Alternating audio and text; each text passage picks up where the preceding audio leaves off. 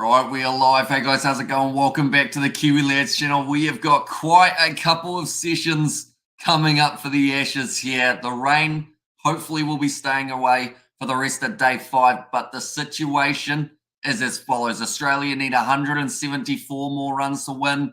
England, they need the 7 wickets. No matter what, I'd like to think we will get ourselves a result here as long as the wetness stays away. They had to wait for quite some time for the outfield to dry, but it has done just that, and we are now ready to go for an exciting final day of Test match cricket. Usman Khawaja still at the crease, currently sitting on 34 runs. Alongside him, the night watchman Scott Boland has been doing very well for himself and been staying at the crease, building up quite a nice partnership. But with the overcast conditions, it means that maybe just a little bit more in England's favour in terms of the swing that they will be able to produce. Definitely this man, you don't get this nickname Sultan of Swing for nothing, but already Stuart Broad is fired up. He'll be looking forward to getting himself the chance in this one as well. So Usman Khawaja, he will be on strike. Hopefully our scoreboard's going to play the game. It might, it may not, but this one was supposed to be starting about 3 hours, 15 minutes. Someone has skipped a day for watching this, says Gregor Galway. Well, that's the thing. It's a pretty awesome matchup, the way that it has progressed. And now Usman Khawaja on strike with Jimmy Anderson, the bowler. And it's on the money straight away. Would have been hitting middle stump, but Usman Khawaja blocks it out. It's a sold-out Edgebaston. A lot of hype going into this final day, and also the next test match, which is only just around the corner. What we're going to do is we're going to hopefully go like this, and then bang, we should be good to go. There we go. The Jimmy Anderson chant already going around the ground. A lot of English fans getting behind that man. Usman Khawaja, one of the Aussies who has had a better test match. Other side managed to get himself that 142 in the first innings. To leave outside off stump. The run rate shouldn't be a problem. They can have a maximum of 67 overs today. So ideally, I mean, they should get through 60. I'd like to think with it's going to be two 2-hour, 15-minute sessions. Final ball can be bowled at 6 a.m. And Layla said, remember me? I certainly do, although you do go by a different name other than Layla, don't you? It's going to be pitched up and nicely played again by Usman Khawaja.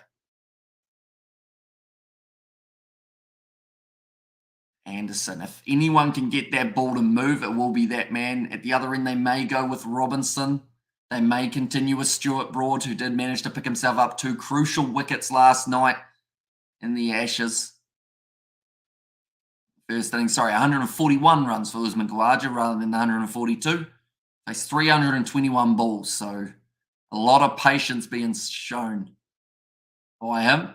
Pitched up again, work to the leg side. That will be the first runs of day 5 now.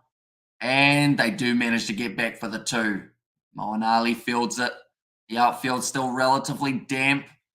Does mean that ball will slowly keep on softening just that little bit more. Do you have sub-plaque? I do not. The first plaque that you get is for 100,000 subscribers. And we do not have that. But we are still way larger in the subscriber count than we ever thought the channel would end up getting. We thought if we could get to 1,000, that would be unreal. And it still is, to be fair. What happens at the end of the day? Australia doesn't reach the runs. It is considered a draw, and the Ashes series will continue just with this first match drawn. So if England pick up the 7 wickets, they win. If Australia pick up the 172 runs, now I should mention that that amount of overs is incorrect. They have got up there, the maximum that they were going to be able to play was 67. So it's 66.1 theoretically. So the over rate shouldn't be a problem in terms of the amount of runs that they need. They're over bowled. Nicely pitched up again by Jimmy Anderson. Just the 2 runs off it. And that'll be the end of the over, 109 for 3. Certainly hear the excitement around the ground. A lot of people were piling in at the start of the day, had to wait for the rain to clear. As long as they don't skip leg day, then no issue, says Water Sports fans. You can already hear the Barmy Army chant going around. Hello, Hamish and Cricket Lovers, says Ruth, welcome in. And hi, says Amelia, welcome in as well. Guys are all excited. It is now currently 1:19 a.m. here in New Zealand. I've been eagerly awaiting that first ball. England in trouble, folks. More rain, please, says Gareth there. I mean, they've said that it should just stay overcast, but with English conditions, you can never quite tell whether it's going to be raining one moment, sunny the next, and then raining 5 minutes later. But Stuart Broad now. England either need quick wickets here or they need to really cut down on those runs being scored up until the point where Australia start to rush it, maybe, because both sides at this stage still have a well and truly massive chance of winning this test match. The draw is the least likely option, 7% at the moment. England, 56% for England to win this, they have said. And just decided to take the break from house cleaning and boring stuff for some excitement and overcast, even more trouble. Exactly right. If England can get this ball to swing like Australia did in that short little spell where they were bowling, which was involving the rain, where they got Crawley and Duckett out, if England can get this ball to move and they can pick up those couple early wickets, because Boland's still at the crease, which I think is pretty impressive, the fact he's sitting on 13 off 19 deliveries. He's going to try and stay up there as much as possible, get a few more extra runs on the board. They pitch it up to him, and it's nicely worked down to deep third man. There's Scotty Boland. He's got to get himself at least 2 runs, and I believe they're going to be going back for the 3. Brilliant work there from Scott Boland. Be able to get himself not just a few runs on the board, but also be able to rotate the strike so that it's Usman Khawaja who does have the strike now. And Howes Cummins in line doing fantastic, eh? They've been good with the ball so far. With the bat pack, Cummins was actually pretty impressive in that first innings also, managing to get himself in those 30s. Another wicket, Mr. Broadman. Howdy, Hamish, says Blues Nate. Welcome in, mate. You are doing very well. Grant is in the chat. Also, we've got quite a few of the regular cricket viewers who have popped in throughout the days. I know we haven't quite covered as much of this test match as at first anticipated, but we still managed to cover at least one session of every day. So I feel like that's quite a good start to the Ashes series. As the other competitions start to slow down that little bit more, we will start to have a lot more free time to be able to cover more as well. Nicely fielded by a Jimmy Anderson. Broad trying to get straight into his work. That ball to Boland, though, would have annoyed him because he had the tail ender. At least that's what you can kind of call Scotty Boland, but he bats quite well at times. Had him on strike, and then he did unfortunately lose the strike by getting that 3. Ben Stokes, you know, he's going to be digging in. That one was thrown to Stuart Broad by Ben Stokes, and it does roll along the ground. Do you see Aussie going for the chase and treating it as a T20 match? No. They don't need to. The big thing is they've still got 60 overs or so to work with. They only need to score less than 3 runs an over. So they just play test match cricket, they'll win this thing. It's the wickets that is going to cost them a lot. Because if you look at the over or the run rate that they've gone at throughout their other innings, they should be fine. It's about 3 and over, or maybe 2.8 or so that they do need currently. So, yeah, they don't need to play it like a T20. Maybe if the bowling does end up being very tight for a while, but I mean, they've already scored their runs for this over. The draw is still a good result for Australia, says Grant. Yeah, in English conditions, I think they'll be pretty happy overall. Quick hello, this humidity is rising. It's overcast here down the road from Birmingham. Okay, so any rain, Fleshin, do you think, in the near future? I guess if you guys get it there, you've probably got, what would it be, 30 minutes or an hour before it gets to Birmingham with an hour and a half travel? Maybe a bit more. And I think Hamish looks pretty damn awesome today, says Rev. I'm not sure about that. My eyes are about as bloodshot as they have ever been on a live stream. Like if I turn, I think it's this eye. If I turn it, what way is it? It's this way. You can see I've got a massive bloodshot line across there. I'm going to have a cheesecake at some stage in the near future just to kind of really get me eyes working. I don't know why that would help with eyesight. It's an excuse to eat a cheesecake, isn't it? Will rain come in the third session or the forecast is clear? At the moment, it's supposed to be clear. The next time it's supposed to be raining in Birmingham is about maybe 8 or 9 p.m. tonight. So that should be after they have finished, theoretically. But you just never know. It's absolutely pissing down in Edinburgh. But as a water sports fan, I don't mind. Says water sports fan there. And Aussie has much depth in the batting and doesn't look like any rain at the moment. So that is what we like to hear. Hopefully a result Well, this first one, but that will be the end of the over now. 112 for 3. They've managed to get their runs for that over from Scotty Boland's cheesecake, that famous curry or the famous cure, sorry, for bloodshot eyes. I actually did have a curry for tea as well, I should mention. I had a buttered chicken. It was quite nice. Did you know the under 20 World Cup starts this weekend? I haven't even prepared at all for it. Whoops, I think is the best word that comes to mind. They've got quite a few games taking place. Argentina, Italy, that's a 9 p.m. game on Saturday. That's actually a normal time for a game of rugby. England, Ireland, a little bit later on. Wales versus New Zealand at 2 a.m. Oh, now that's quite a bad time because that's the same time as the Curry Cup final. Oh, I've seen Australia and Fiji under 20s play at that time as well. Why are they going to do that? Surely there was another time available on the schedule. This is the UK. Can change very quickly. And yep, and I look forward to that, says Fleshin. Where's Warner? As David made at least 80. He got bowled on 32, I believe it was. Oh, sorry, it might have actually been a little bit more than that. It might have been 38. Got out on 38, I should say. Wicket England, says Blues Nate. Once again, solid from Scotty Boland.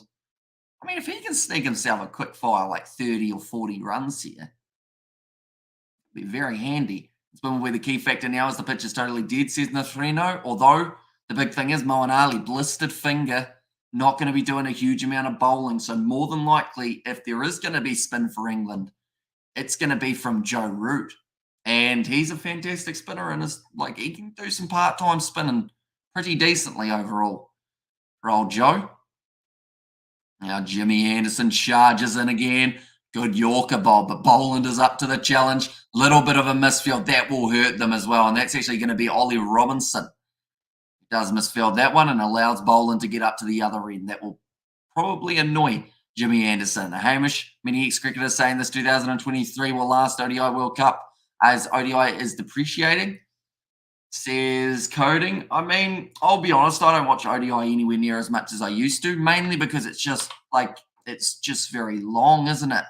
A lot of people either have short attention spans or long attention spans, but they prefer their long attention span to be drawn out over 5 days rather than one, which is why Test match cricket has been doing relatively well as of lately. Is it the rugby under 20? It is.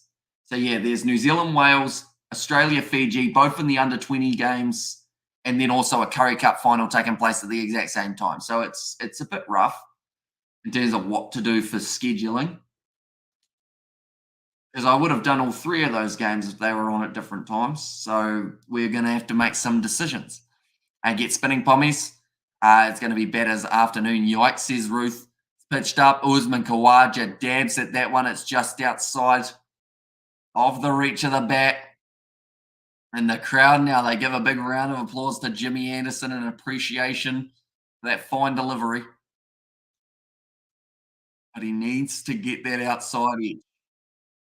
And it was close. Khawaja pushed at it, slightly moved away as well here.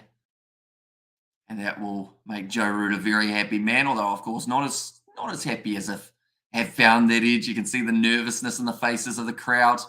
What's your prediction for the highest scorer for the Aussies? You're an excellent predictor. I normally get every prediction wrong. So I would say highest run scorer for the Aussies. I mean, Khawaja's a long way towards it, but I'm probably going to go Travis Head, the highest run scorer. I think he's going to go for a little bit of a quick fire bash type thing. I get all games going at the same time. I get the chaos reign over you. Yeah, I mean, I wouldn't know how to title that. That would be, yeah, what game do you title it after? Because the Curry Cup, I believe it is at 2:30 a.m. New Zealand time or 2 a.m. New Zealand time. One of the two. Yeah, it's 2 a.m. New Zealand time. They haven't actually confirmed if it's being shown here in New Zealand yet, which is a bit concerning. Oh, nice in-swinger from Anderson. Hamish is an Aussie fan, eh? Hamish says Blues, Nate? No. Of course not. I am impartial, although I did enjoy some of the shots that the Aussies were playing yesterday. And also that Pat Cummins in-swinging Yorker was it was a thing of beauty.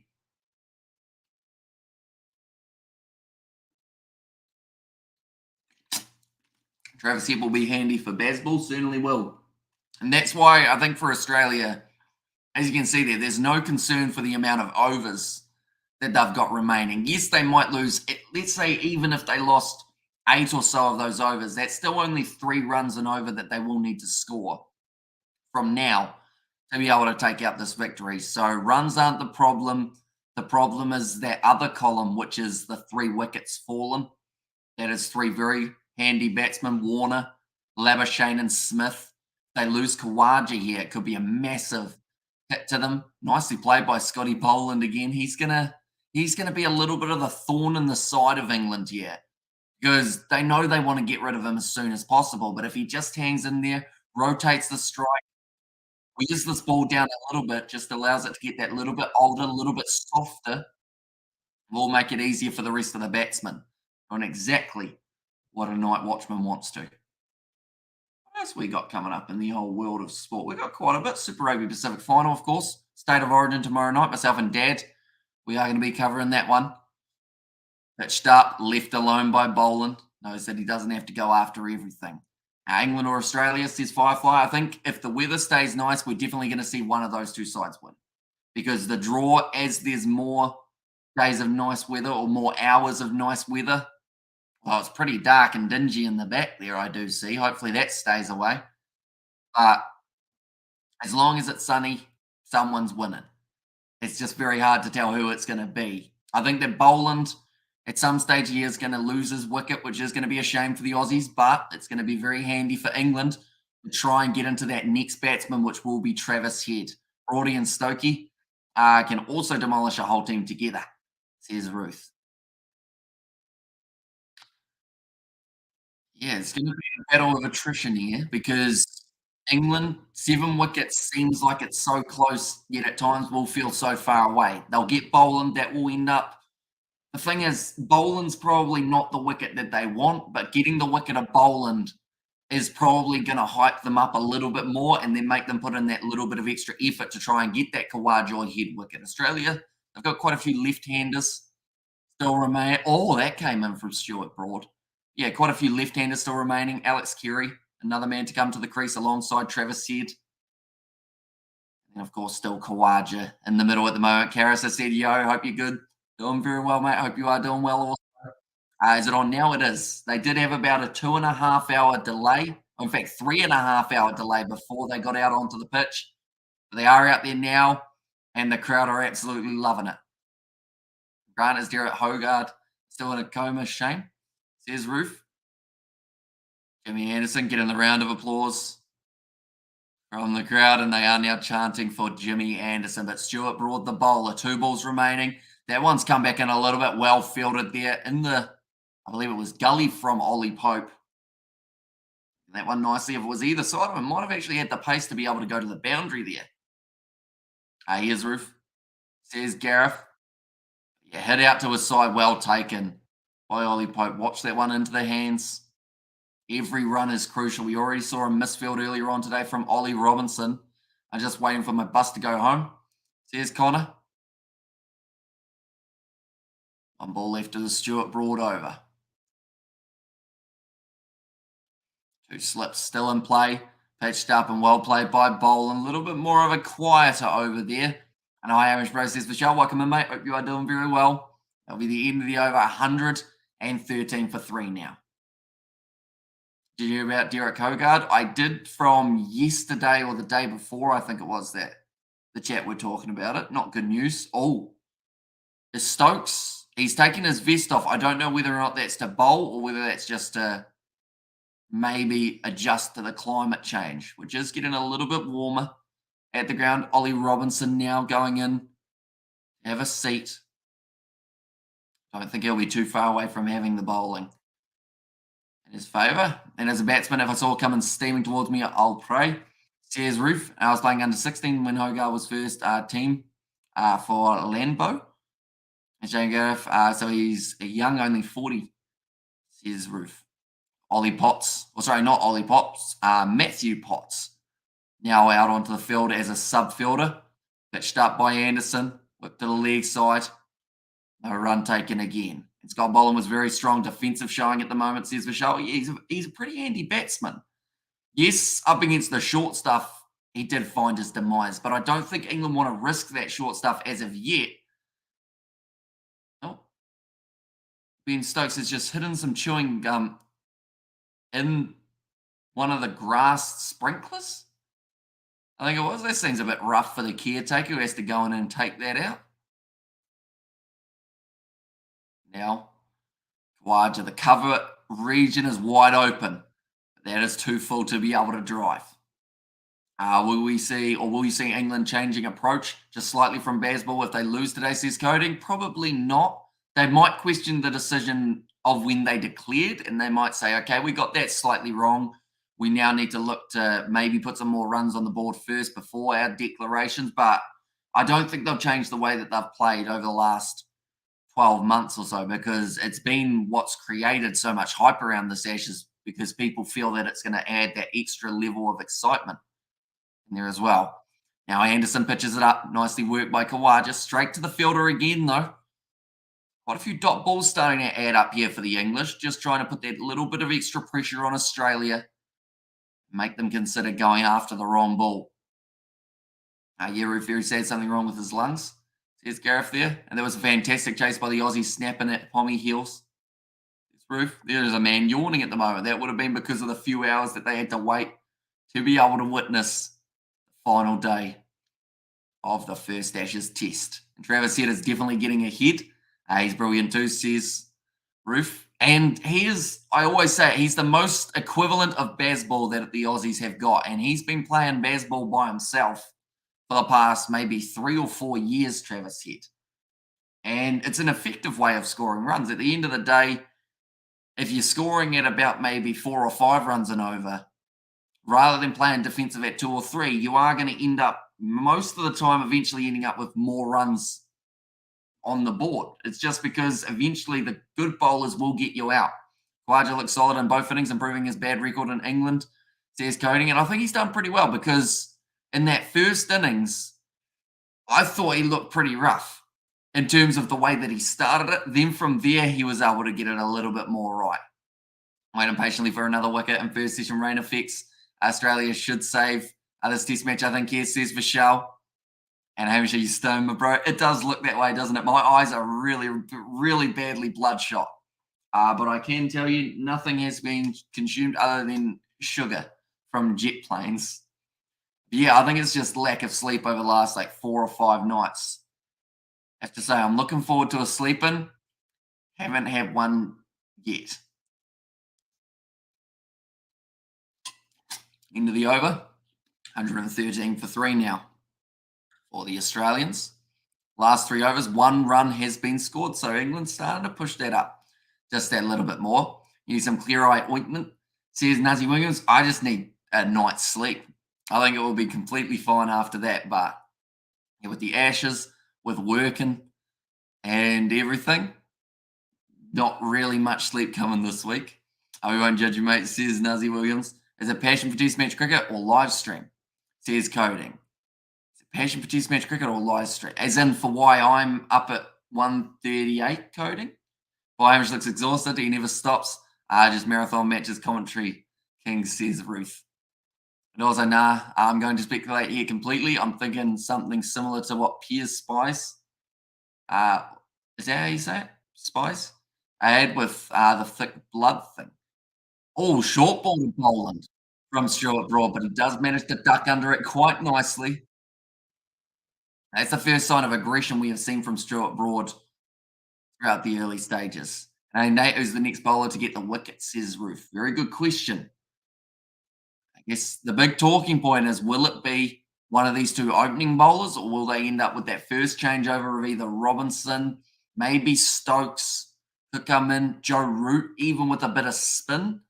Hello, Sir Australia to need 168 runs to win, and England needs 7 wickets to win. Oh, whipped off the pads there nicely by Scotty Boland. In fact, off the hip, who do you reckon wins? Australia wins from here, says Gareth. Unless there are a couple quick-fire wickets, I would say that Australia have got themselves more of the favourite option here. Just because with Khawaja still at the middle, if they end up bowling any spin, we've got to remember that if Khawaja goes down the pitch, advances, maybe hits them for a couple boundaries, those are runs that England can't really afford to give away. Robinson should break through here, giving England. Says Michelle, although he did go off the field just before, but I believe that was due to having maybe just a little bit of strapping or maybe a massage before getting into the bowling spell.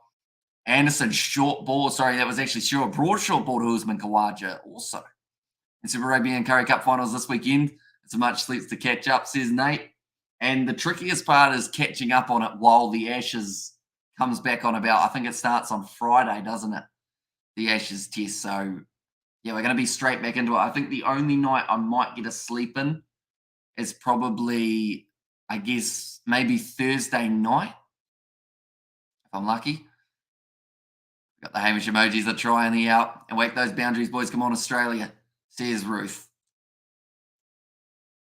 I whipped to the leg side from Usman Khawaja. How long till 2:48 Irish time? There's Connor. Aren't you in Ireland, Connor? Shouldn't you know your own time zone? It's going to be a lot easier for you to know it than me in New Zealand. Shell, says Gareth with a big smiley face. Nicely whipped away again. Ben Stokes also should introduce himself today. For trying to get the wicket. And come on, you bunch. There's no time for sleeping. Look at Hamish's energy level. And missed my cricket stream, peeps. Says Gareth, yeah, it's been a little while. Like we did that South Africa versus West Indies T20 series. And then other than that, geez, before that, it almost would have been probably a match taking place in New Zealand. Or New Zealand, Pakistan, it might have been actually. Oh, Boland almost trying to push it that one, and Mr. Broadman. Hopefully a few, Roof. There's Nate. Wait, so Nate, are you going for England to win, Nate? Or are you going for Australia? Or you just want wickets to make it that little bit closer so that it's more exciting near the end? I mentioned they have still got another 1 hour, 45 minutes remaining of this session. And Ben Stokes is the go-to man, says Ruth. See the disappointment on the face of Stuart Broad. He just wants that edge and feel that it's coming up against Scott Boland. I think put it on the stumps. That one swinging in nicely, whipped off the pads from Boland again. It's going to be the single. And England for cricket, says Nate there. It's going to be 116 for 3 now, off 36 overs. So they are continuing to go at just above that run rate. Is it in a few minutes? Says Connor. I assume so. I think Irish time's similar to English time, isn't it? Which will be in 6 minutes. Once again, aren't you in Ireland, Connor? If you're commenting on YouTube, you're probably on your phone, it will have the time as well, unless you've got it set to some random time zone.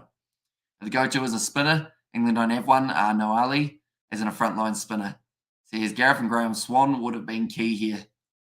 Well, that's the thing. How much do we see them use Joe Root? How risky is it to put him in and say, even though you're not a full-time spinner, we need you to try and put it up there, try and get a little bit of turn and bounce going.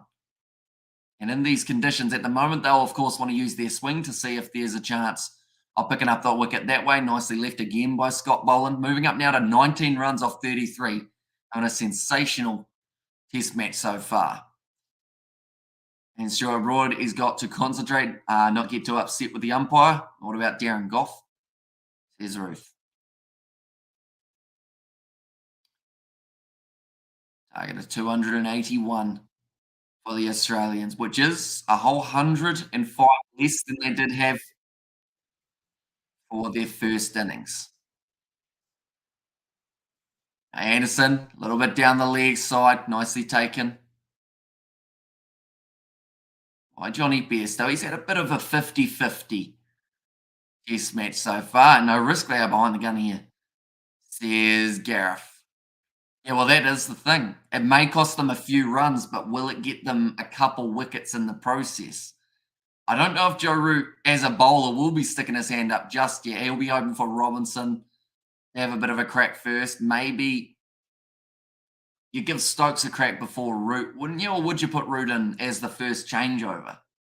Do let me know, ladies and gentlemen. What are your tactics? Nicely worked by Boland. That's going to hit his leg, and that is going to be racing away for 4 leg buys. Anyway, that it works for them. My bus is at 2:48 to go home from work. says Connor. Okay. And you'll currently know, I assume that it's 2:44 there, so you got 4 minutes, I guess. I am confused. The Drifter's Roof under the Broadwalk.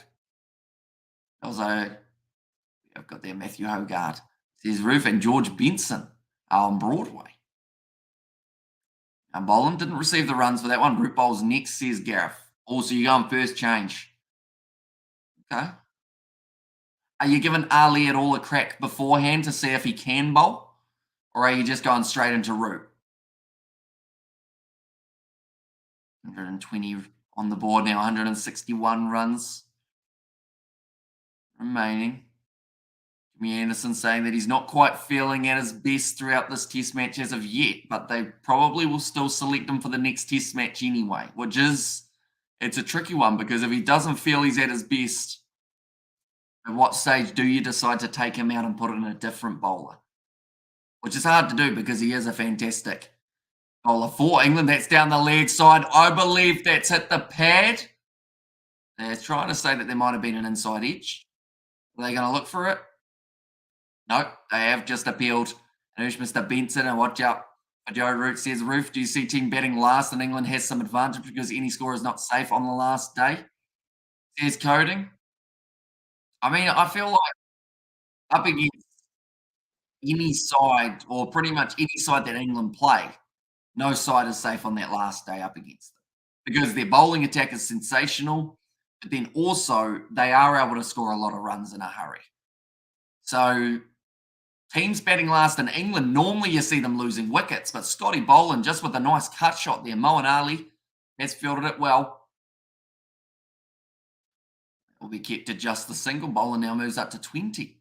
That will be the end of the over, 121 for 3. But yeah, I think Australia, with the amount of runs that they need, they don't really need that risk of going after any kind of expansive shots, not trying to finish this one in just this session because the sun's kind of out.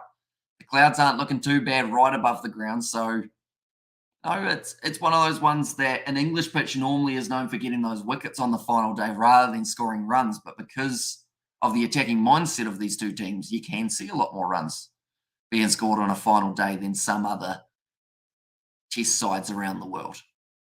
So they've got Ollie Pope now going in for the bat pad right.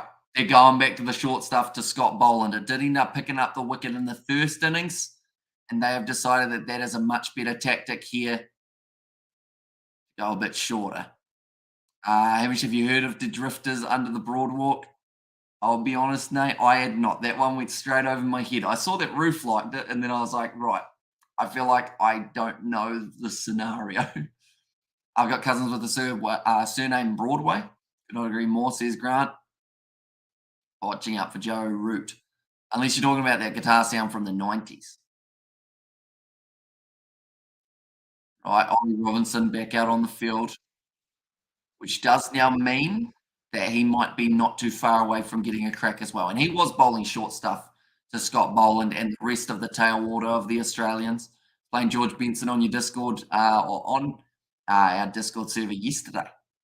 2.5 and over needed. Australia winning. This is the problem with Bazball too fast. You give opposition time, says Gareth. But then also something else that they may look at is they may have wanted to progress this one quickly, but did they declare too early? And I think everyone would say yes.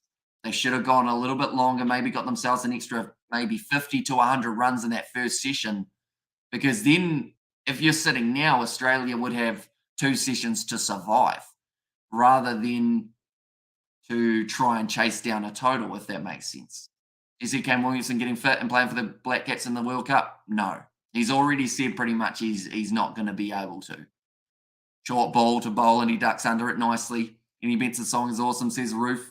Good party sing or song to sing to while on to piss, says Nate. And the other thing with Cam Williamson being injured is if they end up in the scenario of he does come back and he doesn't perform, like that's going to be a lot worse backlash than if he doesn't play at all type thing. Because people are harsh. They'll be like, oh, why did he return from injury? Even though everyone wanted him to for like the past 2 years. Well, not quite 2 years, but last 6 months or so. He was just listening to it. We didn't know he was listening to it. on what he was listening to, says Grant. That one's pitched up. That's off the outside edge. And Stuart Broad picks up his third wicket. And now England, they have got the Aussies 4 down. Now, that is, of course, not the batsman out of these two that they would have liked to dismiss, but it is certainly helpful as Boland was hanging around and just managing to put those few extra runs on the board. He's disappointed with that one, though. He ended up with the in swinger, the outside edge. He had to play at it, though. It was coming around quite nicely for Broad, and now it is going to be Travis Head who makes his way to the middle.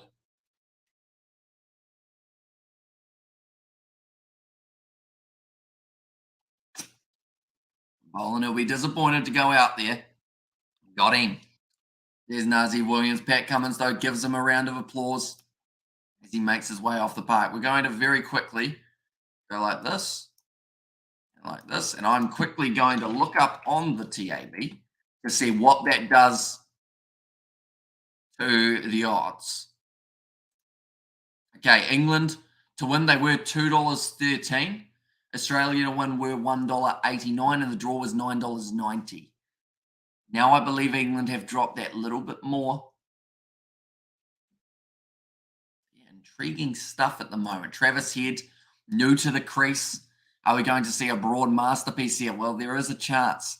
I know that there was something when I was reading through a little bit earlier on about who was the more likely to get a fifer in the betting side of things. Stuart Broad was paying not that much, which means they think it's pretty likely. Bairstow taking another catch, fourth catch now this inning, says Vishal. And also, is England going to win, says Ahmad? It all depends on how they handle this man, Travis Head, and how he approaches his inning. Because if he ends up getting somewhere around that, maybe, let's say 60 runs off 70 balls, that will heavily change how it's going to be playing out perhaps. All right, Vishal catches 1 matches and let's go England. Mr. Broad, oops, he did it again, broke his hearts. Here's Nate. And was that Root, says Roof? It was not. In the end, caught by Bairstow, bowled by Ben, oh, sorry, not by Ben Stokes, Stuart Broad. Broad has a tendency to run through sides, says Coding. That's why he's still there. At the end of the day, him and Anderson, they have both kept their spot for so long because of what they've been able to create for their side over a long period of time and consistently as well. Trust myself, Africa has been on the bad side of a Broad spell, says Gareth. And hang in there, Aussies. Broad's on a roll. Travis Head, keep your head, says Roof. And Broad only needs a sniff, says Coding. Oh, sorry, that was actually Gareth. And he's had 3 sniffs so far. Oh, Stuart Broad. The thing is, this could, I don't think it's over by the end of this session, but this could be over by early next session if Stuart Broad in the English lineup can pick up another quick 1 or 2 wickets here, get Khawaja out, get Head out before he gets set. Then you start to get into that middle order of Cam Green. We've seen that man tested a few times under pressure, and most of the time it doesn't end up in his favour. Stuart Broad, though, can he get himself 2 in a row short ball? Well, not as short as I was expecting, though. Probably going at about maybe stomach height with Travis Head. The Ashes, right? If I love cricket, what a sport, says Gareth. Yeah, it wouldn't be a final day of the first Ashes test without a little bit of excitement added in there. And I mean, as bloodshot as my eyes are going to be, they're going to be more bloodshot by the end of this because there's going to be a few moments that are you definitely don't want to blink for them. And I feel like one of those times is when Stuart Broad is bowling. He missed the high 5 with Ollie Pope, though. That was slightly unfortunate. With a slow-mo, another short one, well controlled by Travis Head. And I believe that this is a tactic that we may actually see the English go to quite a bit throughout this match. And the final day, the short ball. It may end up with the occasional pull shot getting away to the boundary, but it also picked them up quite a few wickets in the first innings. Stuart Broad celebrating there. We see the missed high 5 with Ollie Pope there. He's the one-man Rambo movie. Demolition Team Broad, and appreciate the stream power. Respect from England. There's Callum. Do appreciate you being here. Do let me know, Callum.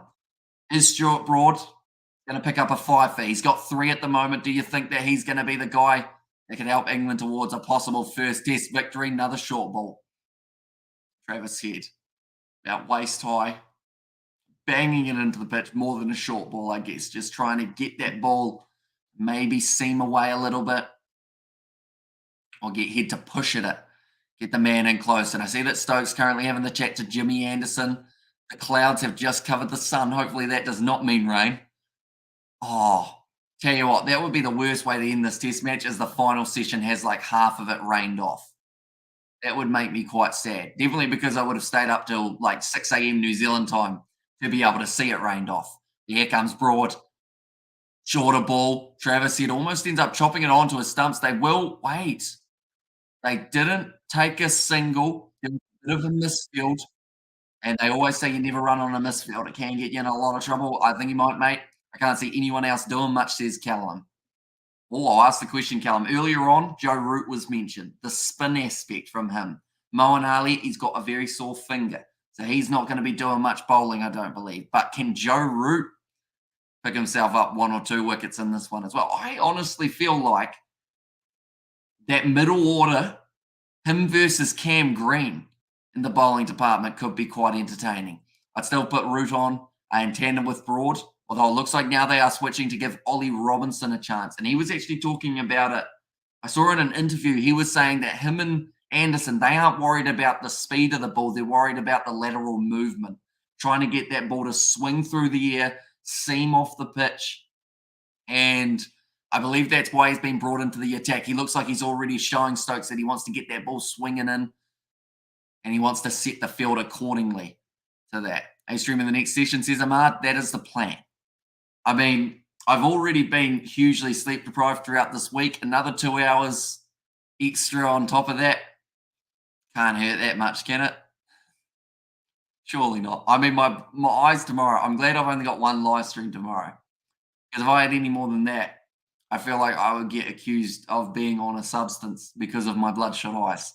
Root's confidence is great at the moment, so I agree with you that I would try him. And how's that wicket? Is it dead, no bounce? No, there's still a little bit in it for the bowlers.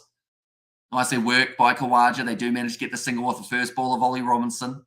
Irish Pro New Zealand World Cup, World Cup qualifier match is also live now. Zimbabwe versus the Netherlands, says Rochelle. I'm quite curious to see who manages to get themselves through to that next stage. And it's swinging, says Gareth. So, yeah, with the ball moving, I think that they'll hold off Joe Root a little bit longer. I could see him coming in at about maybe the 50th over, 50 seconds, somewhere around there by the time they've given Robinson and also Stokes another crack.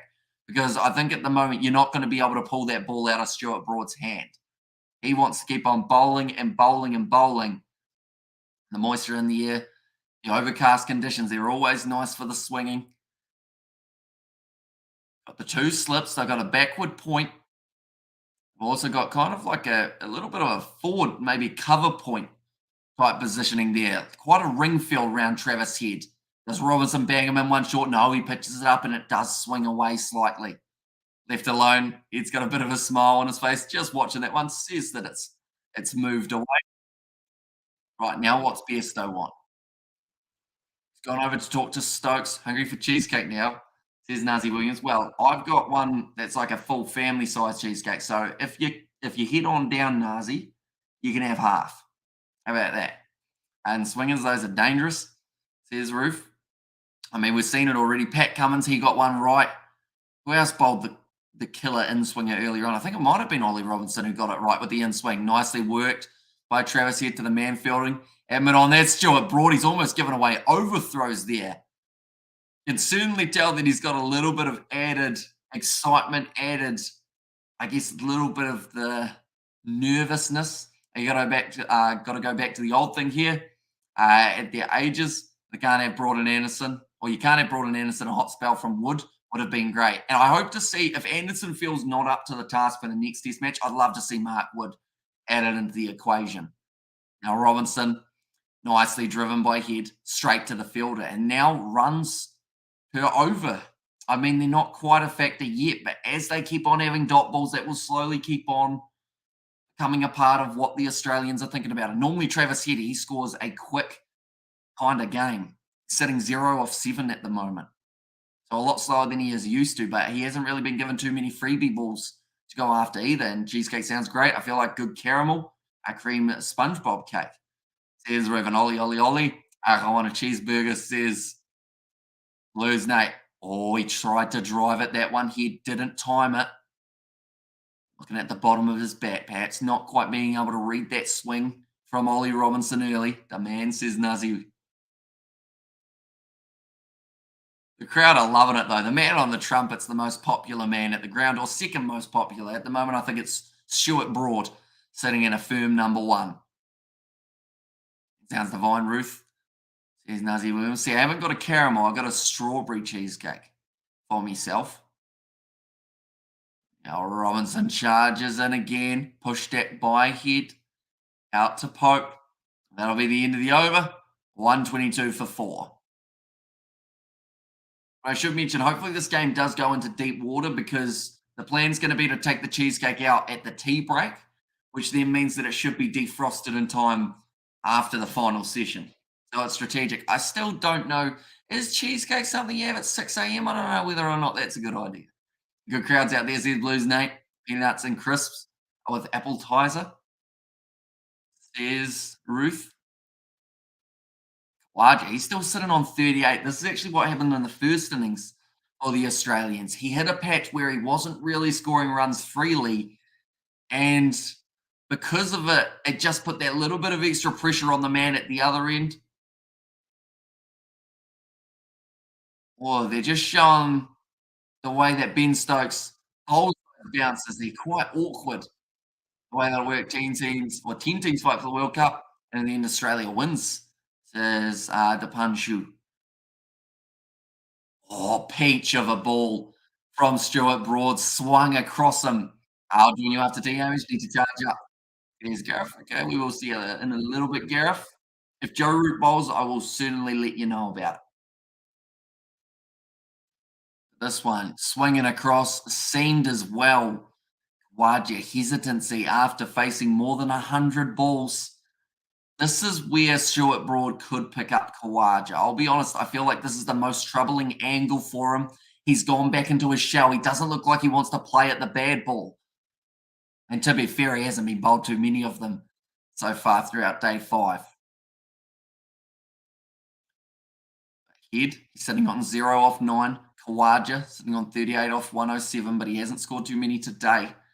I believe only the 2 runs coming for Khawaja throughout the first 9.2 overs of the day. Aussies need a Lawrence Klusner. And now, when I have a coffee with the cheesecake, please put it on Nazi's tab chair. See the Blues, nay. All right, wasn't it? It's nicely done. See, the weirdest thing is, like, we got State of Origin tomorrow night, but that will be considered as an early night after that finishes. That will be finishing at maybe about 12:10, maybe 12 if we're lucky. So it will be weird to have a slightly early night for this week because ever since the Ashes has started, we have had no early nights whatsoever, other than the day that it rained for a majority of the day. That was our earliest night, and we still got to bed at probably like 3 a.m. Now Broad already picking up the 3 wickets. Oh, that one was swinging a little bit. Leg by for Khawaja. I think they had him on the back pad, so probably lucky to hit that pad, or else possibly leg stump could have been in a little bit of trouble. But now head will have the strike to Stuart Broad. Showing Steve Smith pushing at the ball. And then Boland. It was actually the ball that seemed the other way for Scotty Boland.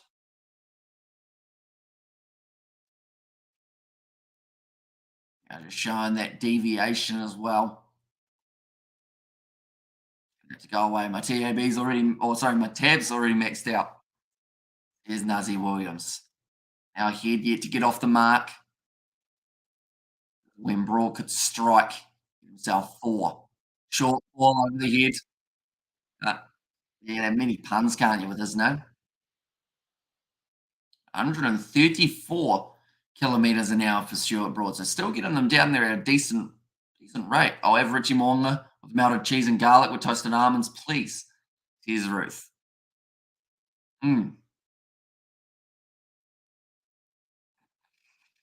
I was just processing that. I was thinking of the garlic and the cheese and going, yep, that's all right. But you're still eating Richie Mo'unga, aren't you?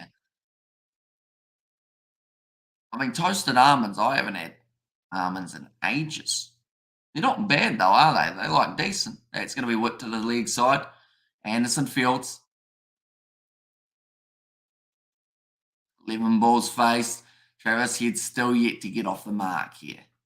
123 for 4.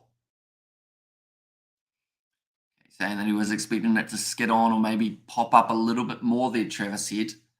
But one of these two soon has to make that decision of who's going to be the slightly more aggressive. I don't think it will be in the next 5 overs or so. I think it's going to be a little bit more of a drawn out process because as soon as one of these two try and rush when England are bowling so well, you don't just expose yourself to getting out, but you expose that man after you to possibly losing his wicket early.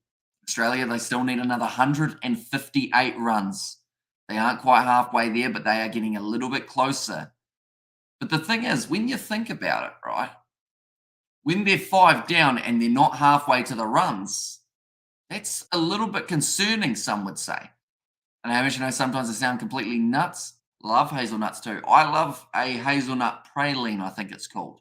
You know, like when you got like a little chocolate and it's got that kind of not it's like a I don't know what it's called, probably a praline, but it's like a goulash type thing.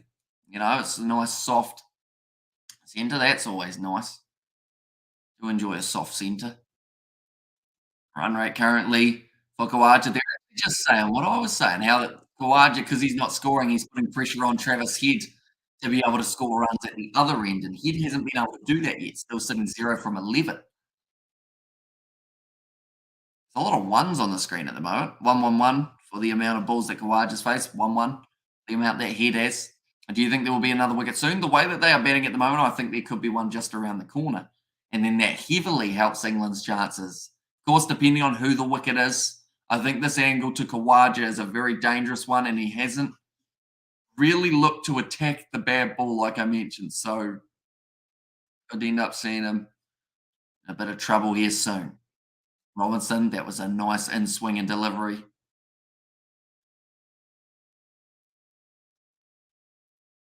Like they've said, Khawaja, he's playing the waiting game. That's going to be a no ball from Ollie Robinson.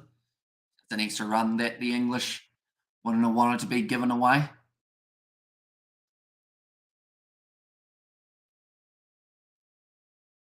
Khawaja, we've hardly seen that cover drive today. I believe the only one we slightly saw was when he faced that Yorker of Jimmy Anderson and had to dig it out from his crease line. Willing to bat long hours, Khawaja whipped to the leg side once again, finds the fielder and hasn't quite timed those ones yet today. He's just taking his time, trying to get his eye in, work out this English pitch. Looking to be there, maybe even at the end, Usman Khawaja and Organazi. Says Nate. And it could be if Travis doesn't hit 4-6s soon, says Ruth. Well, that's the thing. He normally plays that aggressive style of getting a boundary and over or somewhere around there, playing his natural game. But England haven't really allowed that to happen as of yet. Another straight ball, Khawaja, just with the block there.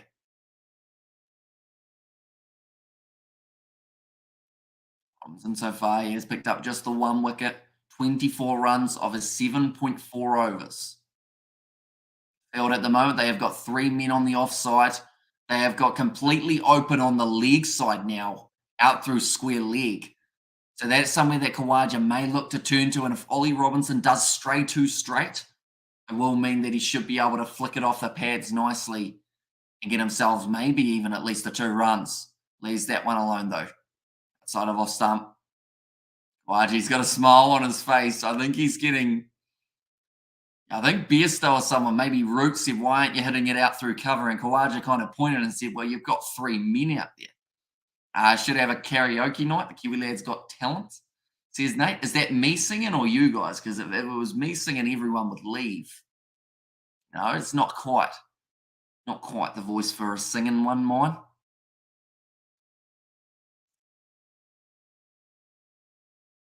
Yeah, 3 men on the leg side. Now they've added another man, bringing him in. Aggressive captaincy here from Ben Stokes to keep on changing the field, being able to flick round the side, get around the corner, perhaps, is the shot for him if it's too straight. But he has been squared up again. Good defensive. Just a sug, says Nazi. Oh, sorry, that was Nate. And average the weather in Cape Town looks dodgy, could rain soon, says Ruth. Yeah, we've got a wet weekend ahead of us, I believe, for us here in New Zealand, which is a little bit of a shame. I was hoping to get out and about on Sunday, although I'll probably be catching up on sleep on Sunday now that I think about it. But 4 runs for Usman Khawaja from 35 balls. A strike rate of 1 run pretty much every 10 balls almost for him. That one's going to be left alone as well. Into the over, 125 for 4. That run, it's not really ticking over a huge amount here. I feel like Australia, they may end up shooting themselves in their own foot if it continues this way, because if neither of these two are scoring runs, that just allows England to slowly bring that line in and in and in, and then finally you get that cracker of a ball and you're not able to get rid of it. And hey, Nate, then I could do a cover version of Pat Benatar's Love is a Battlefield, says Ruth. Dad likes that song. Travis said this partnership. I'll be curious. I think this partnership's about 0 off 20 balls or something along those lines. Not maybe more, but the next 3 batsmen, Cam Green, Alex Carey, and Pat Cummins. And they still have Lyon and Hazelwood up their sleeve. And look out now, Paddy into house. Says Blues Nate. Right. Change of field again for Stuart Broad. They've got the 2 men in behind deep. So hoping for that maybe top edge. Giving himself space. Travis here doesn't end up at all timing it. Big smile on his face. I think he's just said a swear word. And Stuart Broad's loving it because Travis Head has not middled anything. His bat is like a donut, all edges, no middle at the moment. That was an old school sledge back in the day.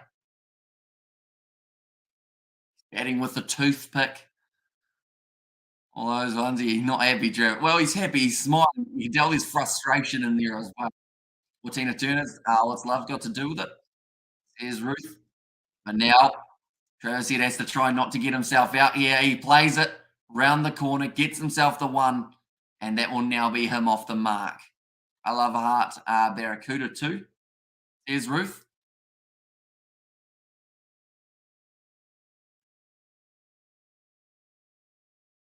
Yeah, 8 runs for Khawaja. He needs to keep that ticking over as well. It seemed like it was a little bit more aggressive from Travis Head there over those last 2 balls. He does enjoy a short ball every once in a while.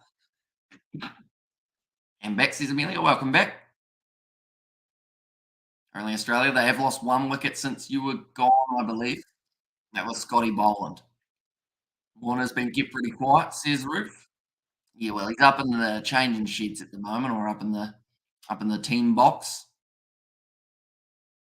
Right, everyone is behind the wicket for Travis Head.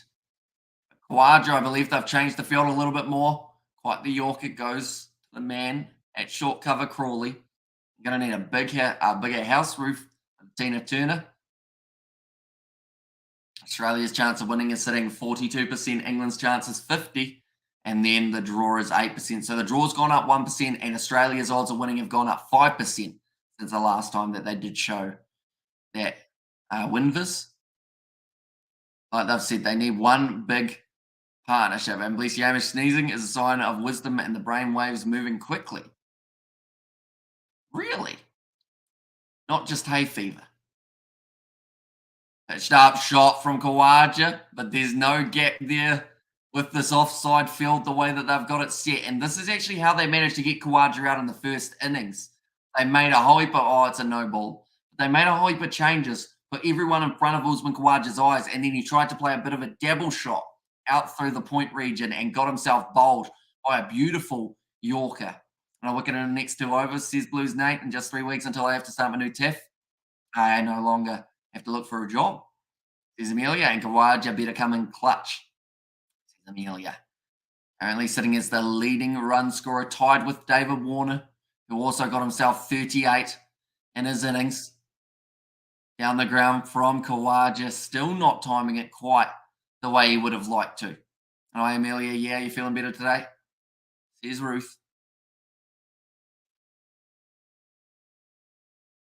Now, the sky's getting a little bit bluer in the background, which is nice to see. I'm looking forward to when this it goes to balls. Oh, do they do that in Test match? I know that for the T20, when it gets to less than 100 balls, we get to see it. So, to be fair, we're a long way away from there. We're still about 40 overs or so, but I get excited when we see it. And you can see the amount of balls remaining and the amount of runs needed. If they get down to the 100 balls remaining, though, Australia, they will be hoping that they only need like maybe 10 or 20 runs, or else it could be a long day at the office. On overcast again. Well, also, I've been better. However, I wish I could say that mentally I broke down earlier today. Sorry to hear that. Amelia? Was it from the TAF stuff or just in general? Hopefully it all goes smoothly for you when it starts back up. And 6 off the next 4 balls. Okay, that's a bold prediction, but I like it, Ruth. How about just a 4? A 4 would be a great start because they haven't hit one of those for a while. Oh, Khawaja has just played a Yorker and managed to somehow get that bottom edge, hit it down to deep fine leg. Get my meds tomorrow and go to the bank, says Amelia, instead of Link being a pain in my butt and stuff in general, says Amelia. Khawaja, he almost missed that ball. Got it right on the end of the bat. He's going, ooh, as he hit it. Not quite how he wanted it. And take care of yourself. Don't get upset too quickly. Take it slowly, says Ruth. But Broad, he collapsed down to the turf, wondering how did that not go through Usman Khawaja. Trying to work out. I think so far throughout the first hour, Australia have only scored about 18 runs, and about half of them was Scotty Boland. I believe Khawaja scored 3, Head scored 1, Boland scored about 7 before he got dismissed, and then also had the 4 leg buys and a couple no balls thrown in there for good measure. So not a huge amount of runs for the Australians, and if that did continue, they would come up about maybe about 80 runs short of the amount that they actually want. Robinson bowling. Khawaja solid for the first ball that he faces.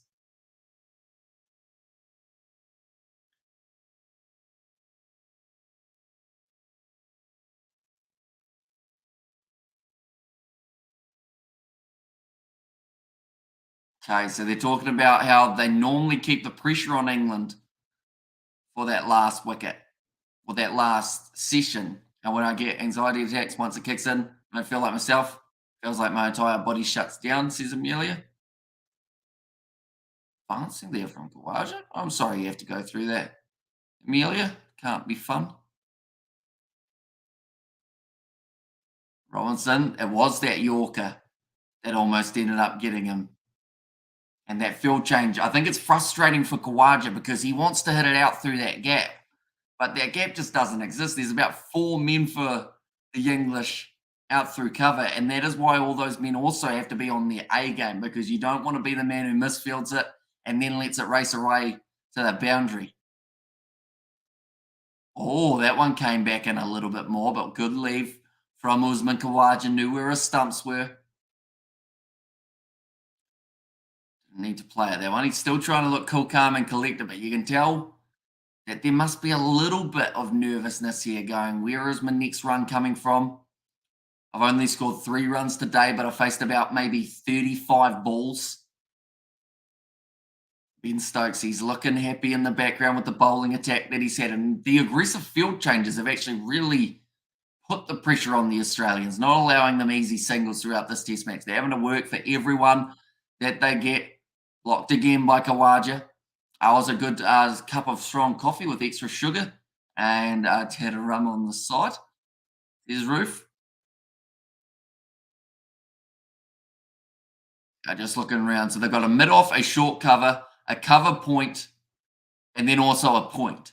So to have 4 men all around that same region and then have a deep backward point thrown in there for good measure, it means that Khawaja's gap is pretty much out through that cover region if he wants to go over the top, which if he does so, could lead to the English. But Robinson now squares him up again. Khawaja well blocked. Been relentless bowling from the English. Both men at either end, whether it's Robinson, whether it's Broad. I'm wondering who that next change is going to be, though. Whether they go to Stokes, the captain, they bowl a few short ones to Travis Head, seeing as he did look like he was keen to go after it.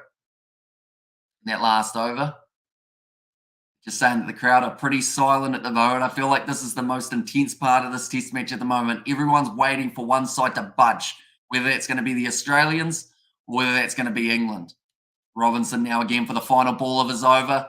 Offered Khawaja that wider ball outside off.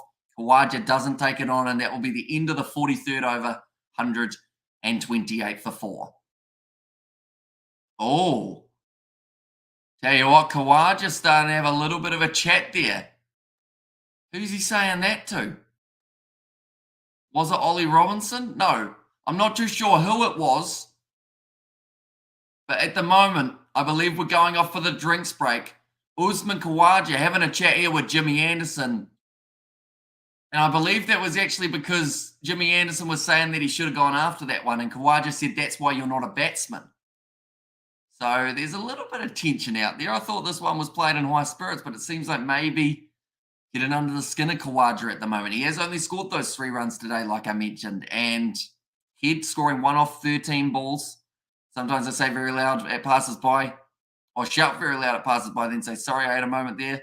I get a lot of good laughs, which is good, says Ruth.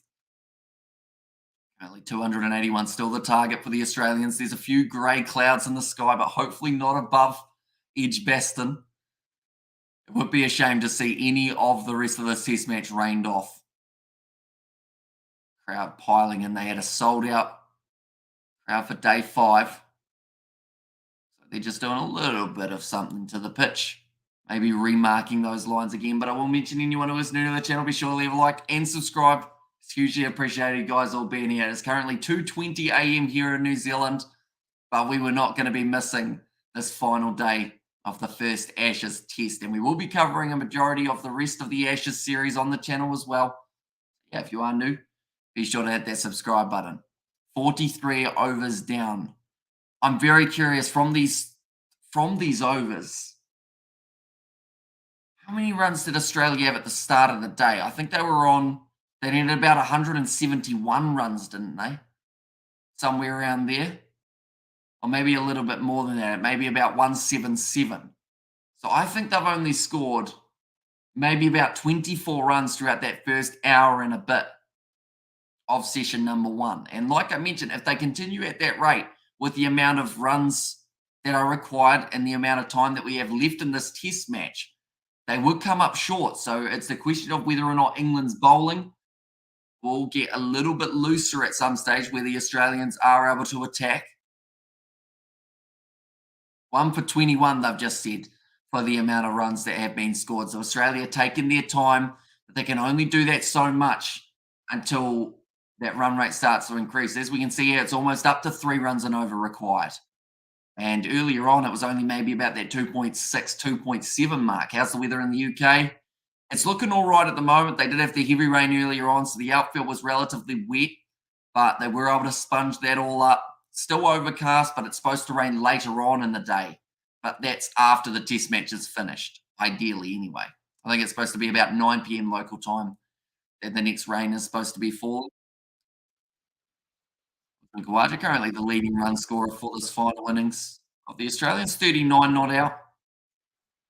Ben Stokes still got the cap on, so he will not be bowling as of yet. It looks like Stuart Broad will be continuing his spell. I mentioned you're going to have to pretty much pry that ball out of that man's hands. He's not giving it up unless you pretty much tell him and just rip it away from him. It's warm but rainy in England. Annoying, says Callum. Yeah, with the overcast conditions, it means that England have been able to find themselves a bit of early swing throughout day 5. They've had a couple beautiful deliveries, but just not quite able to find that edge. Khawaja's still frustrated, I think, with Jimmy Anderson. And we've got Puya in the chat. Welcome in. And still 6 wickets left. Aussies, you can do this, says Ruth. Well, the good news is both sides still have a chance of winning this test. Going into day 5, I feel like it's the perfect way to start this Ashes series. The fact that there's a chance for England to get those 6 wickets. There's a chance that Australia get those 153 runs. There's also a very high chance that we see Stuart Broad pick up a 5-for. Already picked up 3 wickets. Short ball to Travis said it's off the glove, but just goes wide of Johnny Bairstow. That will be 4 runs. But it seems like the short tactic to Travis Head is exactly what they are going to be sticking with. It just ended up going down that leg side, maybe about a metre or two wide of Johnny Bairstow. Oh no, he caught it up with it with the bat. That's that quick wrist speed, but a metre away from Bairstow, unable to stretch out and take it. And a very important boundary for the Australians. It's taken them a while to be able to get up. I don't even know when the last boundary of today was. I don't even know. Probably Scotty Boland's one that hit his leg, probably Lee Bice. Might be the first legitimate boundary we have had of the day that haven't been counted as extras, which is pretty impressive. It was a thunderstorm this morning, says Callum. Yeah, it looked pretty wet in the outfield. They were walking around and there was squelching. There was water getting sprayed everywhere. So I have to say, fair play to the ground staff because they have made it possible. Oh, this is an interesting field, right? I'll just explain it as best we can. They've got the three men on the leg side, deep one leg, deep backward square leg, and also kind of like a bit more of a maybe you'd say a forward square leg deep. No one down the ground at the moment for Travis Head. So this ball cannot be hit straight to the fielder, Jimmy Anderson. He is the only man on that offside. And once again, you see Travis Head yelling the profanities. He can't believe that he's somehow been able to pick out every fielder on the on the English side so far. Where he wanted it, managed to hit it into the ground though. That is the main thing. Keeping it low. Khawaja was backing up quite a bit. I think he's quite keen to get on strike, get this run rate ticking over. And maybe that is something that's been said to the Australians at the drinks break. We've already seen a little bit more intent. Although when you're getting short balls bowled at you and you are an aggressive batsman like Travis Head, he's pitched it up. It was the double bluff, and he's done extremely well to be able to play that one. Yeah, we've got cold weather storms. I was feeding my pigeons in the square yesterday and caught a hailstorm. A piece of ice fell on me. Says Roof. No kidding, I'm still frozen. Says Roof. Hamish, have you heard of the game Cooking Simulator? I have. I believe I might even have it, if I'm not wrong. If it's kind of like a little bit of an older game. I think they've got about 50 new Cooking Simulator ones. But yeah, an older one where you're cooking, there's like a guy who almost looks like Gordon Ramsay. If that's the one you're talking, then I think I do have it. Sure, bro, disappointed not to be able to pick up that wicket ahead, but maybe just around the corner for him. Short ball, beautifully pulled away, well fielded by Ben Stokes, and this is just a very well set field from England. Bowling exactly to a plan here, Stuart Broad. And it's one of those things that when you can get it right, it's usually effective because it creates the pressure and it gives you the chance of being able to get that wicket. But when you are bowling to a plan, or you should be bowling to a set plan, and you go with almost the complete opposite, it makes it very tricky, not just for your skipper, but also for yourself as a bowler, because you're not really getting the most out of that opportunity. Another short ball, whipped off the leads by Travis here, gets himself away for the single. That would close out the over 133 for 4 now for the Australians. And also England or Australia, says Yapinda. At the moment, I would say if England can pick up one or two more quick-fire wickets in the next... I'm going to say if England can pick up one wicket before 50 overs and have 2 wickets before 55, I think that they're in a very good position to be able to go on and bowl out the Australians.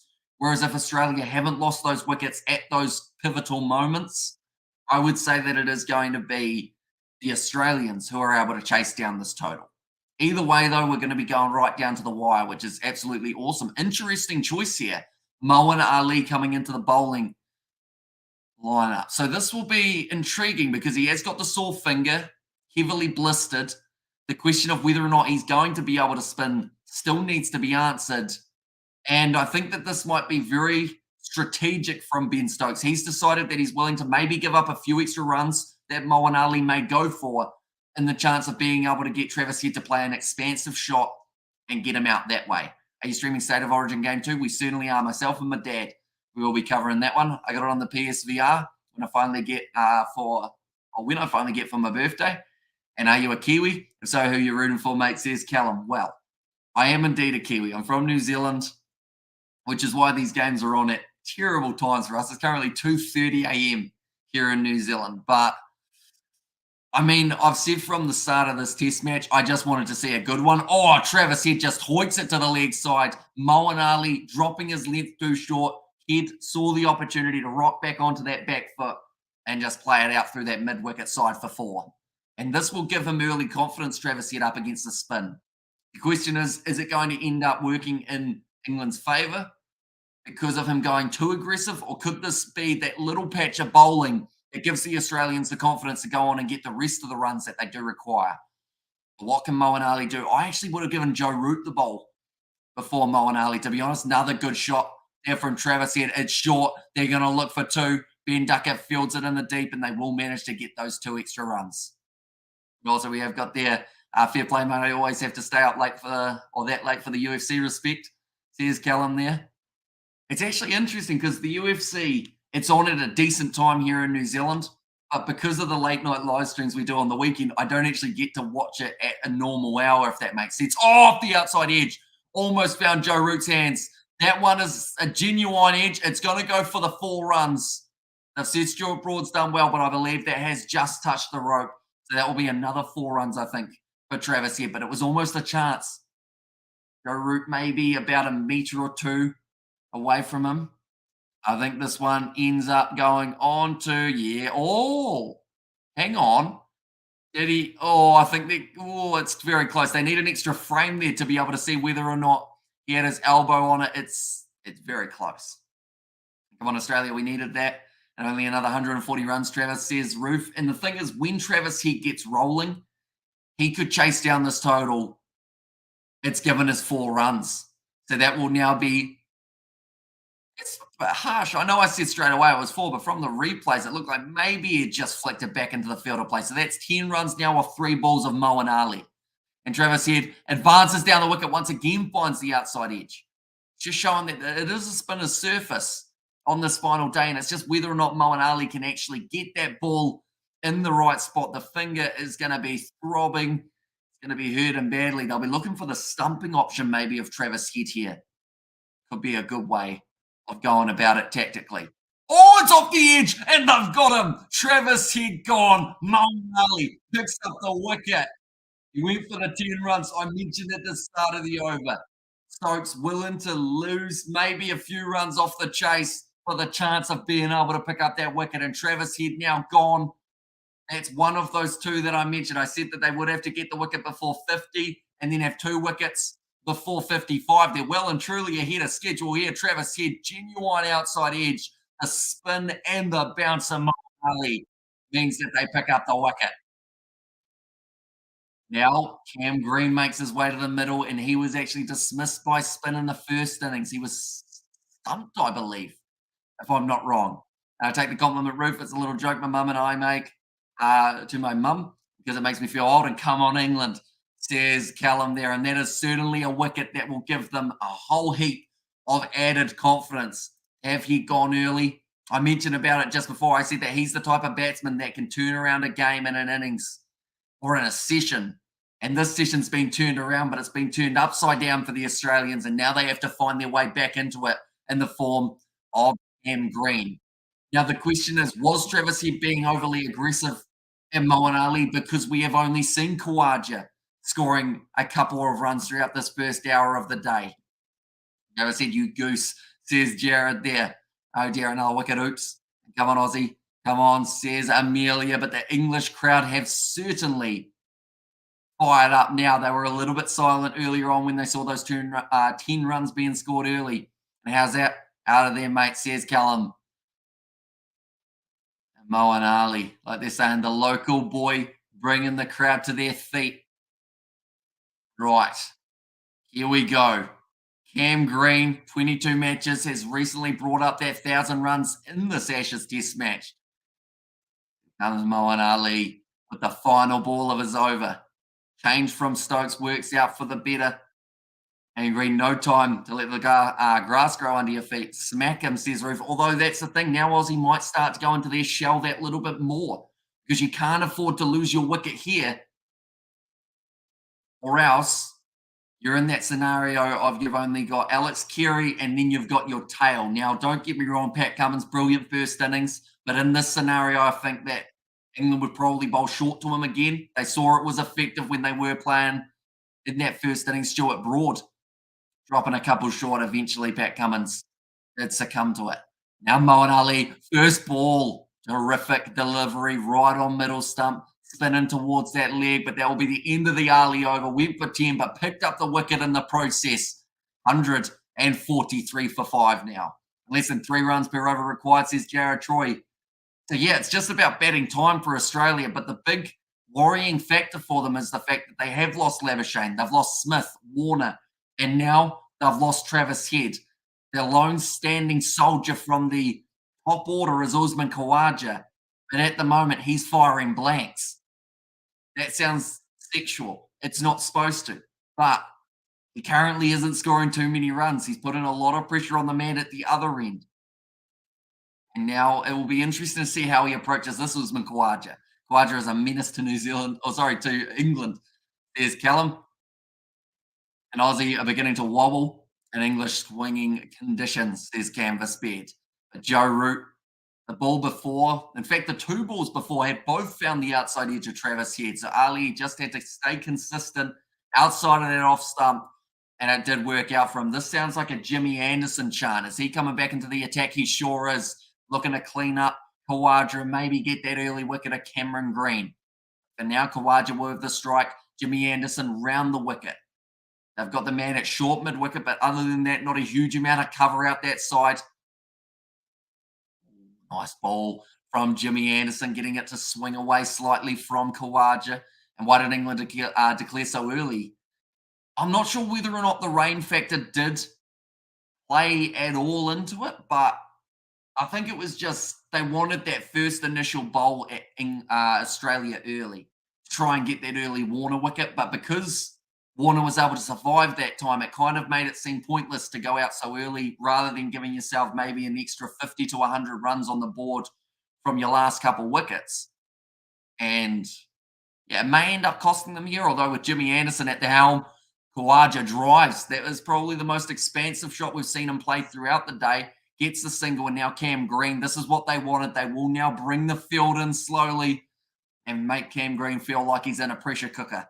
And swingers, dangerous stuff. I can't see them coming. Well, yeah, I can't see them coming from Broad, says Ruth. And I'll make Campen 20 plus overs. Pull out the marshmallows, says Blues Nate in England on top at the moment, says Jared Troy. Yeah, they've taken that momentum back by getting that wicket of Travis Head. Now the Australians need to find this partnership. Anything less than I would say anything less than a 30-run partnership here. They probably need 50, but a good start is 30. Try and get it down towards that 100 runs needed. They've still got Alex Carey and Pat Cummins up their sleeve. Nathan Lyon a bit lower in the order alongside Hazelwood, but you don't want to rely on those tail-ender guys to have to finish the job by getting about 50-plus runs. Runs are vital, as you say. Any runs from the tail are invaluable, says Callum. And that is why, Scotty Boland coming in as the night watchman, getting himself 20 runs, those could actually be very crucial for the outcome of this test match. But Jimmy Anderson, Cameron Green's trying to push it that one as it went outside the edge. Right. This is going to be a bit of a battle here. Joe Root got a big smile on his face. The sold-out Edgebaston crowd well and truly letting Cam Green know about that one. And green light here says Blues Nate. And listen to Blondie. And the tide is high. There's Roof. That was almost the outside edge for Cam Green. It didn't come back in, though. Jimmy Anderson actually getting it to swing slightly away, and then it seemed further away from Cameron Green's bat. That one's a bit straighter, solid on it, Green. He's a large individual, as most people know, about 6'6". To get down for those Yorkers, normally does pretty decently. Not many people bowl him a short ball, mainly because in a normal scenario, you get called as a wide for bowling it that high. And are the Aussies fishing at off stump? A little bit. That time Cam Green was. Usman Khawaja, when it's gone across him, he's had a little bit of a dabble at it as well. Come on, Jimmy, finish it, says Callum. Jimmy, that was close to the outside. I heard. No? Was there a little noise? I'm not sure what that noise was. Ben Stokes thought he heard something. There was just a little tiny noise there. I don't think it was the bat on ball, but boy, Cam Green's playing dangerously here. I tell you what, she wasn't a mile off the outside edge. And Green in the middle of the bat, over, says Ruth. I'd like to see a snicko replay of that one, but I think first of all, we are going to see the last ball of Jimmy Anderson's over, and this has been a very good over to come back in after having a bit of a spell. They have Robinson bowling now. Anderson. It's off the edge, but it's gone through, and it's going to race to the boundary for 4 runs. Needed about a maybe fourth or fifth slip to be able to cut that one off. Round of applause all round from the English side. They don't mind that that's gone for the 4 runs because they know that that's still creating a chance to possibly get Cam Green in the next one. The end of an eventful over once again. 5 runs off it in the end for Australia, so that benefits them highly. 148 for 5. They are more than halfway to the total that they require. It's not going to be an easy task, not with the way that England are bowling currently. Moeen Ali, I believe, will be continuing his spell. Or will he? That's the thing. Would they rather go with the option to Khawaja of one of their medium paces? Looks like it is going to be, though, Moeen Ali trying to spin this ball away. Khawaja may consider playing a little bit more aggressive here, which could end up hurting him badly. One of commentary Kiwi lads, rock on Amish, says Roof. I don't think it was, but close, says Callum. Yeah, we haven't seen the Snicko replay, which you would assume means that it wasn't. But it's always nice to see those little close chances in slow-mo. Khawaja hit off the back foot, going out to deep cover, and that will be another single. We need Khawaja out ASAP, says Callum. At the moment, he is the key wicket. If Khawaja can stick around for this full innings, I believe fully that the Australians would be able to win this test match. But if Khawaja is gone, I mentioned about getting that wicket before the 50 over mark and then another wicket before the 55. If they can have Khawaja out by 50 overs, and even better, have either Alex Carey or Cam Green out at 55, that's going to be massive for the English and perhaps would help them work their way to victory. You can see the grimace on the face of Moeen Ali as he bowls his off spin. Finger injury. It's interesting to think about whether or not he'll be there for the next test match as the spin option or whether they would go with someone else. It's like Austin Powers' blue suit. It's dodgy.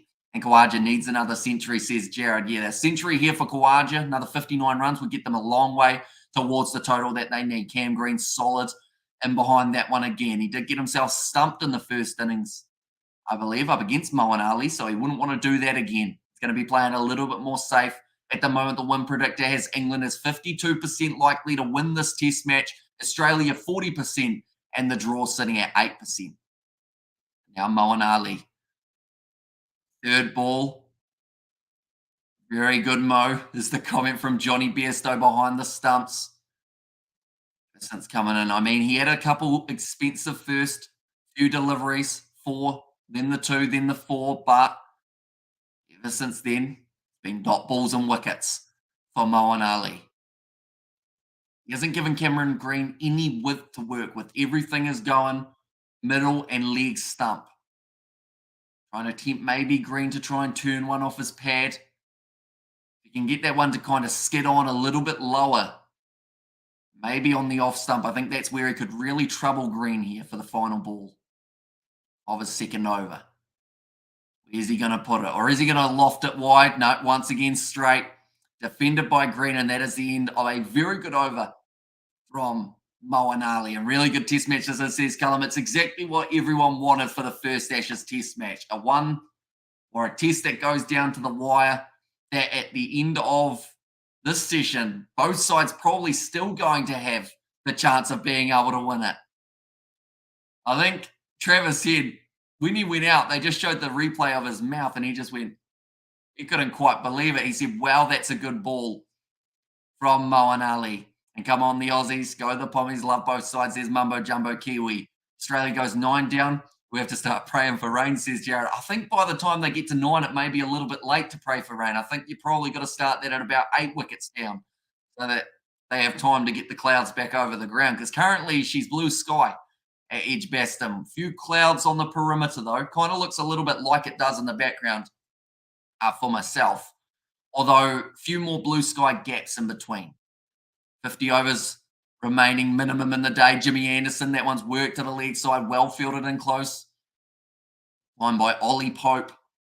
And Khawaja, you can tell he wants to score runs on that leg side, but every time he does, same with the offside, they've just got a man there, and that can be very frustrating for a batsman Definitely one like Khawaja, who's only scored 5 runs since returning for today. He's been batting for 1 hour and 30 minutes to score 5 runs.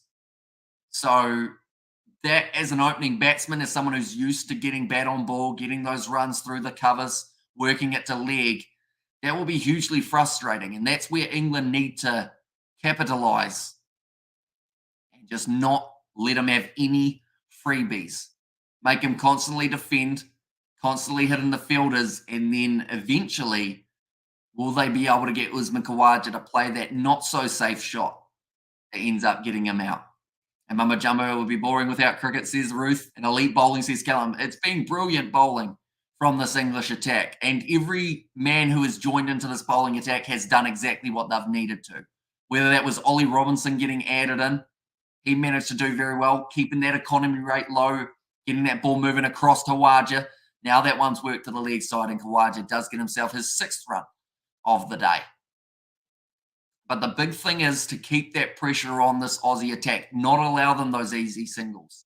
And when they do allow that single, make sure it's only one and then frustrate them for another 2 overs without any runs being scored.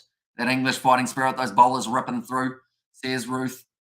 Should mention anyone who is new to the channel, be sure to hit that subscribe button. We are going to be back for the second test of the Ashes, and it's going to be a very entertaining one if it is anything like this matchup. Be sure to hit that subscribe button if you haven't already. Jimmy Anderson looks like he's going for a bit of a field change here. Now Cam Green got 3 balls to face here. Got himself the 4 runs in the last over. That was off the outside edge. They have now brought in the gully of Ben Stokes. Got a short cover also. It's pitched up. Cam Green hits it straight to the man at mid-off. And only just subbed. I thought I was already my bad, says Callum. No worries at all. It's great to have you here. And also, anyone who enjoys the occasional GoPro cricket video. I said that very weird, but pretty much having a camera on your helmet. We've done a few of those in the past, and we have got an upcoming season coming relatively soon. So if you enjoy that type of video, watching myself bat poorly or sometimes not too badly, be sure to check that out as well. Cam Green only finding the outside edge so far for his runs, leaves that one alone, a little bit shorter from Jimmy Anderson, and Green picking up on the length early. Besides that one is not a playable delivery. And the benefit that Australia have is they can afford to leave the occasional ball because they've still got 49 overs remaining theoretically. So that's only maybe about 2.6, 2.7. Kiwi Lads on 45 runs, 5 more likes to go, says Nate. So yeah, anyone who hasn't already, be sure to hit that like button also. We're almost at our half century of likes. I remember last Ashes, now that I think about it, oh, that came in. What has that ball done there from Jimmy Anderson? Calling the Sultan a swing. That ball was kind of moving almost a wicket of witchcraft there for Jimmy Anderson. I think it seemed, but then I think the pitch also helped a little bit because it really went inwards. And Hamish, have you heard about the submarine? We're missing the wreck of the RMS Titanic. I have not heard about that one. I'm not sure on the cricket apart from supporting England. I'm glad I found a good cricket channel to learn more, says Callum there. I will mention I am by no means an expert at all in the cricket department, but it's normally like the chat always helps out as well in terms of the stats and everything along those lines. They're actually showing that wicket. Moeen Ali actually picked him up bowled, but it was from him overextending Cam Green, trying to keep that step not going out as far, being a lot more solid defensively. But Khawaja, oh, it's a big full toss from Moeen Ali, and it's hoiked away to the leg side by Usman Khawaja. I think Moeen Ali may end up blaming the finger on that one, but it is going to hurt them a little bit. You can't afford to be giving away the free runs like that. Breaking news is the last 24 hours, about 5 people in the submarine went missing underwater near the wreck of the Titanic, says Amelia. Well, they're just showing a replay of Ricky Ponting getting bowled way back in the day. But we've seen that this pitch has got turn. And if Moeen Ali can try and go that little bit wider, who can Green, they're going to be taking at least the 1 run here. Joe Root chasing after this. They should get back for the comfortable 2. Second feeling, Shane. There's Ruth. Moeen Ali, he started the over very similar to what he did start his last over, which was going for those 2 runs and the 4. Now that means we've got a 4 on this ball, and then we've got a dot ball, then a wicket. If he's going to repeat exactly what he did for his last one, I'm getting feeling Australia collapse loading, and England will win this, says Coding. That's the thing. They still need another 125 runs. As soon as you reach 6 down, the fact that they've only just reached being halfway towards that total does put a lot of pressure on those lower order batsmen. Dragged down by Moeen Ali. It's a catching chance, but it's just short of Jimmy Anderson by about maybe 3 or 4 meters. Slightly lobbed it. Didn't get that one at all the way you would have liked Usman Khawaja. Worked his way all the way up to 48, though. I've found that summary now, says Jared. It's going to be a hard-worked half-century for Usman Khawaja if he can get himself that next 2 runs. Might be use of the feet here soon from Khawaja as well. Work to the leg side. This time they have got it covered with the short, fine leg. Another dot ball. Remaining a Moeen Ali. And other than the fact that he's been quite expensive, he has looked like a very good wicket-taking option. That was proven in his first one. Oh, was that an edge? No, I believe it just went straight through to the hands of Johnny Bairstow, but just didn't quite take that one. And they were actually doing a very good breakdown of Johnny Bairstow's keeping style yesterday compared to Alex Carey. And a lot of it is in the hamstrings. Johnny Bairstow doesn't extend out. So instead, he has pretty much a flat surface for the ball to smack into, and he's just got to rely on closing the gloves in time. That's nicely bowled. No run taken that time off the final ball of the Ali over, whereas Alex Carey, he's got probably an extra 6 inches that he brings the ball back, kind of softens the blow for it rather than it just smacking. There was no edge from Usman Khawaja there, but it was extremely close. Are you doing the whole day? We certainly are. We are currently sitting 2:51 a.m. here in New Zealand. The last ball of the day is allowed to be bowled at about 6 a.m. if we do get that far, but I believe by then we should either have an Australian winner or an English winner. I don't think we'll quite get to that far in this test match. Ideally, 5:30 would be a nice time to go to bed, I would think, for us here in New Zealand. That gives me a few hours of sleep. Our Cam Green sitting on 4 runs off 13 deliveries, just the 1 boundary, and that was off the outside edge. Jimmy Anderson now. Oh, that's a great shot from Cam Green. I thought that he was going to end up going for the edge, but instead got it out of the middle of the bat, pushes it out through the cover region and gets the 2 runs. And that will give him confidence because out of the middle of the bat feels a lot better than the outside edge. You do play it. Guys, we have got there, when do you think Root will bowl? Well, I thought he was going to be coming in rather than Moeen Ali, to be honest, just because of Ali's injury. But I would say I've got to decide whether or not Root bowls after Ali or whether you go back to 2 paces for a bit, maybe Broad and Robinson, and then you bring Root back in, possibly with Jimmy Anderson after the next break. And it's 4:51 and enjoying this commentary, Amy, but kudos. Says Mumbo Jumbo Kiwi. Thank you very much, mate. And do England is missing expert wicket keeping in the form of Ben Folkes? I think so. I think it's hurt them a little bit. We've seen a few drop catches from Bairstow. Don't get me wrong. He's still a decent keeper. It's just in terms of those little moments where a catch, I mean, the old school saying is catches win matches, and we've seen Bairstow put down at least a couple. Also missing stumping opportunities. He's done decently with the bat, getting himself, I believe it was about that 74 in the first innings. But yeah, whether or not folks heavily missed at the moment, I think yeah. By Cam Green, listening whilst on holiday in Italy. Come on, England, says JJ there. Certainly, it's been a good test match. And I'm glad that it started this way rather than a one-sided affair because I feel like every time you get a close game for the first game of the Ashes, it's a good series overall. Do you think England will put both spinners on? I don't think they'll have both at either end, just because it's been a little bit more of an expensive venture having Moeen Ali bowling. So I think more than likely for Root to go in would be at the Moeen Ali end. That he's currently bowling. Ooh, Jimmy Anderson gives him a slightly wider half volley and says, would you like a go at that, Green? Green politely refuses. Kiwi lads on 52 runs, 48 more likes to reach the century, says Nate. So yeah, anyone who hasn't already, be sure to leave a like on this live stream. It is hugely appreciated you guys all being here for this one. And also, sure to hit that subscribe button. We have got plenty more of the Ashes coming. I'll mention my eyes aren't normally this bloodshot. We've had quite a few late nights in a row covering the cricket, but it has been a lot of fun and it's been a very good test match as well. And Irish Bro, really appreciate your work. A whole night doing the stream here, definitely clapped. Says Michelle. Although I think definitely clapping, I think is a better way of putting it. I know that in England, clapped means a whole different thing, doesn't it? The English viewers can probably confirm that. I think Jack Leach will be back in place of Ali in the next test. Yeah, I think they've got to replace him here, unfortunately. Leave the poor Titanic alone. I'm with you, Amelia, says Ruth. How's the AB squad? It's an interesting one. There are over half of the players who were selected that are going to be playing in this weekend's Super Rugby Pacific final. So we could see a couple injuries, could see new players getting added in perhaps. Got the Aussie, Aussie, Aussie chant going around the ground. It's a bloody graveyard, says Ruth. Now Cam Green, Jimmy Anderson bowling.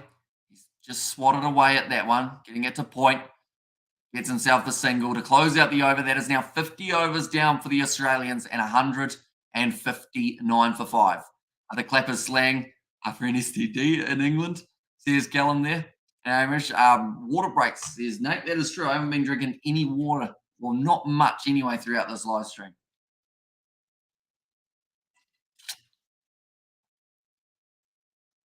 Yeah, so they are just showing that Ollie Robinson was having a bit of a chat there with Khawaja.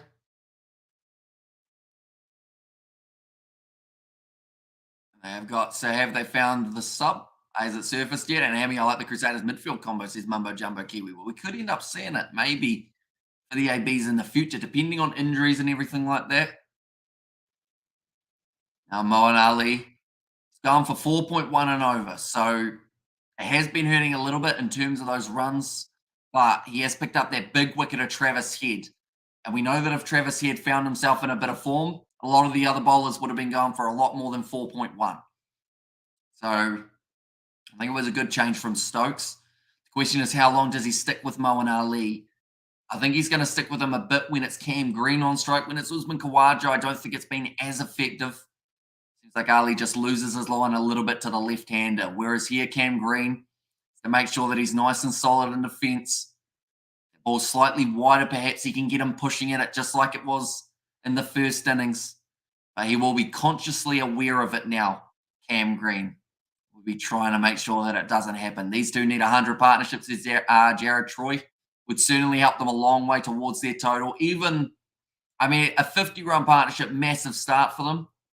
And then from there, just slowly build your way up. Because they've still got Alex Carey. That's a bit of a wider one. No run called by Cam Green. If England can get rid of Khawaja, then England's winning, says Yo Clicks. And when do you think Stokes will bowl? I think he's going to have a crack before the end of this session if either of the bowlers do get tired. Because I've still got another 20 or so minutes of this session. A little bit, I guess, a little bit. Actually, hang on, I might be wrong with that. They might still have another 30 minutes of this session. That changes things a little bit. I think Stokes will get a bowl this session, even if it's just 1 or 2 overs near the end of it. Unless they come in firing and have him start the next session.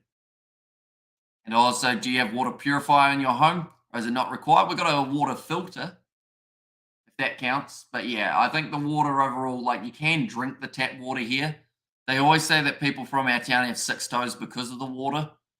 But yeah, we don't actually. Well, I don't anyway, but I was born up the road, so I'm all good. I haven't seen anyone's toes who was actually born here. Maybe that's a video idea. It's really not, though. Mama Jumbo, I like Richie Moong combination with fries and extra sauce, says Ruth. And Green, get moving, make it work, baby. Yeah, push it that one a little bit, found the outside edge, but he did keep it nice and low. Worked it down to deep third man for the single. And if the ABs don't make the final, I will voluntarily go to the Titanic, says Mumbo Jumbo Kiwi. Now, Moeen Ali have actually managed to get the 2 runs there for Cam Green. Still on strike. 1 more ball remaining of this Ali over. It's been a little bit better, though, only going for the 2 runs, still creating opportunities with that outside edge. That's a good ball. That stayed low as well for Moeen Ali. Into the over, 161 for 5. So far, we've had 21 overs bowled throughout this first session. It did start at 1:15 a.m. New Zealand time, or I believe 2:15 p.m. local time.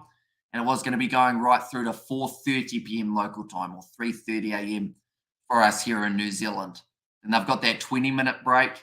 And then after that, they're back for the final session, which can go all the way till 6 a.m. New Zealand time if required, or 7 p.m. local time, I believe it was. And what's Australia's run rate? Says Yo Clicks. At the moment, Australia, they're going at just over that 3 runs per over, about 3.2, I believe, or somewhere around there. The required run rate is a lot lower than that. They actually only require around about that, maybe about 2.8, somewhere around there. Alex Carey sleeping, says Vishal. And is Aussie time the same as your time? Not quite. So most of Australia are 2 hours behind us. So in Australia at the moment it is 1 a.m., whereas in New Zealand it's 3 a.m. But then you've got a few exceptions to the rule, such as Perth. They are normally about 5 hours behind us. And then I think Adelaide's about 2.5 hours or something like that. But yeah, most of Australia 2 hours behind us here in New Zealand. Wow, just sitting on 48.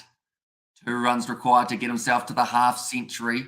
Important time in this test match, not just for him, but for this Australian side as a whole. If they can get through to the end of this next 30-minute period, get through to the lunch break without losing any more wickets, I would like to think in 30 minutes they would have it down under the 100 and maybe even down, no, I'd say just below the 100. I was going to say below the 90, but they need some big shots. Wide ball from Jimmy Anderson to try and lure him in.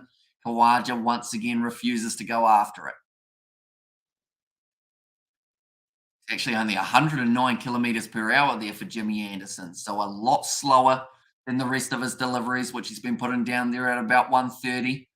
Alex Carey, he will be the next batsman to the middle. After that, they have got Pat Cummins, Nathan Lyon, and Josh Hazlewood.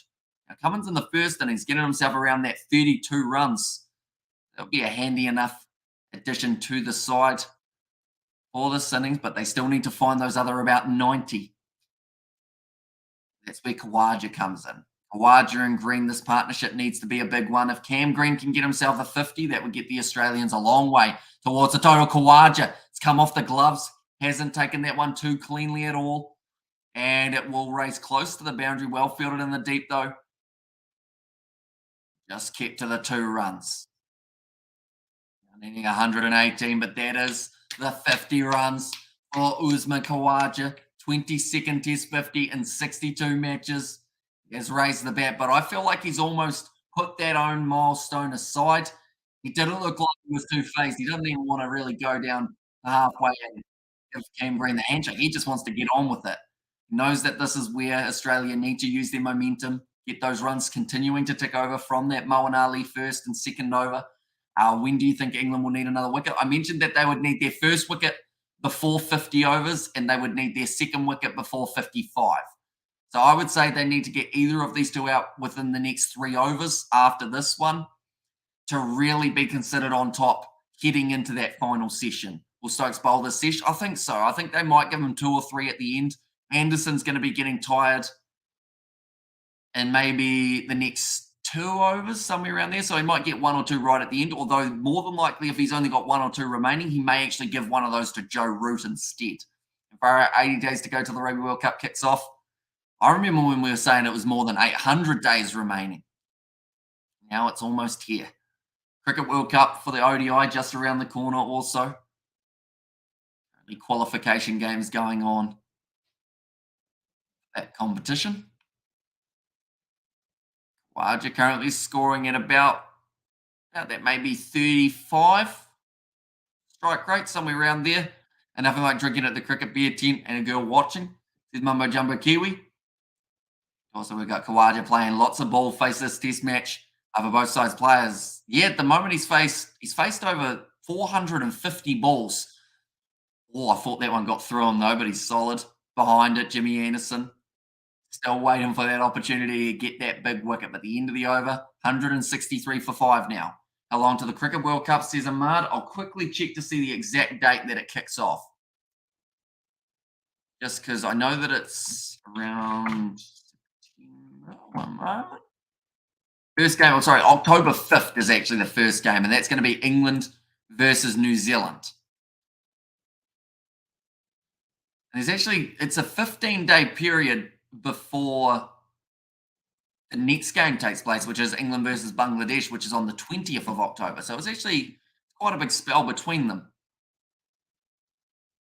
So that might actually, is that a warm-up game for New Zealand and England, seeing as they were the finalists last time? Is that what they do for that, maybe? Now Cam Green back on strike. Moeen Ali continues his bowling spell. This will be his fourth over now. Green slightly trying to work that one to the leg side. Hits it straight to mid-on. We haven't seen any real aggressive shots off Moeen Ali's bowling other than Travis Head, and also when he bowled that big juicy full toss to Usman Khawaja. Did end up attacking that one also. Yeah, for Cam Green, it's just about keeping the good bowler out, keeping the good ball out as well.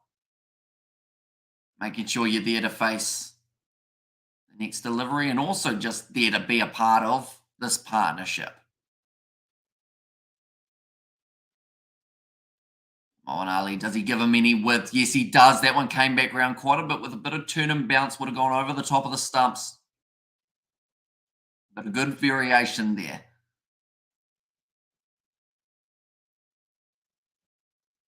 Moeen Ali's fingers still the question mark.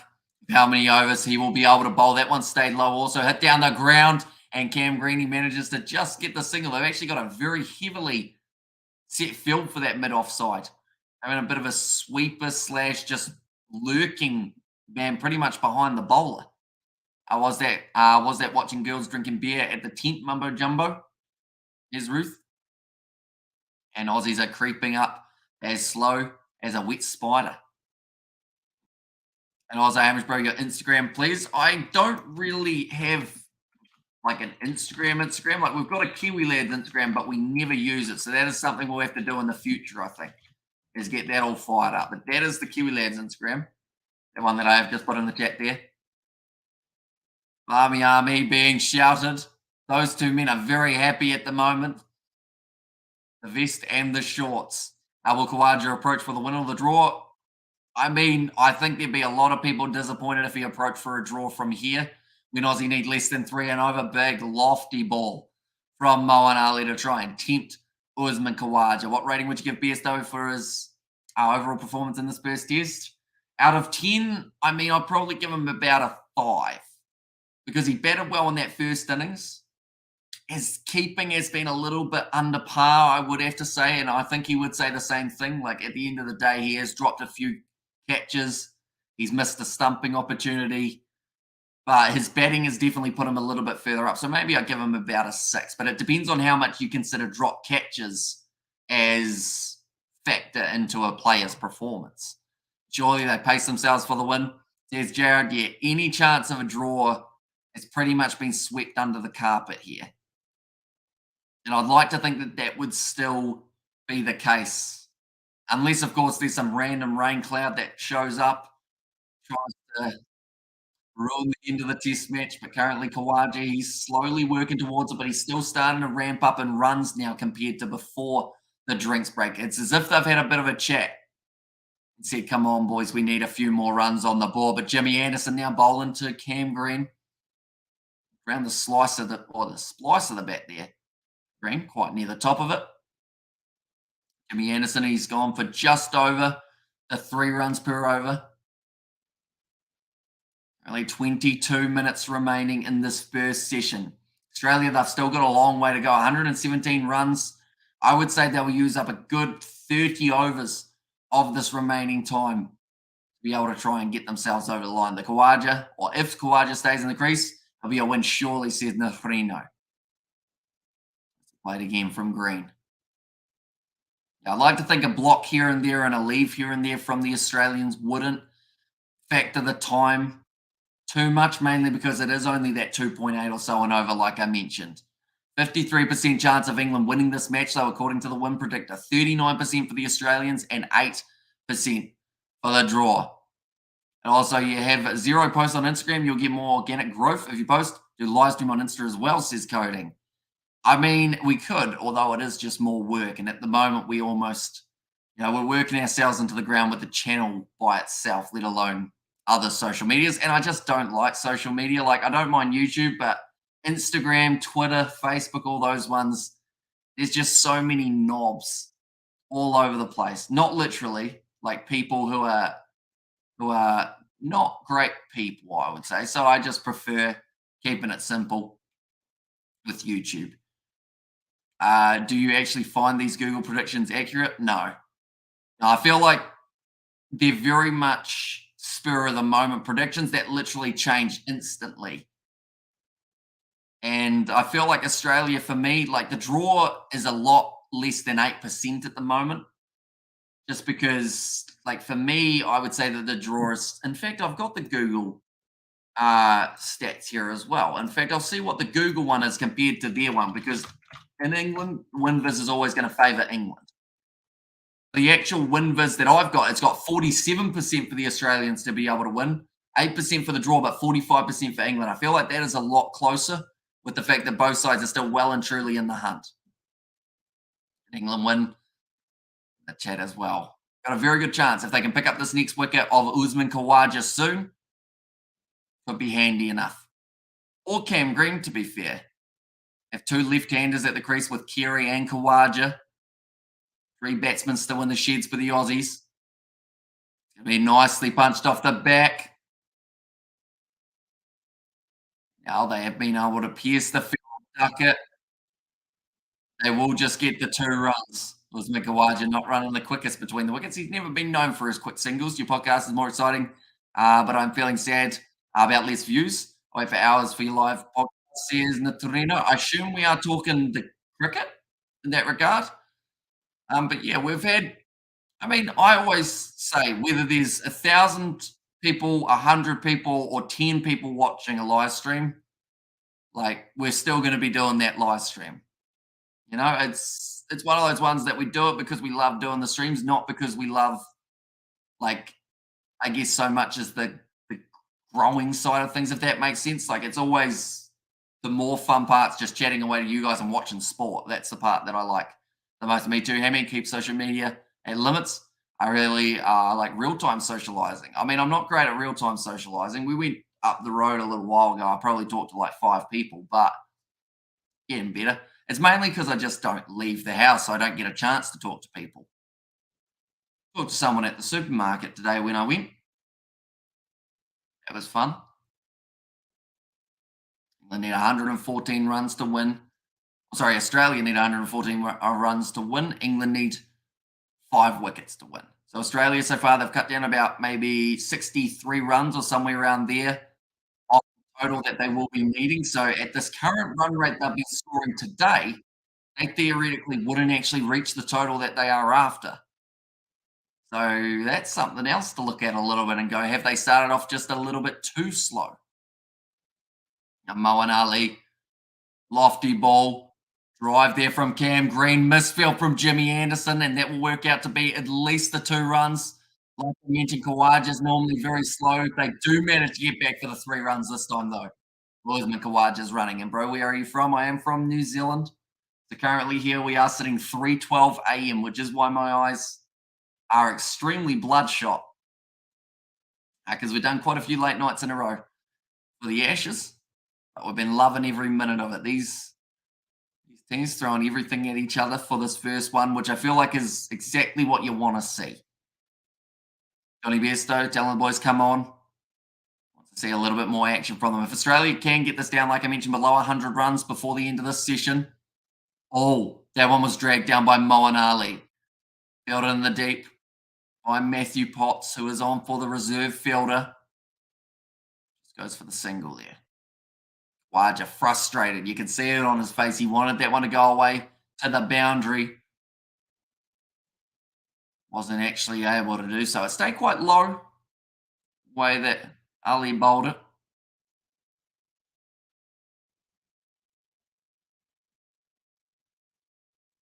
Cam Green, 16 runs off 36. These have been crucial runs for the Australians. Once again, Moeen Ali actually going to be going round the wicket now.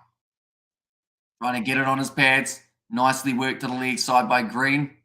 Another single taken by Australia. They can keep these runs just ticking over the way that they are here. Hugely beneficial. Target of 281 in the first innings. They managed to get themselves 386. The English, they were bowled out for 273. They didn't quite fire in the tailwind side of things. When the runs required reaches below 100, then England will feel the pressure. Says cutting one. New Zealand beat India in ICC tournaments. Says Zaman. I mean, we get very lucky at times. It is fair to say. India, fantastic side. But yeah, it just seems to be those real big matches India don't seem to quite get it right, unfortunately for them. And it has been a bit of a trend for a while. Yeah, maybe this ODI World Cup in India is exactly what they need themselves, that World Cup title. Ali, one more ball left.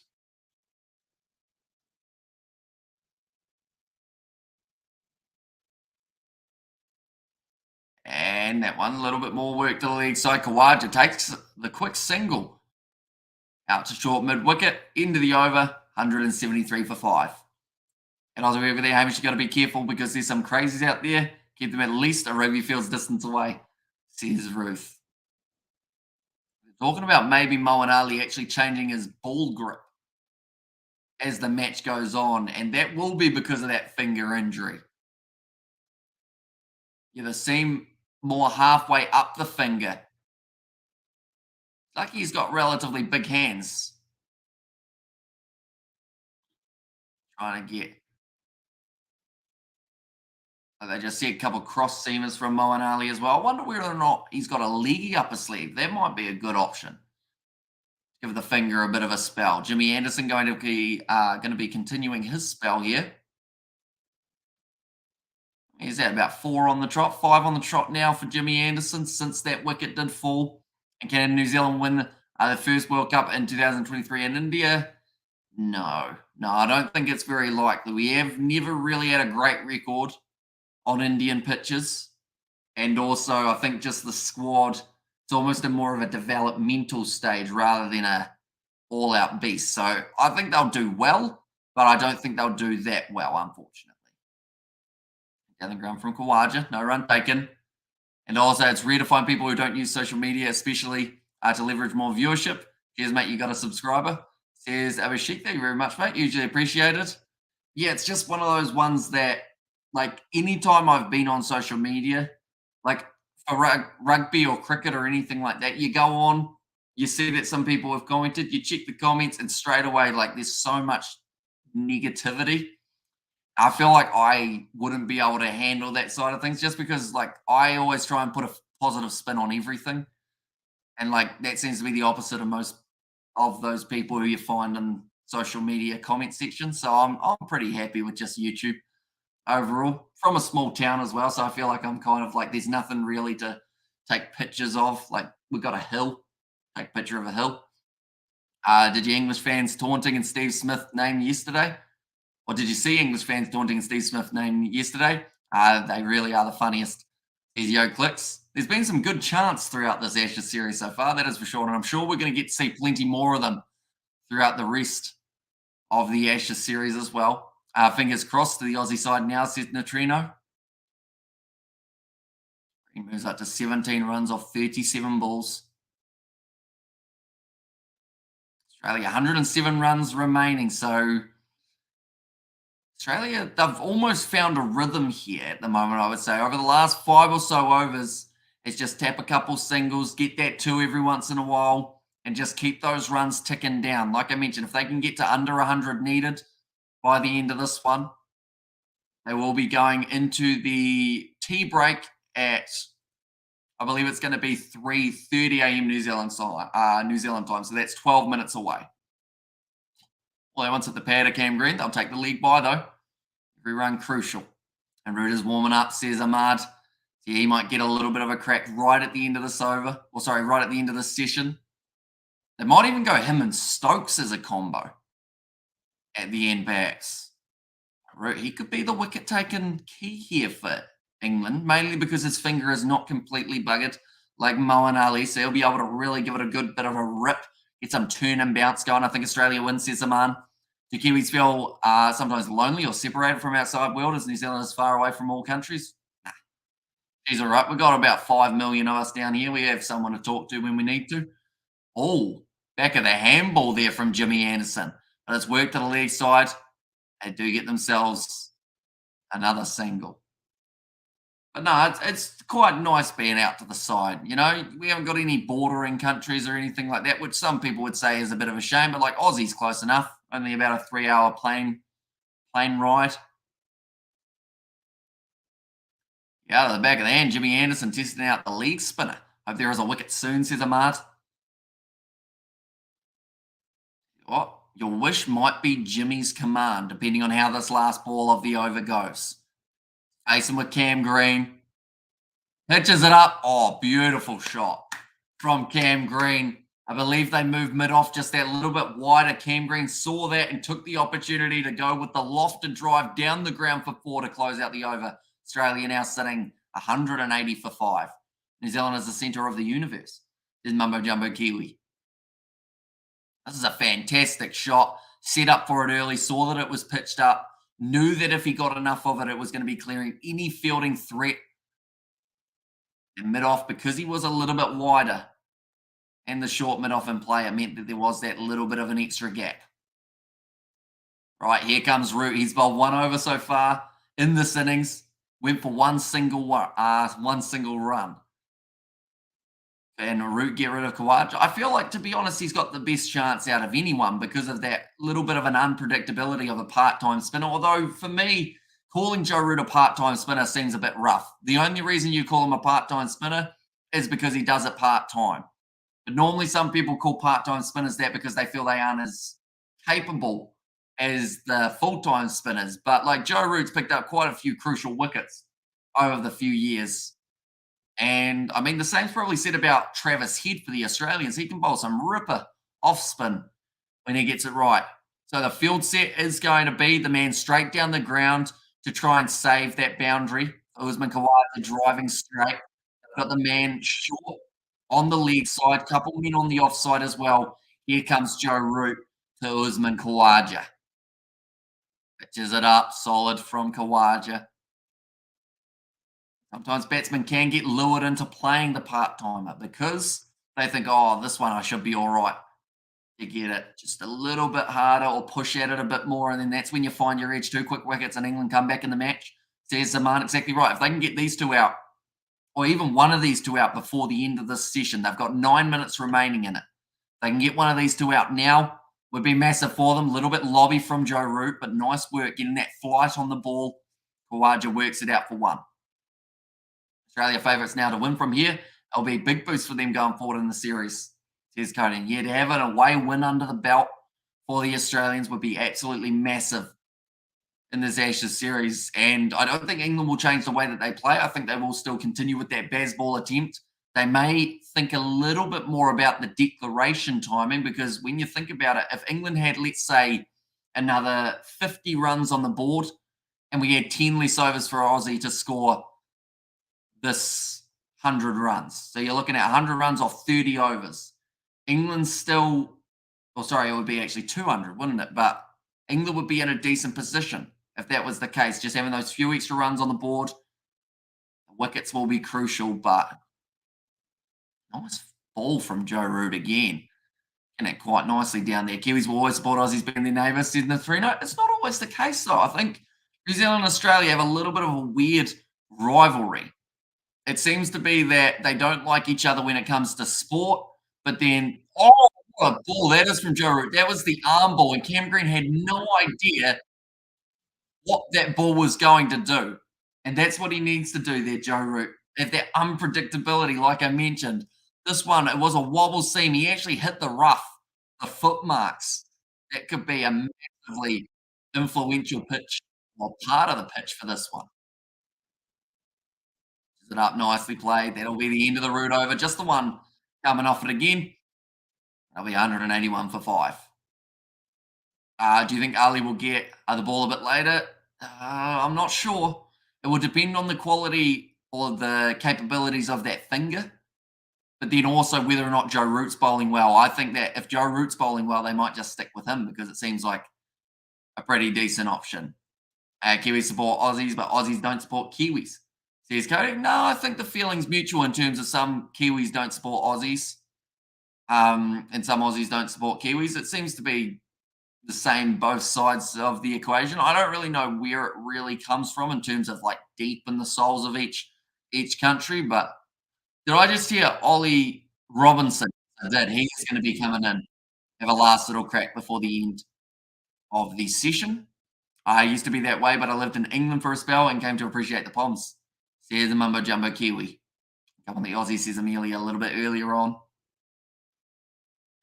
Comes Ollie Robinson now. One slip and play off the outside edge. Khawaja works in for one. And those two are having quite a bit of a rivalry throughout this test match, it would seem. Robinson got a little bit of an attitude to him. He's a young player who backs his ability. Khawaja, the more experienced veteran. Neither wants to be the one who loses their battle. And I'll happily get behind the All Blacks when the Rugby Championship isn't on. So mainly during July internationals, I'll get behind the ABs.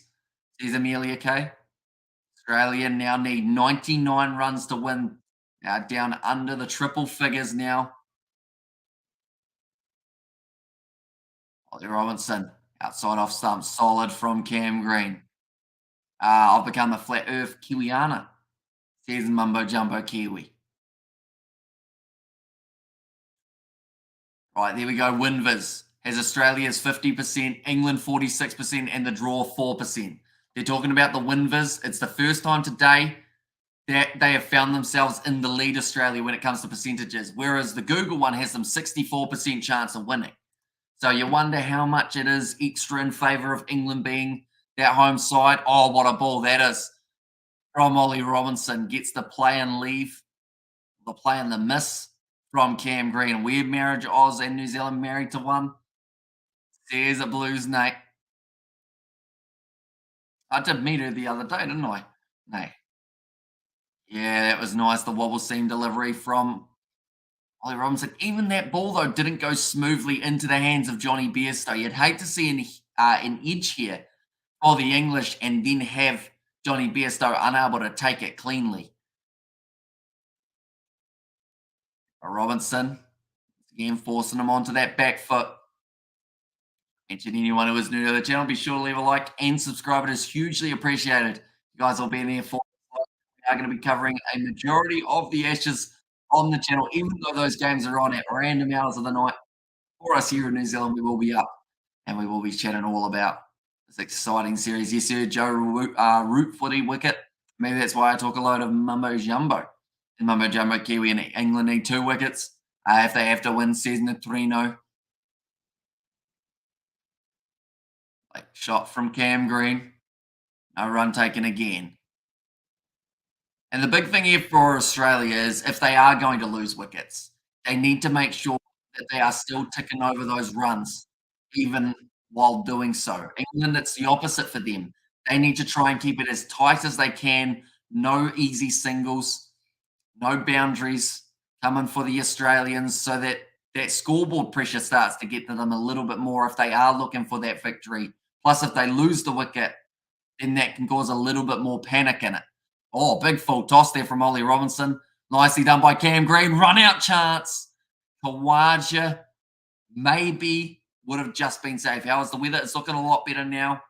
There was rain earlier on in the day. The next time it's supposed to rain, I believe, is about 9 p.m. local time, so that won't end up affecting the test match. But yeah, there's a sun in the sky. Matthew Potts goes the far side. Khawaja was safe. Would have been quite tight at the non-strikers end, though, for Cam Green. He manages to get through for the quick single, though. Now Joe Root bowling to Cam Green once again. I believe that this will be the last over of the session. They will have the 20-minute break, and then they will be back for the final session of the day. Should be very entertaining indeed. We will be covering that final session of the day as well, ladies and gentlemen. So if you are new to the channel, be sure to leave a like and subscribe. We've got plenty more action coming in the near future for the Ashes, like I mentioned. Be sure to stick around. But Joe Root finds that line, making and push it at there, Cam Green. We're seeing The way that he was dismissed in the first innings, Cam Green, he was actually taking his centre off leg stump, more on off stump now with middle marked as well, trying to cut down on that angle, not allow that ball to cut through that gap between the gate.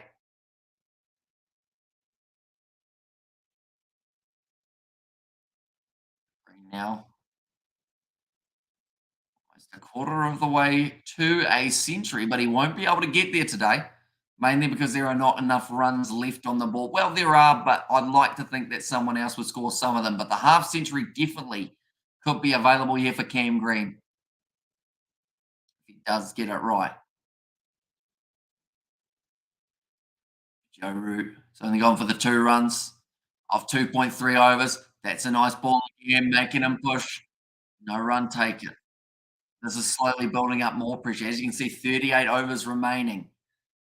Australia still managing to keep that run rate required under the 3 mark, but as soon as it gets more than that, that's when the mistakes can start to happen because you go after the wrong ball. They need to remember there's still plenty of time left. And it's the minimum of 30 overs, although they say minimum of 38 overs. They say that that's the minimum. But if bad light stops play, that is going to be the end of the day. And they can go to a maximum of, I believe it's 7 p.m. local time. Currently setting 4:30 a.m. Or sorry, 4:30 p.m. for them in England, but that is the end of the over. We got time for one more? I think we're going to get one more in. No, we're not. The Bales have been knocked off by Marius Erasmus. And that will be the end of the session. A pretty eventful one. We saw the wicket falling of Travis Head. We also saw the wicket falling of Scott Boland. Still 38 overs remaining that they can go through. England need 5 wickets. The Australians still 98 runs for them to get going. A video posted earlier with you and George trying to laugh woman walking her dog. I did see that George uploaded. I didn't actually get to watch that one yet. Maybe I'll have to do that during the break and see how it did go. I know that that was a very funny video to watch, though. So we lost the try not to laugh many times over. Cam Green, like they're saying, looking a little bit looser, a little bit freer now with the way that he is playing here. But anyone who is new, like I mentioned, be sure to leave a like and subscribe. We are going to be taking a short break. Then we will be back for the final session that has taken place between these two sides. Been an outstanding test match so far. Hopefully does continue into that final session. But thank you all very much for being here. What I will quickly do is I will get the banner made. We will be back at it's a bit of a weird time, but it's 3:50 a.m. New Zealand time. 3:50 a.m. NZ time. Or in fact, we'll do a slash. Slash is going to be 4:50 p.m. local time for the final session of the test match. There we go, just like that. We go like that, add that one. It's got too many characters. Please delete some to create the banner. Okay, well, it can scroll across the bottom then. The limit is 50. Oh, I've got to delete one of my other ones. I understand what it means now. One moment, we'll go like this. We'll delete that one. And now we'll save this one. Boom. Although we'll actually have it so that it comes up on the screen. This is all technical difficulties. Bang, bang. There we go. That's what we wanted. Flat to ground or flat on ground. Says Blues Nate. Another more sexy little woman walking a dog. Says Mumbo Jumbo Kiwi. And Hammy. Well, Hammy, we can talk rugby. I don't want you guys back in Kiwiland to fall asleep, says Mumbo Jumbo Kiwi. That is true. It is quite late. At some stage throughout this break, though, I will end up going and getting a cheesecake out of the freezer because I'm going to put it on the bench and then it will be defrosted by the end of the final session if I do decide that it's a cheesecake day for 6 a.m. New Zealand time. In fact, it might even be a little bit later than that. And faceplant the ground while walking to dog poor woman by a smaller dog. Says Blues Nate. Yeah, we've got a few more videos like that going up on the entertainment channel relatively soon, I believe, which is good news, of course. We do love getting some consistent uploading. We've got a video coming out hopefully on the main channel soon that I'm going to be editing, filming, and everything, but it might still be about 2 or 3 weeks away, if not more, by the time we film all of the different parts of it that we will be requiring. 98 runs required for the Australians, 5 wickets required for England. It's going to be an eventful final session. An early wicket for England would almost put them back in the box seat, depending on who it is that they do end up picking up. An early couple boundaries for the Australians, though, and just consistently rotating the strike like they were throughout that last 5 or so overs will massively improve their chances of going through and getting themselves the first Ashes Test victory. I'm very excited, though. Like I mentioned, what I might do is I might go and put the cheesecake in the fridge now. I'll take a little tiny, like maybe minute break or somewhere along those lines. I'll also refill my drink bottle, seeing as we are running a little bit low, because I think we might need the voice for the final session. So we will be back in about, I would say 2 minutes time, somewhere around there. But don't worry, while I am away, I will give you guys some music to listen to. Give you a little bit of one of Isaac's tunes while we pop away for a short minute. So yeah, we will be back in about 2 minutes time, then come back for a bit more of a chat.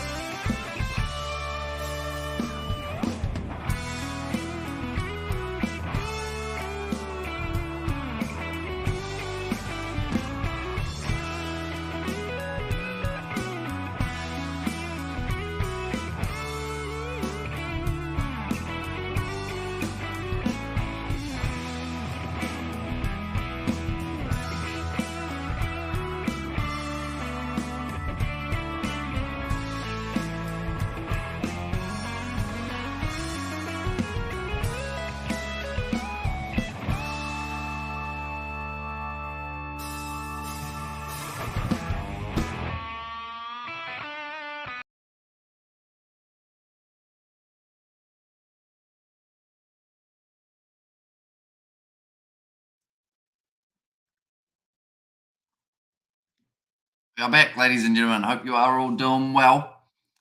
This test match heating up very nicely at the moment between Australia and England. 59 overs so far, the Australians have faced. They have got 38 more remaining, and they've got a chance of chasing down this 98 run deficit. I will mention that it is going to be maybe about 16. No, when did we? I think it's already been 9 minutes of this break. I was about to say we've got about 16 minutes remaining, but I think we've only got about 11 remaining now. My eyes are getting even more bloodshot than they already were, but I'm very, very excited for this final session. T Day 5, the rain.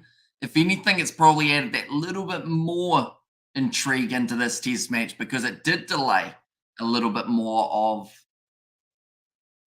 I guess, the run scoring action, which meant that this one went down to the final session of the test match rather than maybe finishing a bit earlier. And Abby's got cheesecake, I got 20-degree sun and a beer in Mumbo Jumbo Kiwi. So yeah, I've put the cheesecake on a plate.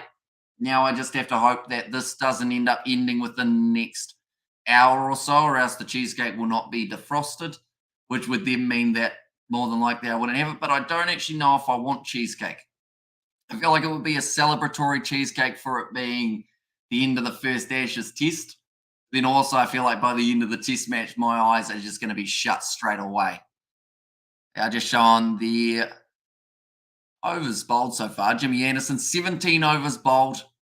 Hasn't been able to pick himself up a single wicket. Broad has been dangerous, though. 16 overs bowled, 42 runs, and the 3 wickets he's been able to get for himself with the economy of 2.63. Robertson's been pretty strong also. And then Moeen Ali getting that big wicket in that last session of Travis Head. And that is a crucial one for the English to get because Travis Head, when he starts getting rolling, he's an extremely hard man to stop.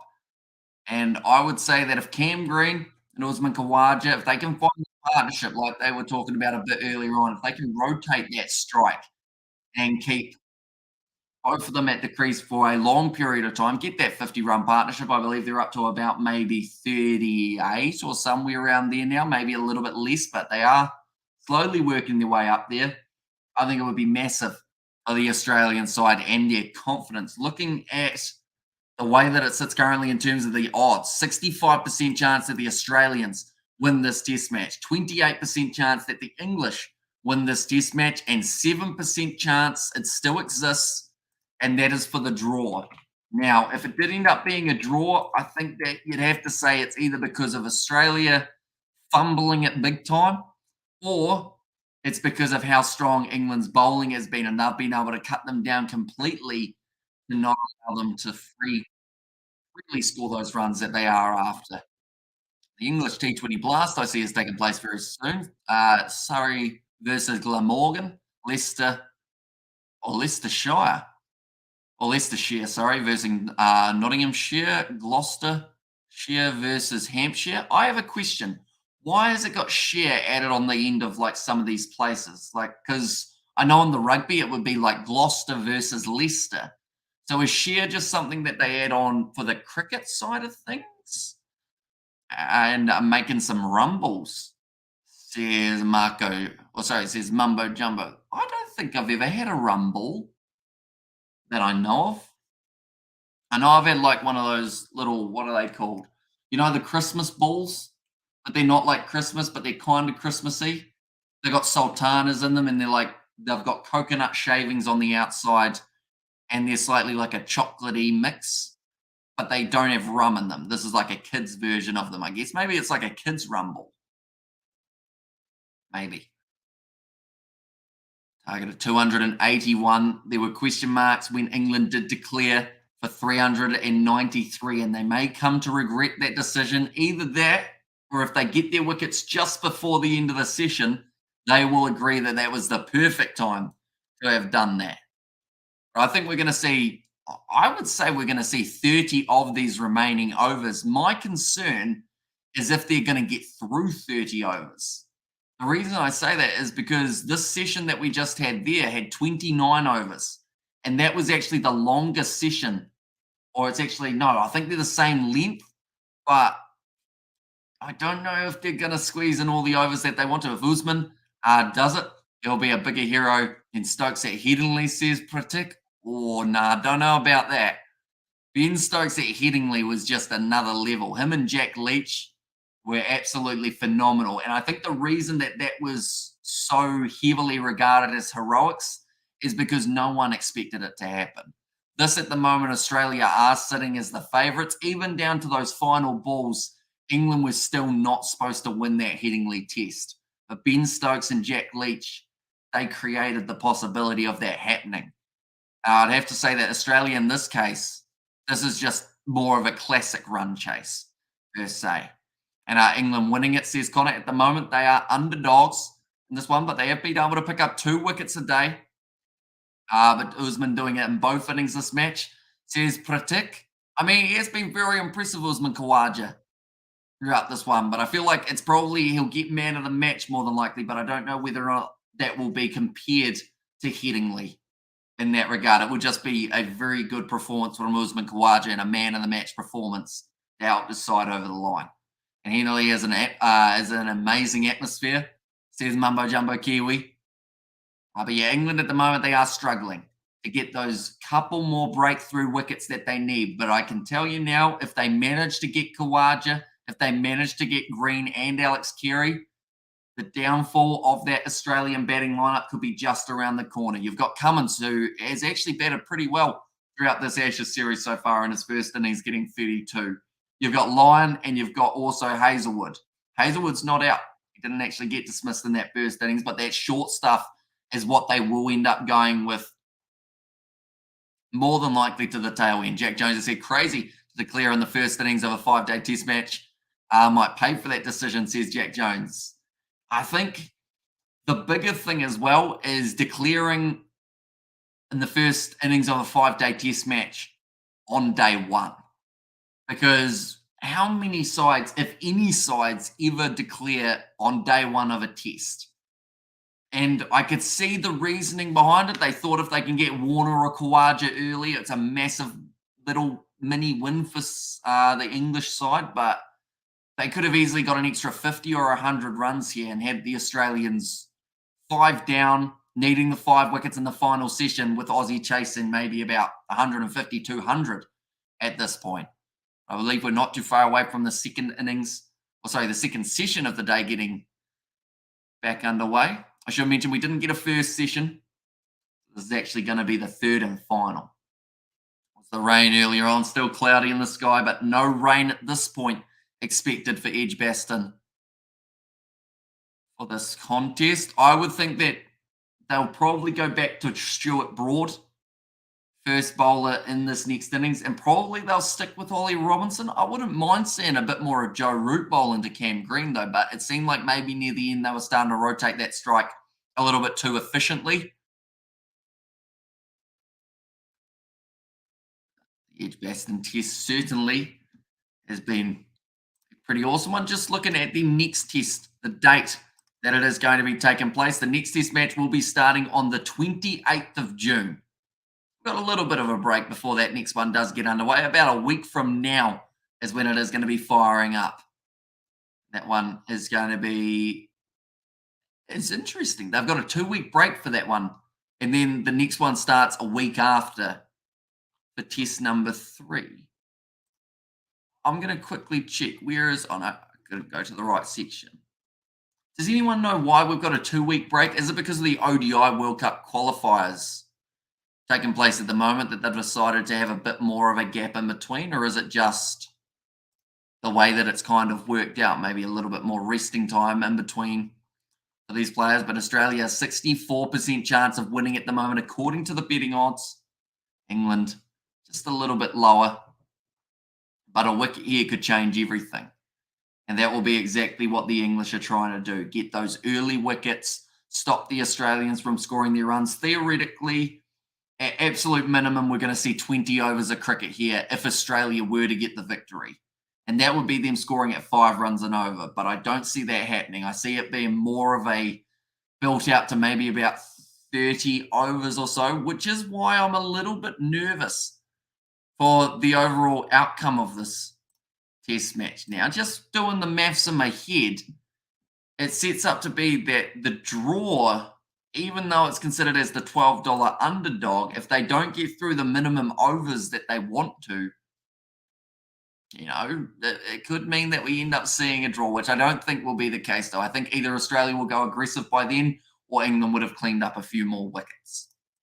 But now, third session just about to get underway, ladies and gentlemen. The third and final, the 15th session of this Ashes first test match, 15th and final.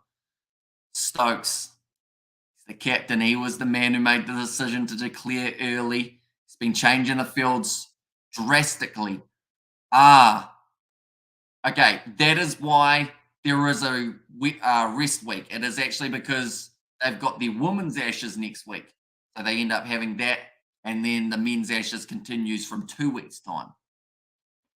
That makes sense for why they would have a gap, but now Cam Green looking determined, sitting on the sideline with Usman Khawaja. Both men about to make their way back out to the middle for an exciting last session. Looks like Harry Brook actually warming up his arms there with a little bit of bowling. Perhaps he will be another one that they try to turn to for a possible wicket.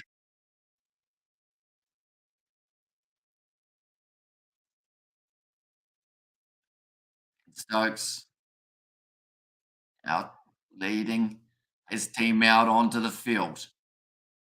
The wicket of Khawaja, I think that is almost the make or break for Australia and England. If Khawaja goes out within the next 5 overs or so, maybe even within the next 10 overs or so, Australia, they will have to rely on Alex Carey, Pat Cummins, and Cameron Green to get the job done. Now, Carey, he had a decent first innings of this test match. Cam Green managed to get himself around 30, and Cummins actually managing to get around that 30 mark also. All three of them are in relatively good form, but that would still only just get them over the 100 runs or so that they do need with that 98 required on the board. And Will Jordan and Sean Stevenson should have been locked in to cover fullbacks. There's Mumbo Jumbo Kiwi. Yeah, Sean Stevenson's addition to the squad was just a bit of a weird one, really, because they were like, hey, he's kind of in the squad, but he's not unless Talia gets injured or stays injured. But I think Talia's only going to be out for about 3 weeks or something like that. So he's not actually out for a huge amount of time. All right, Ollie Robinson picked up a couple crucial wickets throughout this Ashes test match so far. Has he got another one up the sleeve? Usman Khawaja, first ball back, plays it nice and straight. 38 overs remaining. I believe they are allowed to play till 7 p.m. local time. That is 6 a.m. New Zealand time, which is in an hour, or sorry, 2 hours and 10 minutes. But they do have to get through quite a few overs. I think we might get through maybe about 32 in total. I don't think we're going to be getting through all of the overs that they do want to, though, which is a little bit of a shame. Ollie Robinson pitching that one up also just outside of off stump. Khawaja stepping forward and playing it defensively. Australia, they were starting to find a little bit more of a rhythm at the end of that last session. So if they can somehow find that rhythm again, just keep those runs ticking over, a single here, a single there, and then the occasional boundary, this 98 runs should start to cut down relatively quickly for them. Got 2 men deep on the leg side, deep fine leg, deep square leg. Decided at the moment to leave the rest of that gap open, and Khawaja goes after it, says yes, doesn't time it, but we'll get the single going out to the man at that deep square leg boundary. Moves up to now 57, but he's been an interesting one today, Khawaja, because he has only scored 21 of the runs. Green was able to get himself 22 of them so far. Boland, I think he got about maybe 10 before getting dismissed. Khawaja, he hasn't really been finding the boundary today. In fact, now that I think about it, other than that big full toss from Moeen Ali, I don't know if Khawaja has found the boundary on any other deliveries. Cam Green now on strike. Once again, solid. Just talking about in the commentary box whether or not we see Australia change their tactics later on in the session if the runs aren't quite flowing. Do they go more aggressive? I feel like they should at the end of the day, but then if they start losing a few wickets, then that makes it tricky. Like they said, Khawaja cannot go through a patch where he just won't score runs because then it does put that little bit more pressure on Green, who has been ticking over the strike quite nicely. Whips that one to the leg side, well fielded in close by Pope. Very good field placement at the moment from Ben Stokes and just keeps on changing it up. Try and make it so that the Australians always on the back foot. I am curious for this other end. Who is it going to be? Will they go with Joe Root or are they going back to Stuart Broad? I would think probably Broad's going to be your option from that other end. Oh, Joe Root, he didn't bowl too badly. Pitched up again by Robinson, finds the outside edge of Cam Green, runs down to a deep third man, into the over. That is going to be 185 for 5. And I wonder, because now that Cam Green's on strike, whether Joe Root would say, yep, give me another one, rather than Stuart Broad. Just because he seems to be finding his line a little bit to Cam Green, getting it slightly wider outside of off stump. They are going to be sticking with Joe Root. And I wonder if that was going to be the case if it was Khawaja on strike. Although Root hasn't really gone to bowl to Khawaja too much at all. I think a couple of the balls so far, but Root, after the maiden in the last over, has kept his role. He's wanting a bat pad there, Joe Root. Oh, I've got a feeling that they only want to keep Stevenson under pressure to perform. His mumbo jumbo Kiwi. I think he's becoming a little bit like a Stephen Petafetta, how they finally will give him a chance and they'll give him like 2 minutes and expect him to change the game, unfortunately. Root, outside off stump. That's a great shot there from Cam Green. He's timed that one very nicely, Jimmy Anderson. In fact, it's Matthew Potts fields it in the deep, and they do manage to get themselves just the 2 runs. Khawaja sends him back. Cam Green wanted 3. Khawaja is not the quickest man between the wickets. Sounds of it, Moeen Ali's still off the field. 94 runs now required. And ultimately, Stevenson being a standout fullback this year. Oh, having to chop that one down the ground again there. Cam Green gets the single. Apparently 3 runs already off this Joe Root over. Will should be his understudy, in my opinion, is Mumbo Jumbo Kiwi. And yeah, it's very hard to tell who the All Blacks will actually go with at 15, though. Whether or not they're going to try and kind of go back to Geordie Barrett as an option, or whether they go to Bowden, whether McKenzie gets that chance. Now Root round the wicket to Khawaja.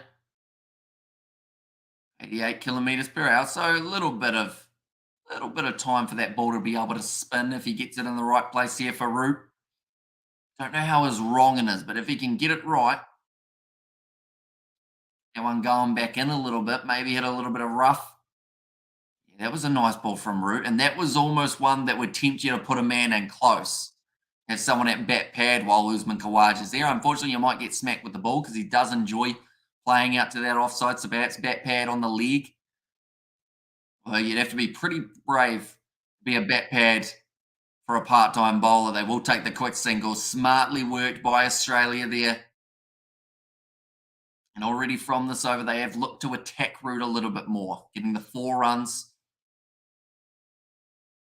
Now Cam Green, last ball. Might be the last ball that we see Joe Root bowl for a little while as well here. Just warming up the crease for Stuart Broad. Solid from Root. And that will be the end of the over. 189 for 5. 92 runs required to win off 36 overs. They need less than 3 and over. And I think that's why we're seeing maybe a little bit more urgency from the Australians here, just because of the fact that if it does go right down to the wire, and whether it's going to be bad light, which I don't think they'll have, seeing as it is the English summer, but whether it's going to be the minimum overs not being met, because throughout this whole series we have seen slow over rate. And I guess for that series, I mean this test match, but I think it's going to continue throughout the rest of the series as well. These teams are starting to get slightly told off for it. Going to be Ollie Robinson continuing again. Short ball to Khawaja, and that one was very nicely bowled. Khawaja manages to dodge out of the way. Has woken up the crowd at Edgebaston as well. Everyone returning to their seats after the lunch break. They did take the tea break. They did take the early lunch. Yeah, manages to duck under that one, Usman Khawaja.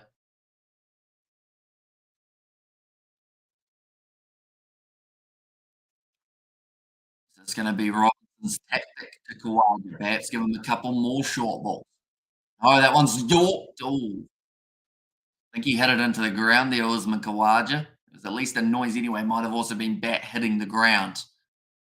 That was the Yorker that needed to be on middle stump rather than down leg.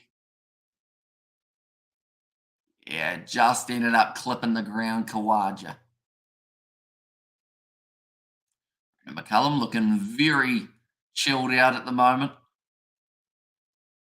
Looking like he has any concerns in the world. I guess at the end of the day, his job as the coach, I would consider him more of the batting coach than the bowling coach. I'm sure another short ball from Ollie Robinson, changing up the tactics here. Khawaja doesn't seem to be phased at the moment. Ben Stokes liking it. I assume that he'll be bowling some short balls as well a little bit later on if given the opportunity. Slevishane getting a little bit of a shoulder rub there from Michael Nessa. Decided he wants to make the most of his 12th man opportunity. Getting to touch the number one test batsman in the world.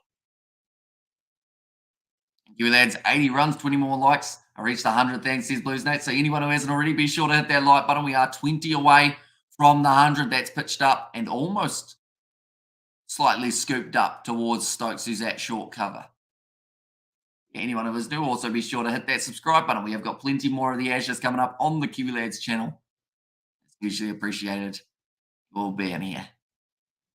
Currently sitting 4 a.m. in New Zealand. The night is absolutely flying by currently. I feel like it's going to be one of those nights. Well, soon it's going to be one of those mornings. We're only 2 hours away from the end of this day in England and Australia. Robinson, nice straight drive there. Thought about throwing it, decides against it in the end, but the crowd are enjoying that little bit of extra aggression that we're seeing from the big quick.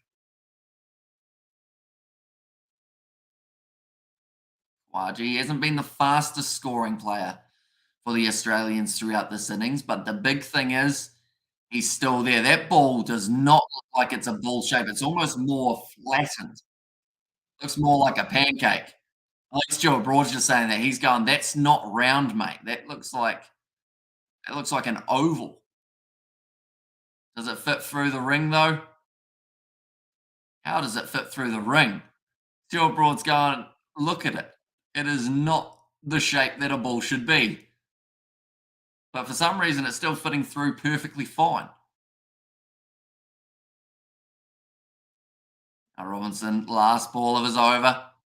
Khawaja marching down the track there. Ends up picking out Stokes for about the second or third time in the over. It'll be the end of the Ollie Robinson over. Maiden in the end, 189 for 5. For every maiden at this stage, that increases the required run rate just that little bit more. Still Alex Carey, Pat Cummins, Nathan Lyon, and Josh Hazel with the remaining Aussie batsmen. Another Test cricket. Not fair that all countries play the same amount of Test cricket, like England, Australia, and India. There was Grant Walker there, and State of Origin game 2 tonight. Says Blues Nate. Yeah, it is going to be a very exciting contest. Me and my dad, we're going to be covering it from 10 p.m. tomorrow. Now Joe Root to try and get himself a wicket here. Cam Green already set. Oh, no. Now he's stepping away because Joe Root's decided to make a little bit of a change. Oh, in fact, he's asking the crowd to get a little bit louder for him here, Joe Root. Trying to bring the atmosphere of the ground into it. Doesn't work. No, he gets driven. And they will get themselves a single there. They will just take the one. We've had on fire since Friday, now Wednesday. Says Blues Nate. Yeah, we've done a lot of late night commentary over the last little week, that is for sure. Got a little bit more this weekend, and then we've got slightly quieter up until the Ashes starts again on about the Friday next week. Should be a good one. Oh, That's a beautiful ball from Joe Root. Gets it to turn away. Partnership at the moment between these two, 47 runs of 105 balls. And Khawaja, that is turn and that is bounce for Root. Just middle of the pitch, and I think there was a little puff of dust there. Now Joe Root. The crowd seem to be getting well and truly behind him now.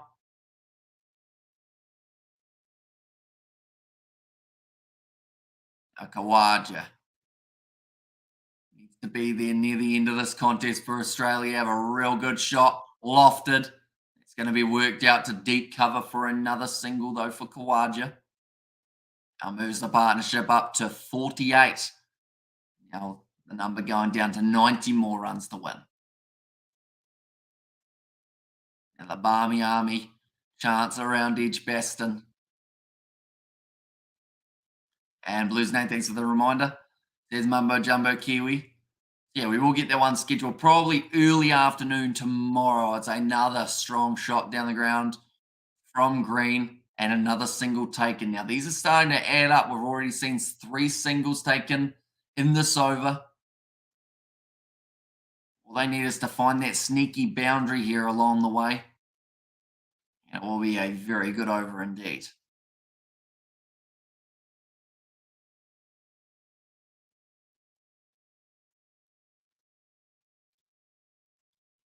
Root still going round the wicket to Khawaja, trying to create that angle. He's got him really deep in his crease at the moment. He does go onto the back foot.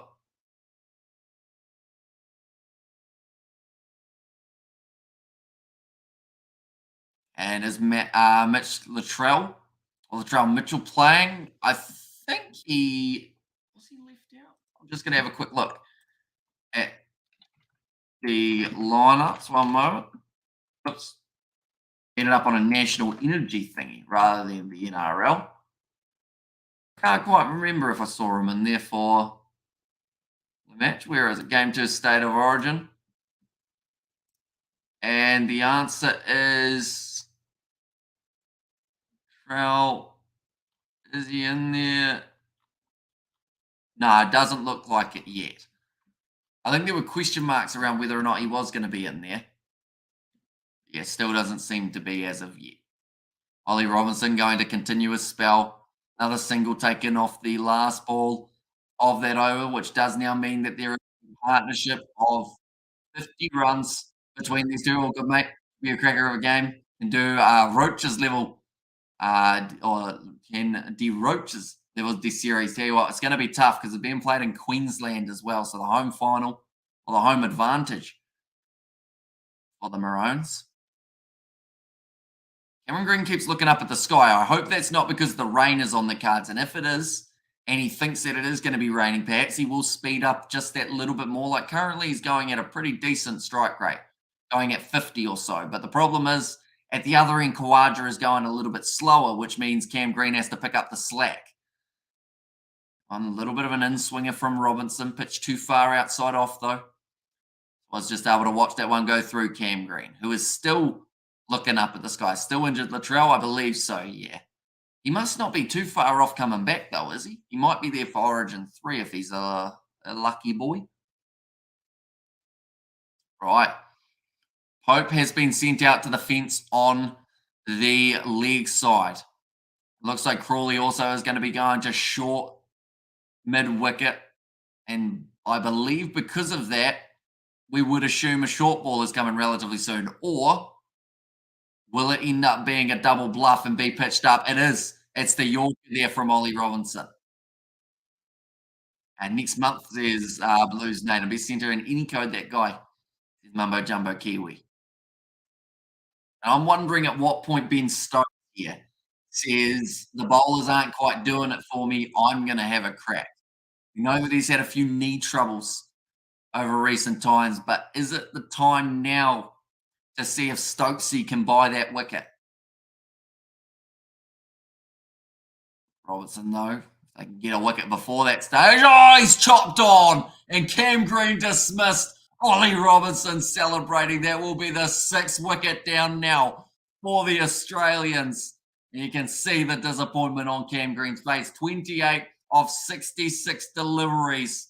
Australia still a long way from home here. 89 runs they will need to win, but Robertson picks up the second wicket for himself of the innings.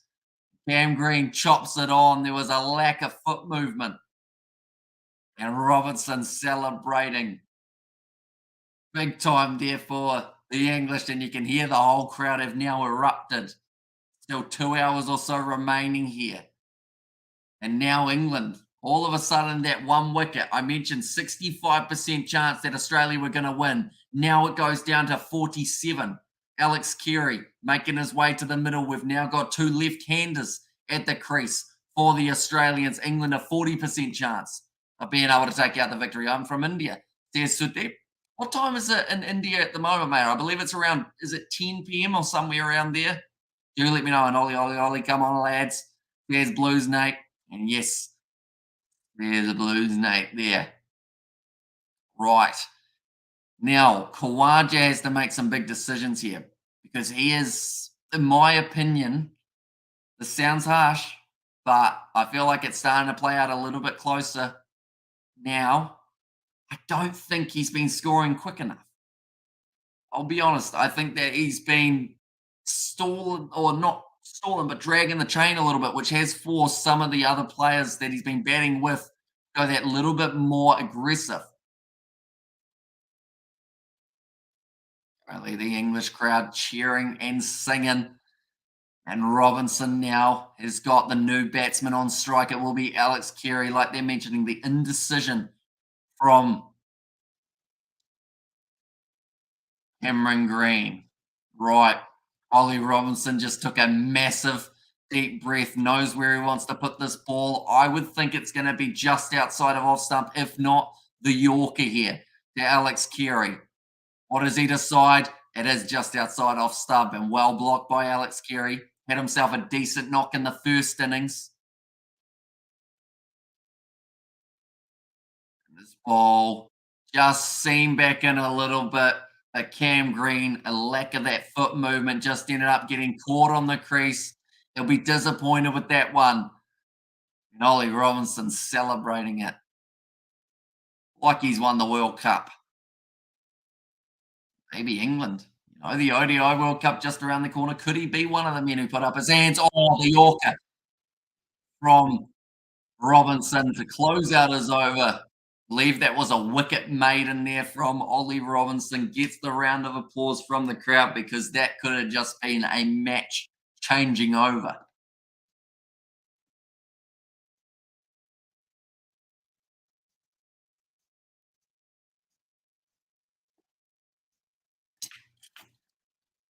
I think I'm going to lose my voice by the end of the stream, which would not be ideal. I also look like I'm crying. It's just because my eyes are extremely bloodshot. Seeing as it is 4:12 a.m. here in New Zealand. Oh, the voice, no, please. The eyes give out. The voice has still got to work. Here comes Joe Root. Uh-oh. Come on. Well fielded. Little bit of tentativeness, I'd say, between these two. That is a big wicket, says Mumbo Jumbo Kiwi. Very big. And now England are back to favourites in this one. Now Root, a little bit more towards the leg side. Khawaja does well to block.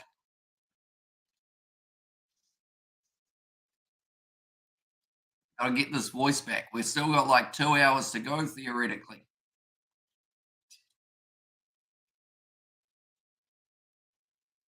Root now bowling to Khawaja. If he can pick up this wicket, it would be absolutely game-changing for this English side to have two new batsmen in the middle, one being Carey, one being Cummins. But first, they need to get rid of Khawaja.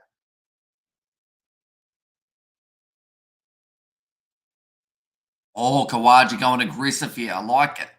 I feel like he needs to show a little bit more intent.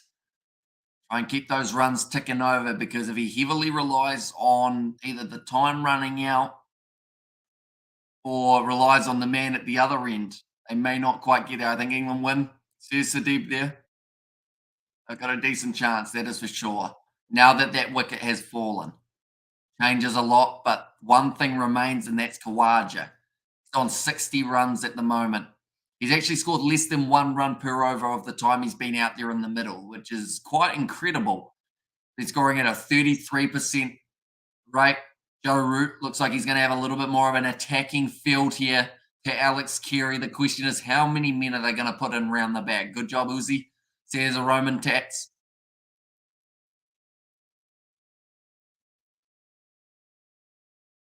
Right. Alex Carey, he's only faced 2 deliveries. One was a Yorker, one was outside off stump. They were both bowled by Ollie Robinson. Now he's going to be facing up against spin.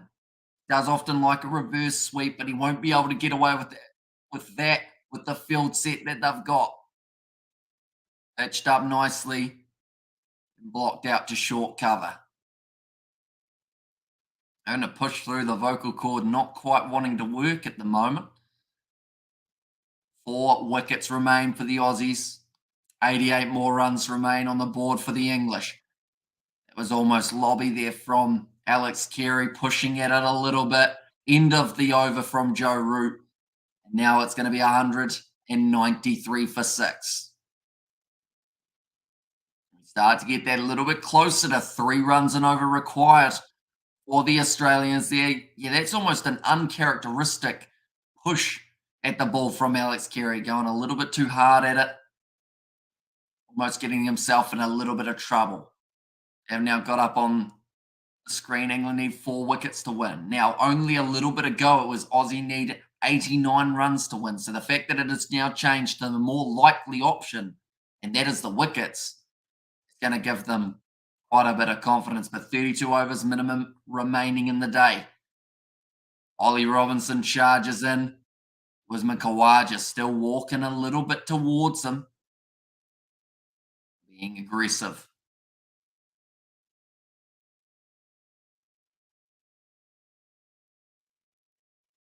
I think they're trying to do the Jimmy Anderson chant for Ollie Robinson, and it doesn't quite work, unfortunately. As Rufia says, Gareth, she was earlier on.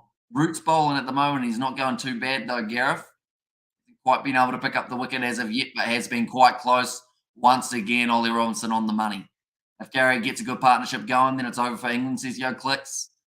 And yeah, I think he's going to be a little bit of a dark horse in terms of this Australian lineup, mainly because he can put in a big shift and he can knuckle down at the innings or during an innings. Stay out there for a while. What's your country name, please? It is New Zealand. Currently, we are sitting 4:16 a.m. here in New Zealand. So she's a bit of a late night, that is for sure. 2 dot balls in a row from Robinson. Can he follow it up with a third or perhaps even better, a wicket delivery? Okay, he's going over the wicket now rather than round, changing the angle a bit for Robinson. Bowling very accurately so far throughout the break, throughout after the tea break. Just looking at the overs, and they're starting to get a little bit lower. 1 hour 45 remaining in the day. Australia, 88 runs is a big session for them. It's just whether or not they can get away with the work. Khawaja thought about the single, but now they do decide against it. I think that was a good call from Alex Carey. I'm not sure whether or not he would have been able to get through for that one. Now the draw actually become a little bit more of a option by the looks of it here in this test match. $6.70. It is the most underdog option out of the 3. Australia to win $2.23, for England to win $1.99. So, I mean, at that stage, it's pretty much saying anyone's game. Best way of describing it, and that is fantastic. That is how this first Ashes test match is going to end, is the fact that anyone could have won it in the final day. Khawaja still on 60 runs of 184. He just hasn't been able to get himself rolling here yet, Usman Khawaja. The more time that he spends at the crease, like they've said, he's had to play the ball a majority of his innings. He hasn't really had the opportunity to go after too many rough balls. Hasn't even had the opportunity to leave too many.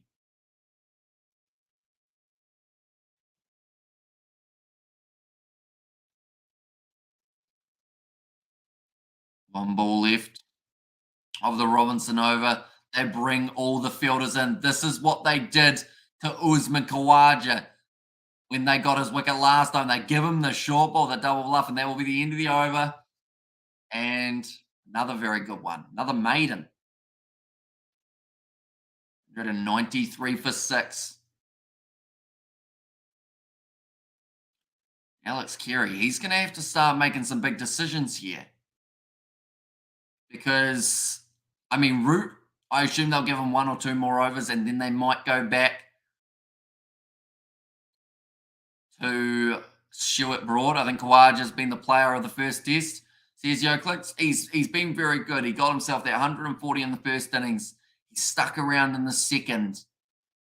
And you'd assume with the way that he has played throughout the rest of the test match, he's going to be able to up that run rate that he is scoring. Because currently it wouldn't actually get them the win if he continues at the rate that he's going. He will need to up it a little bit. But the way that he's played, I'd like to think he would be able to do so. Now, Alex Carey, they've got 2 men in close. Got 1 man now. They've got him out through short cover and then also the 2 slips in play. Joe Root. That they needed the man on the bat pad side on the legs because that one was just spooned back up by Alex Carey. I would assume that short leg will now come in here because I think there might have been bat on this one. Yeah, it was the inside edge from Alex Carey. Have they changed the field now or do they leave it the same? They leave it the same. Alex Carey, he's pushing at the ball here. It's not like he normally would play it. Normally, he would be a little bit softer with it. Whether or not he uses that sweep shot that he used to Alex Carey throughout short format and also for the test match side of things. Shot, has hit it away to the leg side, tries the leg slog sweep, manages to get away for the 2 runs. And that's what you've got to do here. If the ball is bad or if you see half an opportunity to take it on, you have to go for what's your best fast bowler in the world? There's Sadeep. Ooh. I mean, Pat Cummins on his day is right up there. Josh Hazlewood, though, I quite like as well. This time pushes out towards short cover there. Alex Carey. Crowd chanting Joe Root's name, hoping for him to pick up his first wicket of this second innings. Alex Carey watches that one nicely. Almost lost his footing there. Root giving him a bit of a stare down.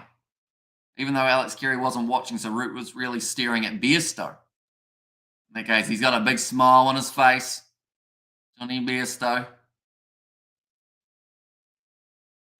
Having quite the giggle. We'll be hoping that in the battle of the keepers, people will feel he comes out on top for this one, although I don't think that will be the case, mainly because of all of his drop catches and his missed stumping opportunity from earlier on. That'll be the end of the over. Only the 2 runs off it for Joe Root, so still below the amount of runs that the Aussies would be needing in a regular over scenario. Ollie Robinson at the other end, he is tearing it up at the moment. I mentioned it was $6.70 for the draw, sitting on $6.90 at the moment. And England to win is sitting $2.09. Australia to win sitting $2.10. This is about as close as it can be. Moeen Ali now back out on the field. I wonder whether or not he is going to be another option. Oh, and he is. They've given the ball to Moeen Ali. Now, this is bold because Ollie Robinson, he wasn't doing anything wrong, but are they pacing him or is this tactical? I think this is more tactical, and the fact that they're going back to Moeen Ali. Bowling from the pavilion end to Usman Khawaja. Going to be testing out Alex Carey and Khawaja's technique. Maybe with the fact that they're both left-handers, it makes sense to have Moeen Ali also the left-hander bowler, but I have to say, I'm slightly surprised Robinson didn't get 1 more over because he was even making Khawaja look a little bit on edge at times. I think we're going to need almost every single one of these remaining overs to determine a winner in this one. Stuart Broad getting a big round of applause. Giving it back to the crowd as well.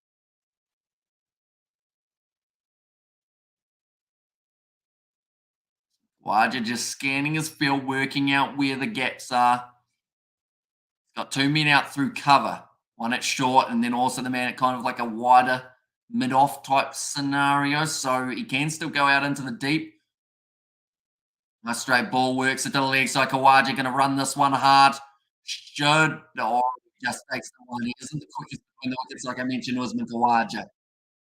He decides to just take that safe option of taking the one.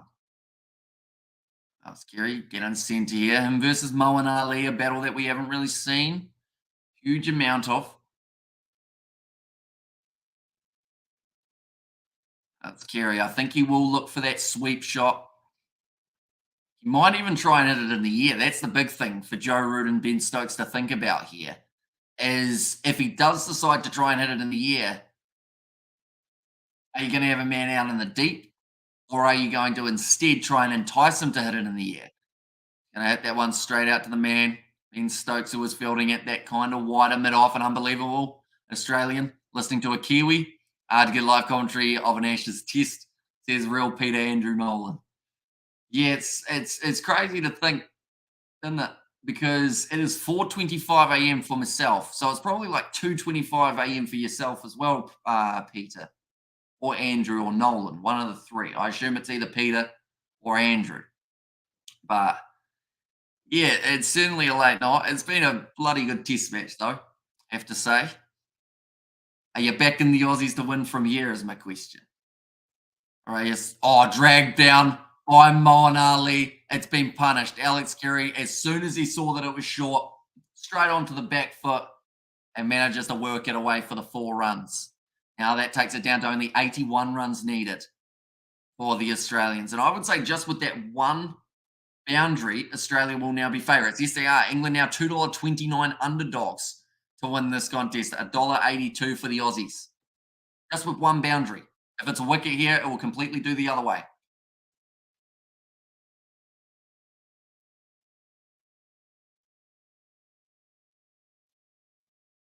Oh, Moeen Ali. Want a field change here? I think he's just seen the field that him and Stokes have agreed on, and now they're not too happy about it, and they're thinking about changing it. No, they say, it's all good. We're happy enough. Moeen Ali now. One for 55 runs. Playing that one nice. I'm in Fiji. So 4:25 a.m. We need Khawaja to bat through, says Real Peter. In there as well. Nice. My mum and dad actually recently visited Fiji. Are you there on holiday or they're living there? Oh, aggressive shot from Alex Carey, and that is down the ground. Well stopped by Ollie Robinson, putting the body on the line. And manages to save 2 extra runs there. That'll be the end of the Moeen Ali over. I don't think I agree with having spinners from both ends. I feel like that will make it a little bit easier on these two. I think you're better off having either Robinson or Broad from one end than the other. And also we have got are you knows Bengali language? None at all, unfortunately. Sorry, Sudeep. And hi lads, going to go till the end, says Young Brand. That is a plan. And this one's going right down to the wire, and hopefully it is going to be a very good one. I live in Fiji, long story. Okay. Fair enough. Well, hopefully you're enjoying it there. It's nice weather at the moment over in Fiji. If Khawaja bats through, we will win. I don't like the chances if he gets out. And then it's really going to be up to Captain Cummins to try and steer the ship, isn't it? Alongside Alex Carey. Big lofty one there from Root. Hit down the ground. Khawaja gets through for a single. This is just great work from Australia. It's gone from needing about that 90 or so runs to now they've ticked down to 78 just by keeping that strike rotating, keeping the bowlers bowling to different individuals. And 6:27 in South Africa right now, says Janlu. We're sitting 4:30 a.m. here in New Zealand. It's going to be a long night, that is for sure. But then we've got State of Origin tomorrow night that we will be covering on the channel, ladies and gentlemen. So if you are new, be sure to hit that subscribe button. Also going to be covering more of the Ashes in the near future as well. Down the ground from Alex Carey. He's hitting things hard, and I feel like he's playing with a little bit of extra intent, which is normally the way that we do see him play. Mainly because I feel like if he was too defensive orientated, it may not end up working too well for the Aussies because it's more of the case of not if they were going to go out, but when.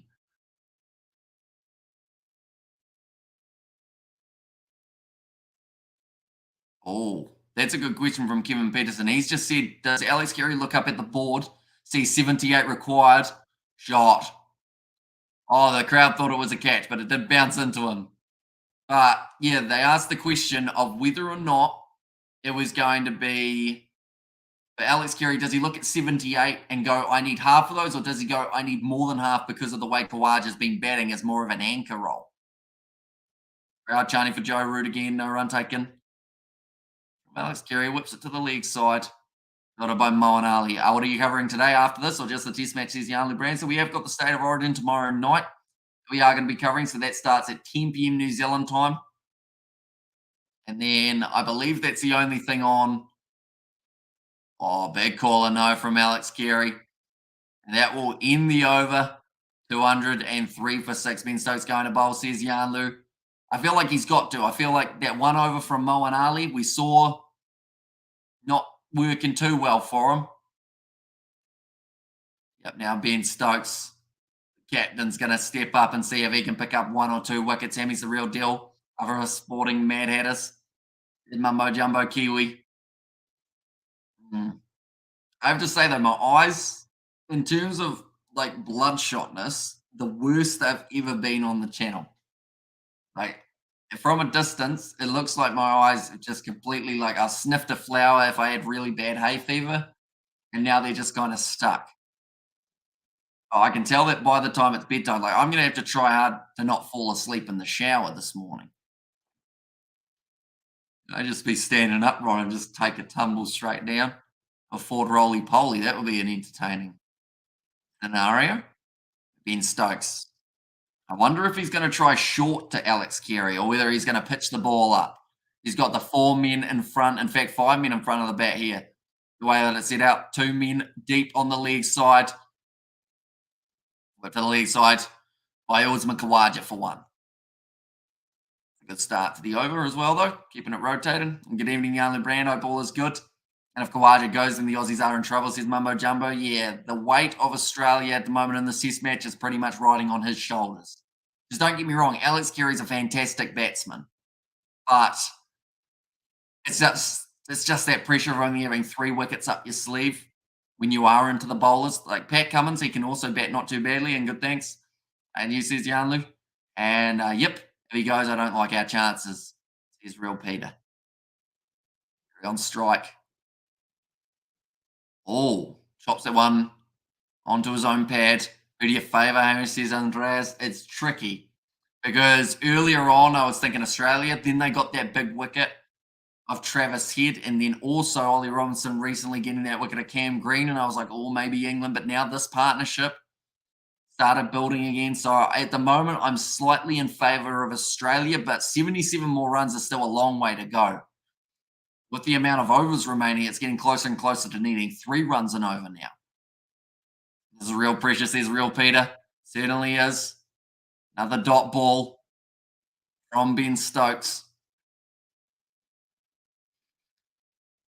Like they've mentioned emotion. That is the key word of the day at the moment for these two sides. You can't allow the emotions to get the better of you. Stokesy, when he isn't getting wickets, or if he is getting wickets, mainly if he isn't though, he has to make sure that he doesn't over bowl himself, cause himself further injury to that already damaged knee. Austin Yarnlu just telling at the moment, says Nate. The leg side. Stokes thought about the LBW appeal, but he did see that it was going far down leg, and they do get themselves the leg bye. 77 still a long way away. And they needed about 98. This is interesting. They needed 98 when they went back in, and that was 40 minutes ago. I honestly don't think at the moment they're going at a high enough run rate to be able to close out this test in the minimum overs, because we might not get all of those overs in. So I think that might be why they start getting a little bit more aggressive. Oh, ugly throw from Ben Duckett to Johnny Bairstow. Has the Ashes ever finished 0-0? Oh, I don't think so. Not that I can think of anyway. It's definitely ended as a drawn series, but I don't think drawn because of 0-0.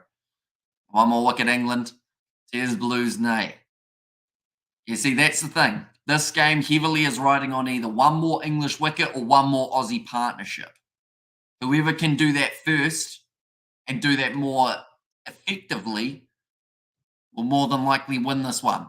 Pitched up ball from Ben Stokes, hit down the ground. Brilliant fielding there from Jimmy Anderson, the veteran of this English side. Fast bowlers putting in the effort now. And if we win this with just one wicket left, the Pommies are going to regret the declaration. I think if Australia win this, the English are going to regret their declaration, mainly because of just, yeah, they could have got an extra 50 runs. They could have even an extra 30 runs could have been handy enough. But yeah, just declaring was a strange choice. Definitely on day one of a test match, I would have thought you'd go for that extra session or so. But the way that this test match is coming down to the wire, if England end up bowling out the Australians with, let's say, less than 20 overs remaining, I think the declaration, some would say, was perfect timing because, or else they may not have been able to bowl enough overs at the Aussies to then get to this position. So it's a weird one. If England win, the declaration was great. If England lose, the declaration was poor. It's just that question of which one is it going to be. Joe Root, the wide slinging action there, almost more of a round arm off spinner. 75 more to win. Khawaja, that would mean that he could get to his 100 if he does bat strategically here. Needs 36 more runs. Alex Carey, I'd like to think that he wouldn't get to his 50, being 42 away, but you just never know with how many runs Khawaja has got. That was a rough shot. He stepped forward, then stepped back. He's managed to just kick that one out. How's he done this? Osman Khawaja. The hand-eye coordination's working well for him. Got to that stage in the morning how now I can't speak. Got down on sugar and carbs, Hemi. Says Mumbo Jumbo. I mean, it's probably lucky I have carbs or else I would have like no food in a day. It's going to be nicely done. Oh, that was a big throw. Managed to get themselves a single. 64 of 192 balls, or in fact, sorry, 65 now for them.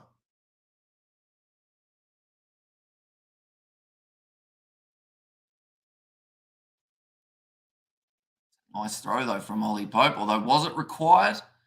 Not sure. If England loses, they're going to say we tried to entertain. If they win, then it will be a winning mentally, says Andreas. I think the baseball, the style of play, everyone, or most people anyway, seem to enjoy it. Out of all the options out there for test match cricket, I feel like it's added that new level to it because it's just a different type, but people find it very entertaining. It's almost the best transition from T20 to test match, if that makes sense. And get him Joe Root. Still got 2 balls remaining. Lights coming on, says Johnny Bairstow. Oh, you have to say 395 or 93 in less than a day. On day one was entertaining. Says Real Peter, certainly was. Hit down the ground. Single to close out that over of Joe Root. Oh, in fact, no, sorry, he's got one more ball. Osman Khawaja here.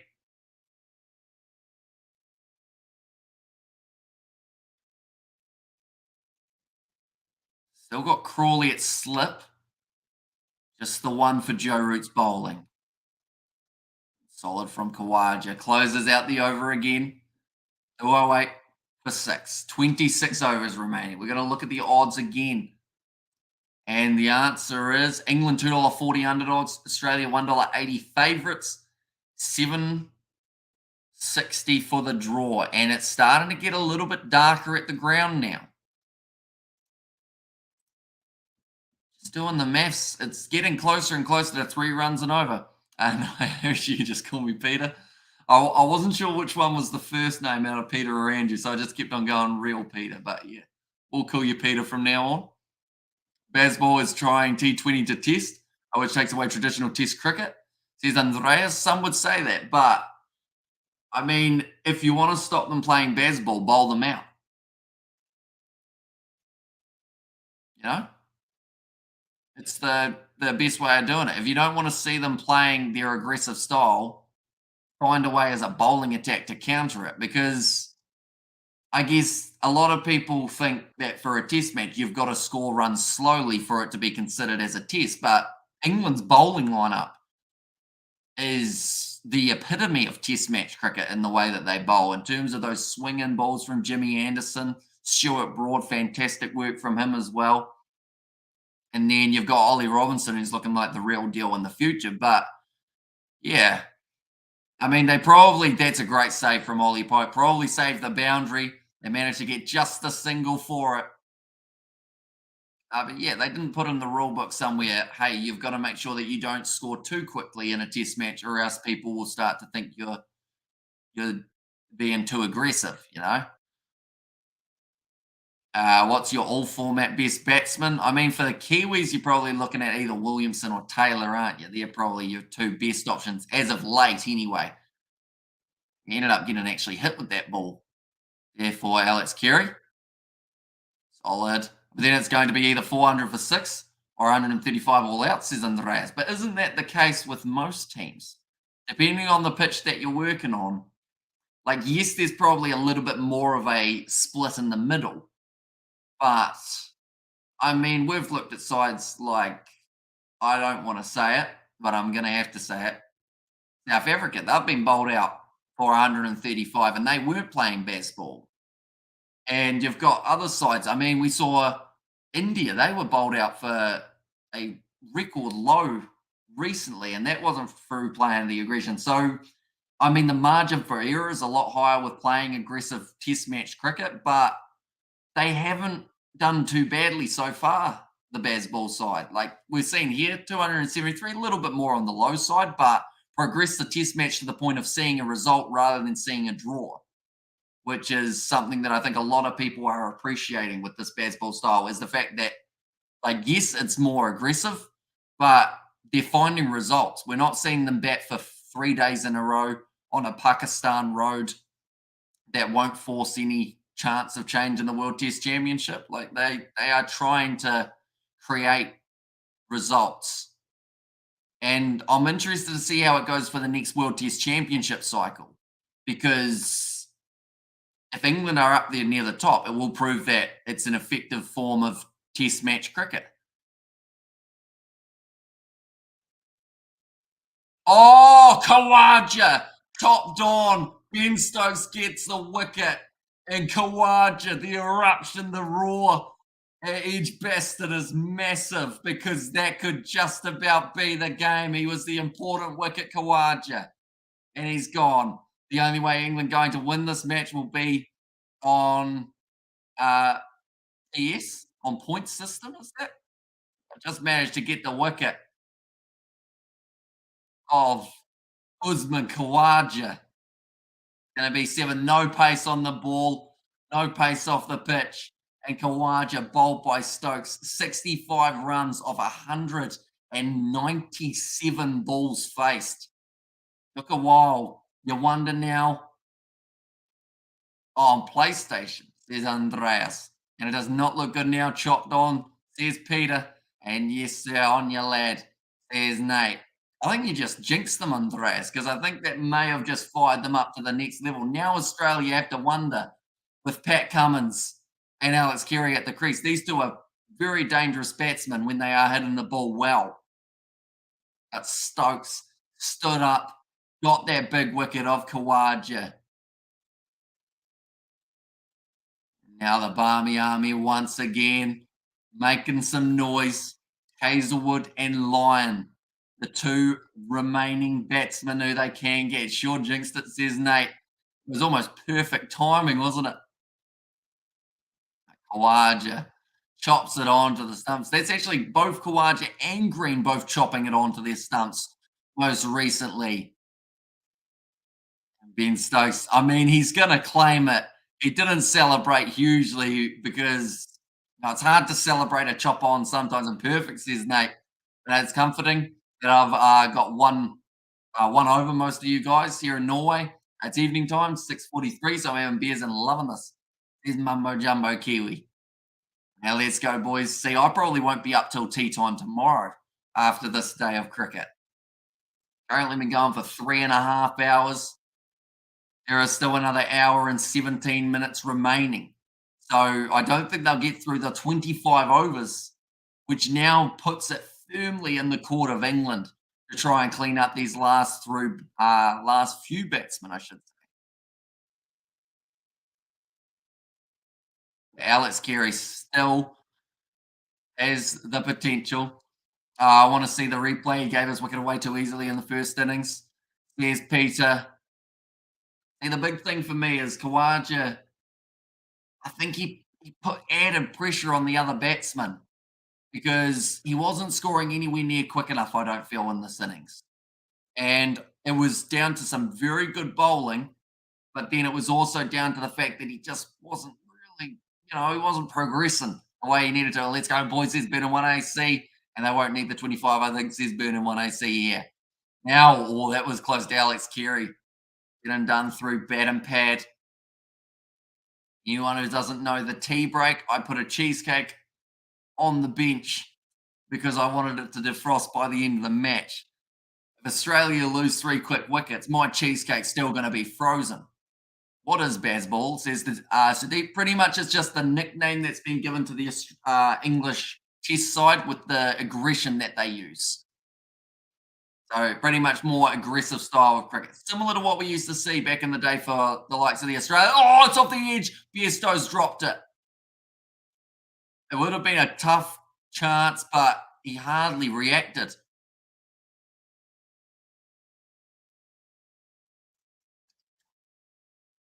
I think that's hit the glove of Bairstow. There was an edge. Didn't quite get the hands to it. Bairstow was too busy watching. Now Root, the round arm delivery again, and the pressure starts to build on the Australians. And yep, that's 3 runs and over from the tailwinders. If we win it from here, it will be a great effort by the tailwinders. Yep, he didn't score fast enough in both innings. Making me hungry now, says Burn in 1AC.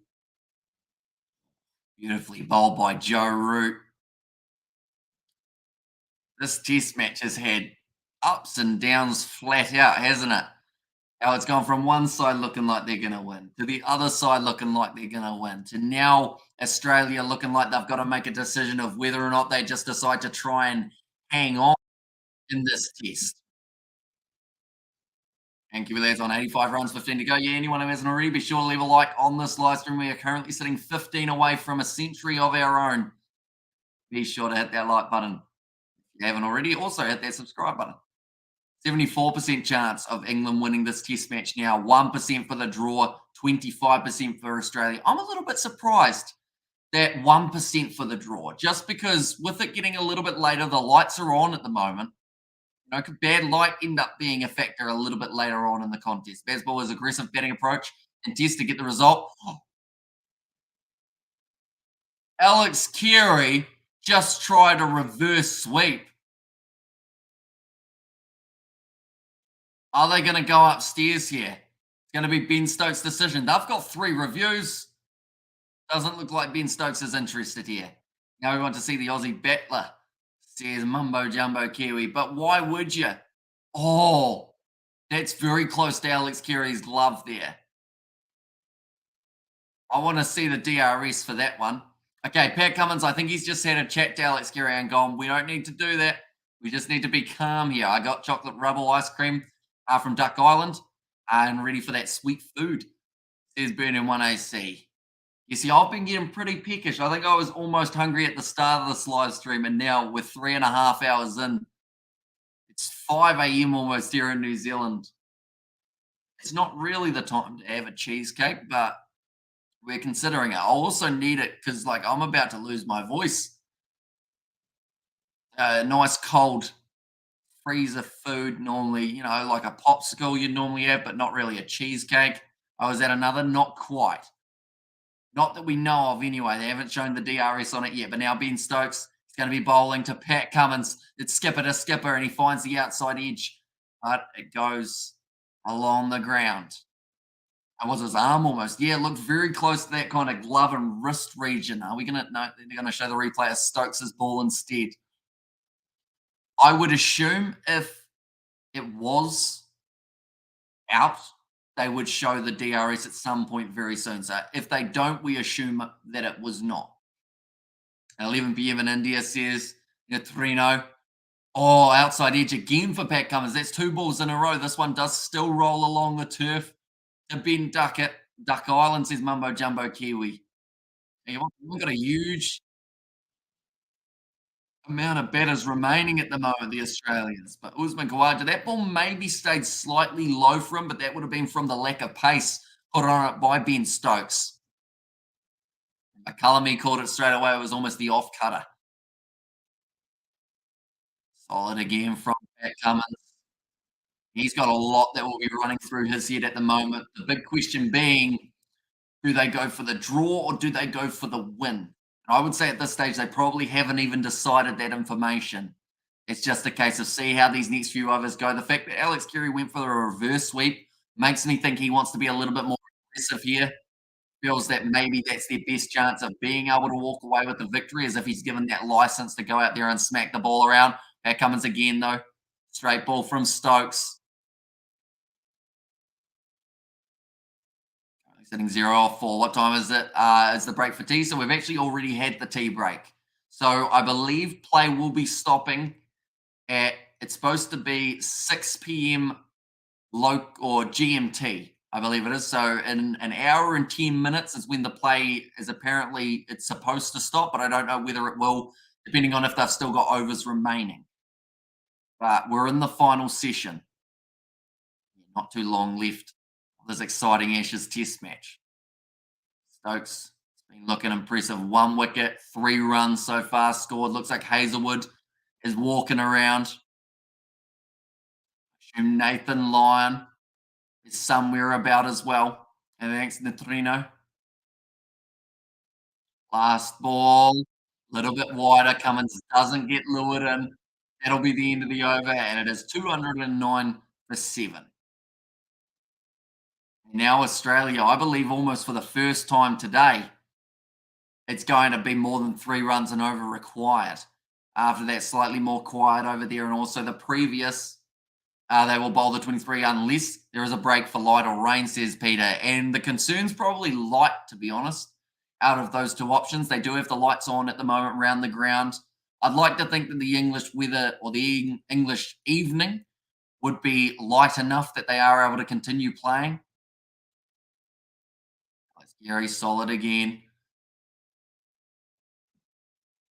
See, I'm wondering whether or not Aussie are starting to look at the draw here as the option. And if they can get Alex Carey, that would be a massive, massive blow for Australia. And Joe Root get him. Round arm. Oh, has that Marius Erasmus, I should say, has not given it out. England thought it was good. They're asking the question, is it pad or is it bat? They're going upstairs now, England. I've got 3 reviews remaining, so plenty left in the tank. This is why we're here, cricket at its best, an LBW appeal. Says Neutrino. Certainly is checking for LBW here. Alex Carey, I think the way that he was jumping around makes me think that maybe he was too far outside leg stump. Oh, it stayed low though, and it did hit the pad first, then the bat. This could be out. Fell out, Alex Carey. Oh, no. Oh, it might be missing the stumps. The crowd are happy because it's hit the pad first, but I think it's going to be going down leg for Joe Root off his bowling. I think it's going to end up umpire's call. No, it's missing the leg stump. So Alex Carey is safe, and they will continue. And who's shabby there, Kiwi lads? His name, Marius Erasmus. Got it correct. Hey, what she's building now. You wonder, are the Aussies going to look for that draw? I think the wind's been pretty much taken completely out of their hands now, unless one of these two score a lot of runs in a hurry. Alex Carey advances down the wicket, hits it hard, and it's cut off by Stokes. You can see the frustration on the face of Kerry there. Thought he found the gap, went a little bit more aggressive and didn't reap the rewards. Root's been bowling brilliantly though. Sitting currently 15 runs off his 10.3 overs. The economical England here, pushing it towards either the draw or the win in their favour. And damn, says Burning 1 AC. England need 3 wickets to win. Australia still need the 71. It's hit down the ground. Oh, it's dropped by Joe Root, but it would have been an absolute screamer. So it's hard to say that that was a big chance. It has been put down, though, by Joe Root. I'm going to see the replay. He had no time to think about this. He's done well to get hands to it, or else it would have hit Marius Erasmus right in the forehead. Oh, no. It was a decent chance.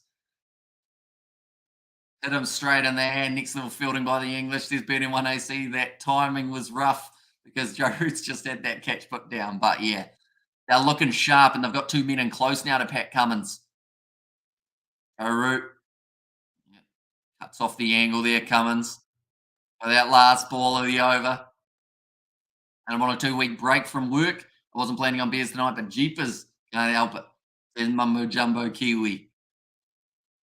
Now 71 runs remaining off 22 overs. Jeez, Marius Erasmus could have been cleaned up big time by that one. And we will go for the win unless Kerry gets out. If Kerry gets out, then we will go for the draw, says Peter. And why live matches lagging behind in your side? Says Neutrino. It's because we are watching on Spark Sport, and Spark Sport in New Zealand is not the greatest. I should mention a fact I hadn't even thought of up until I've just seen it up there.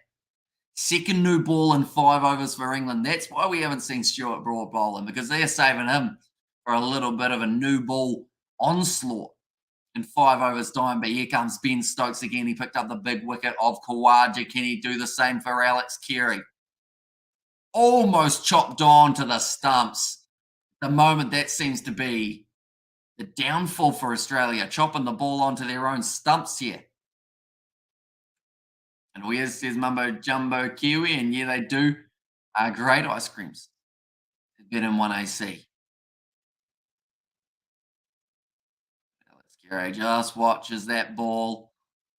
Make sure that it doesn't go onto the stumps. The use of the feet there. They're going to take the leg by. So Alex Carey is being aggressive in the way that he's playing. He's trying to use his feet, trying to find the gaps. Key wickets is coming, I reckon. There's been in 1AC, and one new ball is going to be huge. Says, yeah, massive for them. And the thought of having either Robinson and Broad or Anderson and Broad bowling with their new ball is going to be very interesting. And that was hard in the mouth stuff there, says Ben in 1AC. And come on, England, says Wayne. Currently are the favourites to win from here. At Cummins just can't get the runs away at the moment. In this first innings, he was sitting about 32 off maybe 36 balls, somewhere around there. In this innings, he just doesn't seem to be able to catch a break and get it away. Looking at the speed of Ben Stokes.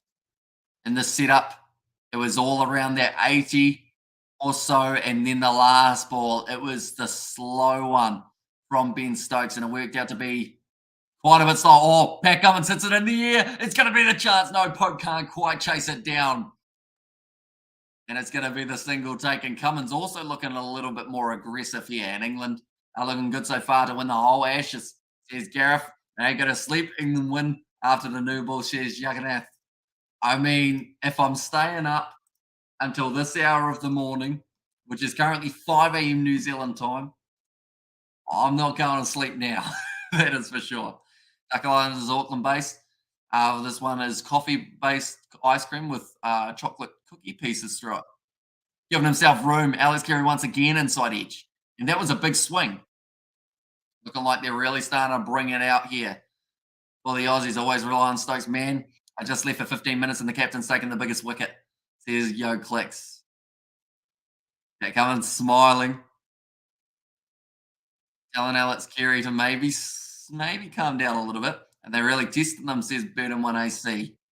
Give Jimmy the new ball, says Wayne. Yeah, it's got to be Jimmy and Stewart, doesn't it?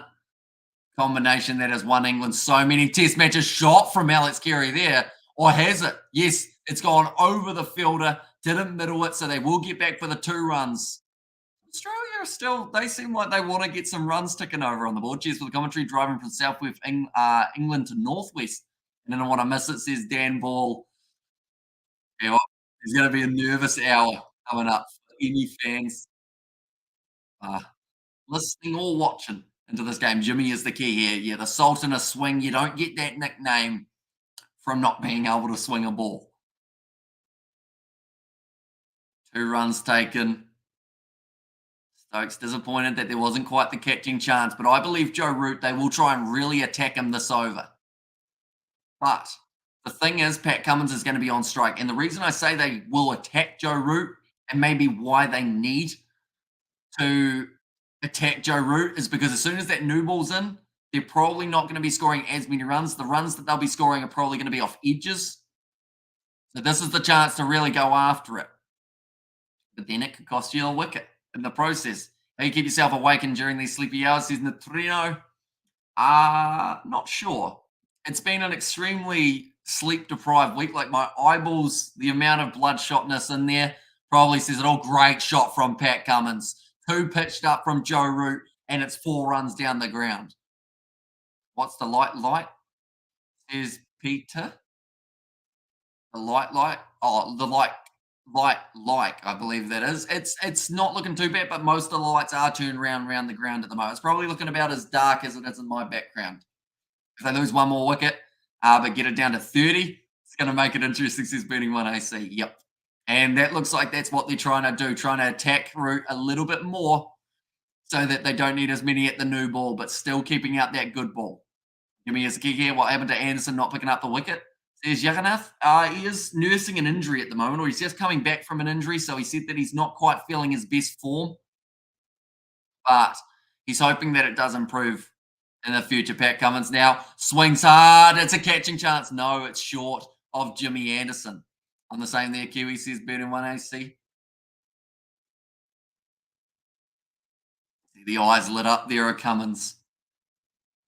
He runs, they need 63 at the moment. So, like you said, if these two can cut it down to 30 and 2 wickets in hand, yep, it's going down to wire. Just leaves that one there. Pat Cummins decides against risking it. Well, I would have had to risk it. Probably a little flick to cut shot territory there, out point. The new ball will be able to be taken in 3 overs' time.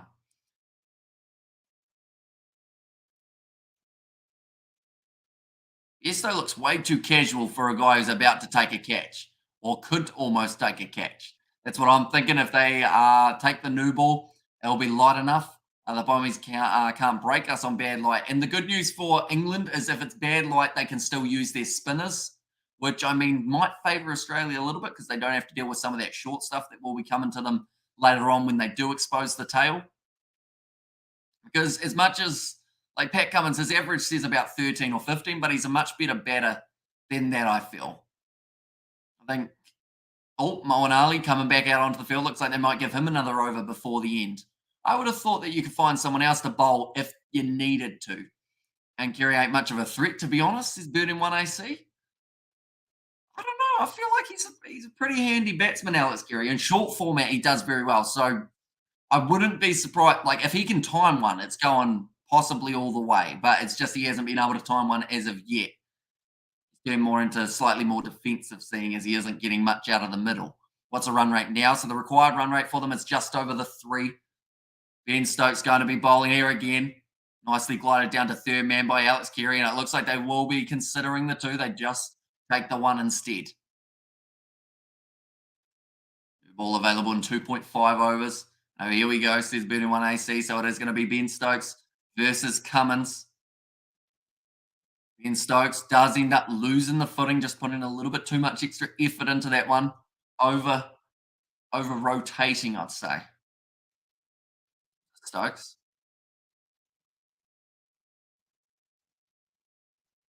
Overs. There's less than 20 overs remaining now also. I feel like this kind of match is what the Ashes is all about. One going down to the wire. You just don't really know who's going to get it in the end. Oh, England, they'll be backing themselves to get one or two more wickets. Get that tail water in. Sergio said, "Oh, hi, how's it going, Australia? To beat the English," says Sergio. It's going to be interesting. That's the thing. 1 hour remaining of the day.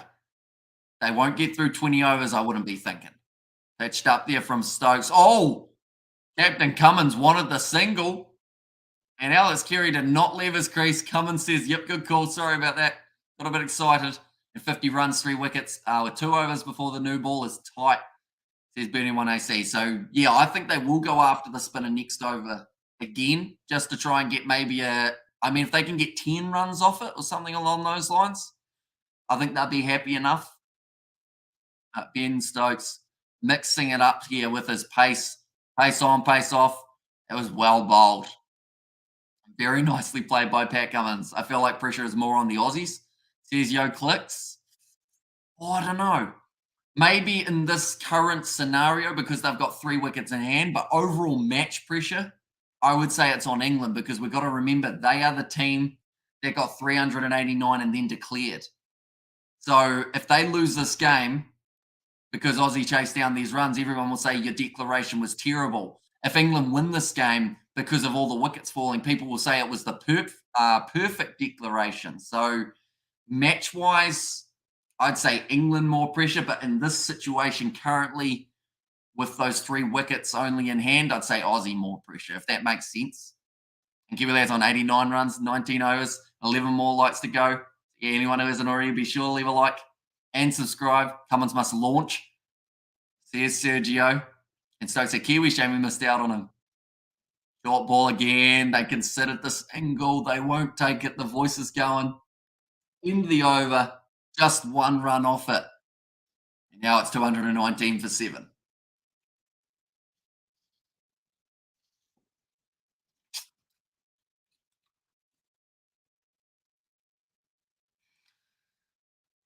So theoretically, in a normal scenario, 3 runs and over doesn't sound too tricky. But England's bowling has not been leaking too many runs at all. Plus, I don't think we're going to get through all 19. And no one needs to launch. They need to play conservative, hold their wickets. It's better than 1AC. I think Alex Carey is going to go for it this over being 1AC. And he's either going to get himself out trying or he's going to get a few runs. I'm hoping for the second just because then it will make a closer finish. 62 from 114. Yeah, so sounds easy enough. Oh, that's close to plum. Or is it? No, he's managed to get it around the corner. That's going to go for 4 league buys there. Or is it 4 runs? Okay, Joe Root is pleading with Ben Stokes to go upstairs for this one. The umpire has given it his runs. Joe Root is adamant it's pad. Bairstow hasn't helped him out, and it's going to remain as 4 runs against Joe Root. But did it hit the pad first, or was it glove? No, it was bat. Okay, so probably lucky that Ben Stokes doesn't listen in that case. But yeah, different shot from Alex Carey. Hit down the ground, they're going to be able to get the 1 off the misfield. Now Cummins on strike. That's 5 off the first 2 balls of Joe Root. He's been very economical so far. Is this now going to be that one really expensive over? He'd gone for 15 of about maybe 10 overs. Now he might be looking at going for 15 off 1. Making a few more changes, leaving offside open, trying to tempt Pat Cummins. In fact, they've got the whole cover region open. So Joe Root needs to make sure he doesn't stray too wide, which he does. So Pat Cummins pushes at it, manages to get the single, and it's cut off at point by Ollie Robinson. Just 6 off 3 balls now for the Australians. This is a very good over so far, but they can't afford to throw away a wicket. Got to remember this is just before the new ball is going to be taken. Alex Carey strike it well. Works to the lead side again. And they will just get the single. Those work. It cuts it down to only needing 55 more runs to win now for Australia. 55 is not a huge amount. This is starting to get down to a doable amount for Australia, I'd have to say. and unlimited overs. You walk in, there's 62. Oh, Cummins almost fishing for that one. And Test cricket, nah. And that pressure just keeps on building on you. Every dot ball, you think, oh no, do I now have to hit that next one a little bit harder, a little bit more aggressive? It looks like they're willing to give Cummins the free single if he wants it off the final ball. Even though, oh, he tries to go for the four, and it's another drop catch from Joe Root, I believe. I think that was on the full. They take the single. Now it's going to be Cummins versus Ben Stokes for the final ball before the new one. Is it going to be Stokes bowling it? Looks like it because he is already setting his field. Did Joe Root? Oh, it was a chance for Joe Root. That was less of a chance than the last one, though. They might not take the new ball. Let's see, says Peter. Oh, you're thinking they're going to go with the old ball instead, seeing as the new ball might. Well, that's the thing. The new ball might fly off the bat face a little bit more, although you could get that swing option, which might be something that Jimmy, yeah, I think they'll take it. I think Jimmy Anderson's their key here. He hasn't been bowling too well throughout this whole test match. He's been all right economy-wise, just hasn't been able to pick up those wickets. So I would say it's going to be Jimmy Anderson and Stuart Broad to try and close out this innings for the English. Currently, I believe we've got 15 minutes remaining of this session. Cullum eagerly looking on half chance. That one says Burnham 1 AC. Yeah, definitely that last one of Alex Carey that was put down was a lot more of a chance. I just shown last time it was the short ball that got Pat Cummins out. It was actually taken by Ben Stokes. New ball is the key. Well, is the key for England. And over before it said Burnham 1 AC. So yeah, Stokes will just be looking to only go for a couple or pick up that big wicket. Oh, tries the short ball. Right. Looks like they are going to be going with a little bit of sweet chin music on the, or sorry, what do they call it? And not sweet chin music. Well, they do in WWE, but what do they call it in cricket? Is it actually just sweet chin music? No, it's not. Chin music, maybe, without the sweet. No, just thinking of HBK. 5 balls left. Another short ball. Cummins moves out of the way. Now, if this tactic works, it's brilliant for them. If it doesn't work, it's in a way 6 balls wasted. There's no one down the ground. Cummins not interested in taking on this new ball. Sorry, taking on the short ball from Ben Stokes.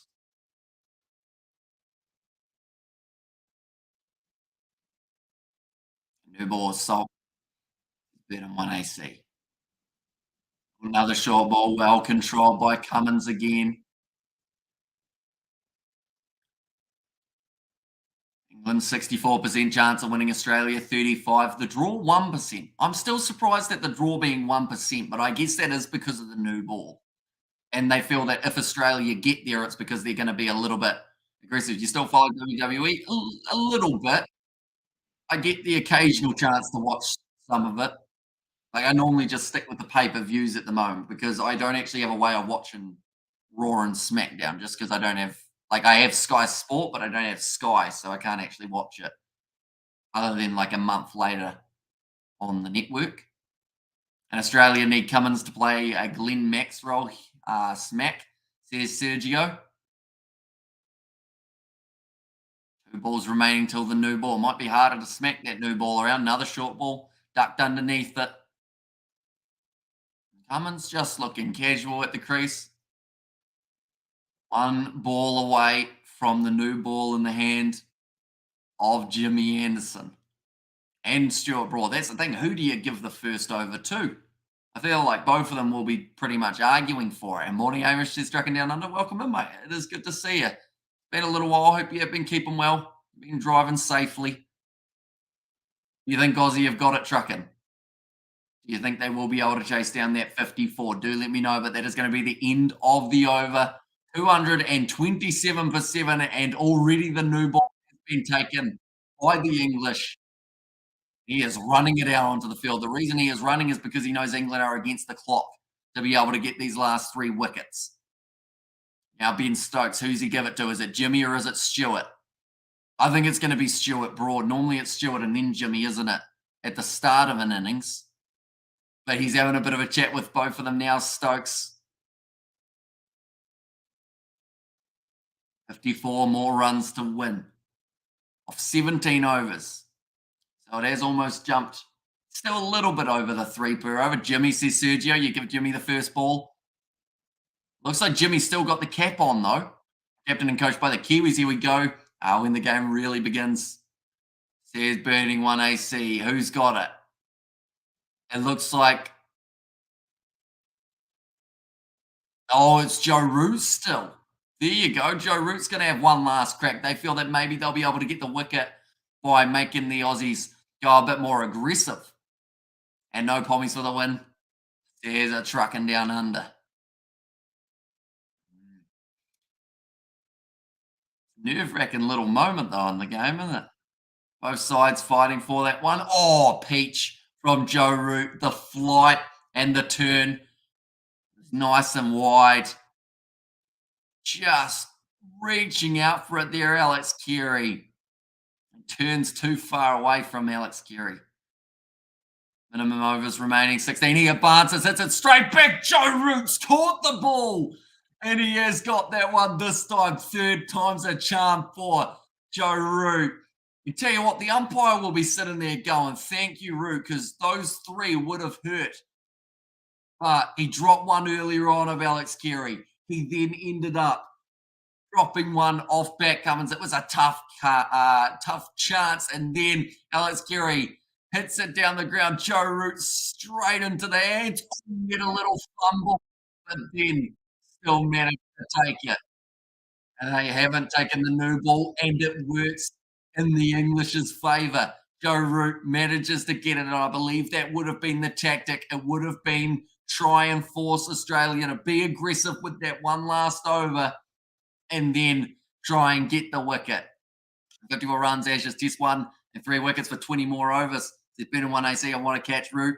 Says Jan Lewin, got him amazing. Says Burton 1AC. And the crowd are certainly chanting Joe Root's name now. Yes, sir. Good catch, sweetie.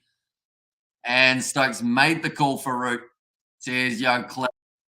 Alex Carey disappointed in that one. The crowd certainly were not. They were on their feet instantly. But Joe Root, magical caught and bowled there. Very good captaincy, says Peter.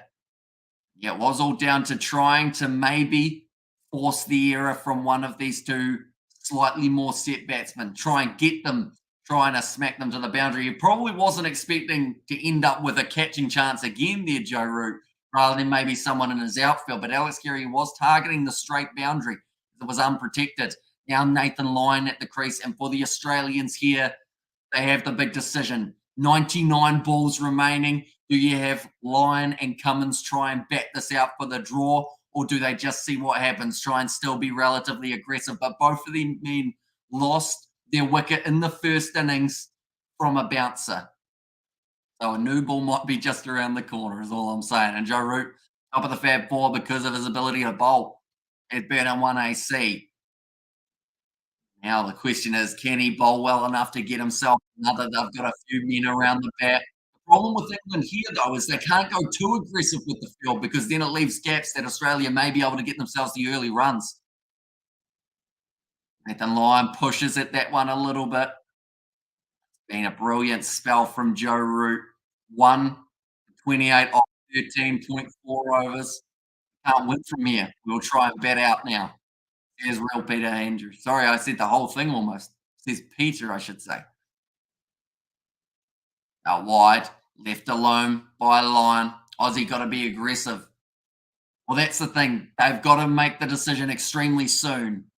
And that's going to be, do they try and go aggressive, like you mentioned, try and get those few runs? Or do you instead accept the fact that you might just have to take the occasional single, like Nathan Lyon's done here? I think they've just got to work it around the field and then make the decision a little bit later because they're going to have the new ball that they have to face. So it is very hard to attack a new ball, definitely with the bowling caliber of a Stuart Broad or Jimmy Anderson. But now that it's, I don't know if they'll take the new ball. Now that I think about it, maybe one more over from Stokes. because I think he'll go with one more short ball over. Go one down, one up, then a draw. Says Sergio. I think there's a slight chance they give Stokes another over here with the old ball. Because then, they really hurt the hands, Joe Root was saying, but got it in the end. It's been Stokes again. They've decided they don't want it yet. They want one more short over, and perhaps even actually they might even go for another one with Root, to be fair.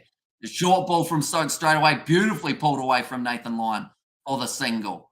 I think they'll bowl 2 to 3 more overs with that old ball. Here's Peter. And Stokes and Nathan Lyon just having a little bit of a conversation there. By the sounds of it, having a laugh about it.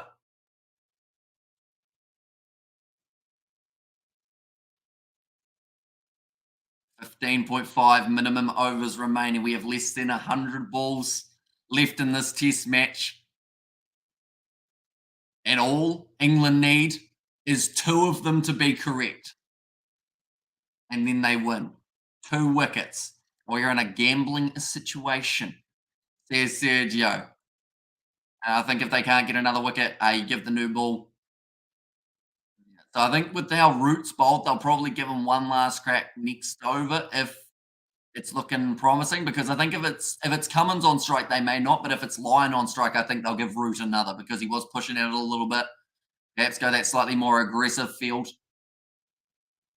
Cummins, another relatively, as you call that, a good length.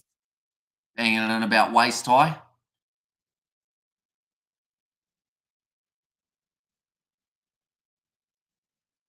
Like they've said, Pat Cummins with the footwork in that last duck that he had, how he had to pretty much completely evade it.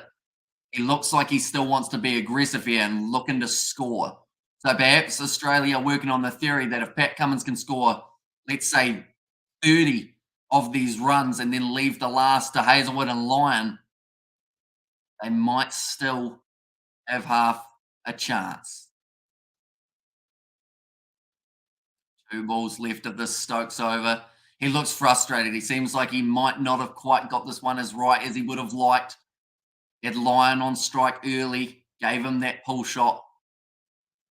He's playing up against Cummins, who has got 7 runs off 32 balls, but not from a lack of trying. He has still been definitely hoping to get a big one every once in a while.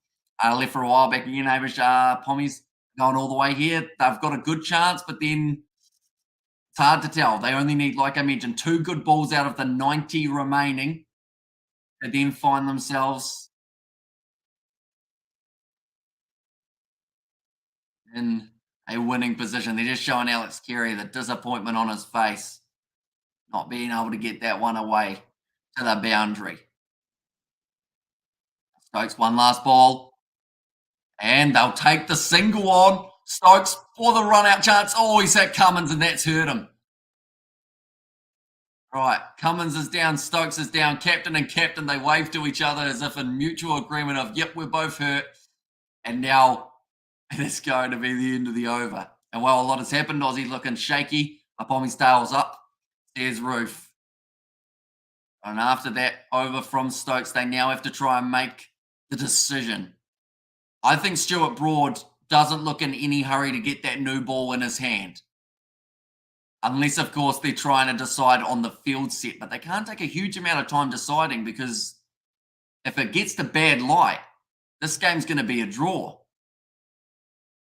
They're thinking tactically here and they're hoping that they won't have to use all the remaining overs. Ben Duckett comes over, goes, what's going on, boys? He pretty much has no idea. He was out on the boundary. Normally bats. Right. What is the plan? Is it Joe Root or is it going to be one of the opening 2 with a new ball? Looks like it's a drinks break instead. Well, that's one of Mexican waves at the moment. England up. I would do wickets. And down goes the runs.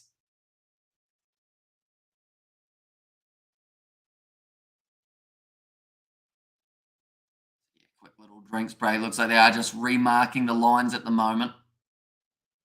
This will use up about 5 minutes of time.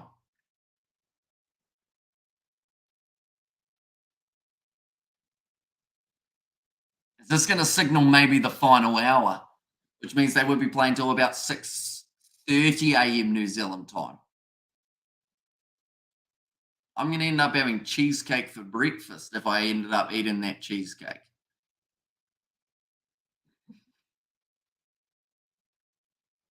51 more runs to win, 2 more wickets to win for England. And yep, I can play out the full 15 overs so long as there's no rain or bad light, says Peter. So there is still time theoretically on the board for the Australians. But England only need those 2 wickets, and from 90 balls seems very possible. They are just showing that first wicket of the day. It was actually Stuart Broad picking up Scotty Boland. Now, there is still a chance of a fifer for Stuart Broad, but that is only if they bring him back maybe now for the new ball and Joe Root doesn't end up picking up one of them first. Or Stokes, of course. 15 overs, Roof. There's Peter. How much time left over? So, yeah, 15 overs as long as bad light doesn't stop it. And it is starting to get a little bit darker at the moment at the ground. So they won't want to leave it too late, I would be thinking.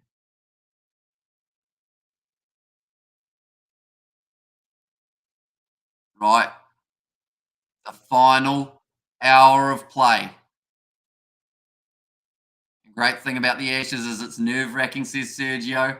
And I think the best thing about it as well is we get to see this happen 4 more test matches. And thanks. And how many wickets left? 2 remaining at the moment. And Joe Root will continue his bowling spell to Pat Cummins. We've got the trumpet playing the final countdown at the moment. And yeah, but 6:25 p.m. at the ground now, says Peter. Root again outside off stump. Left alone by Pat Cummins. Trying to lure him into that cover drive. Got the foot across to it. Decided against playing the shot. That's too full. Pat Cummins goes bang down the ground. 6 runs for the Aussie skipper. And now takes it down to 45. Joe Root just giving him the lofty ball, a little bit too much on it. And it is the 6 runs. That just cuts it down there a little bit more, doesn't it? Thanks for the live stream, Sergio. No worries at all. We will be back, like I mentioned, for the second Ashes Test match. That's outside of off stump. Nicely cut away by Cummins. Looks like it's going to be another 2 runs here. That's already 8 runs off 2 deliveries of Joe Root. Have they tried maybe 1 over too many here for the English? Thanks, Peter. Here's Roof.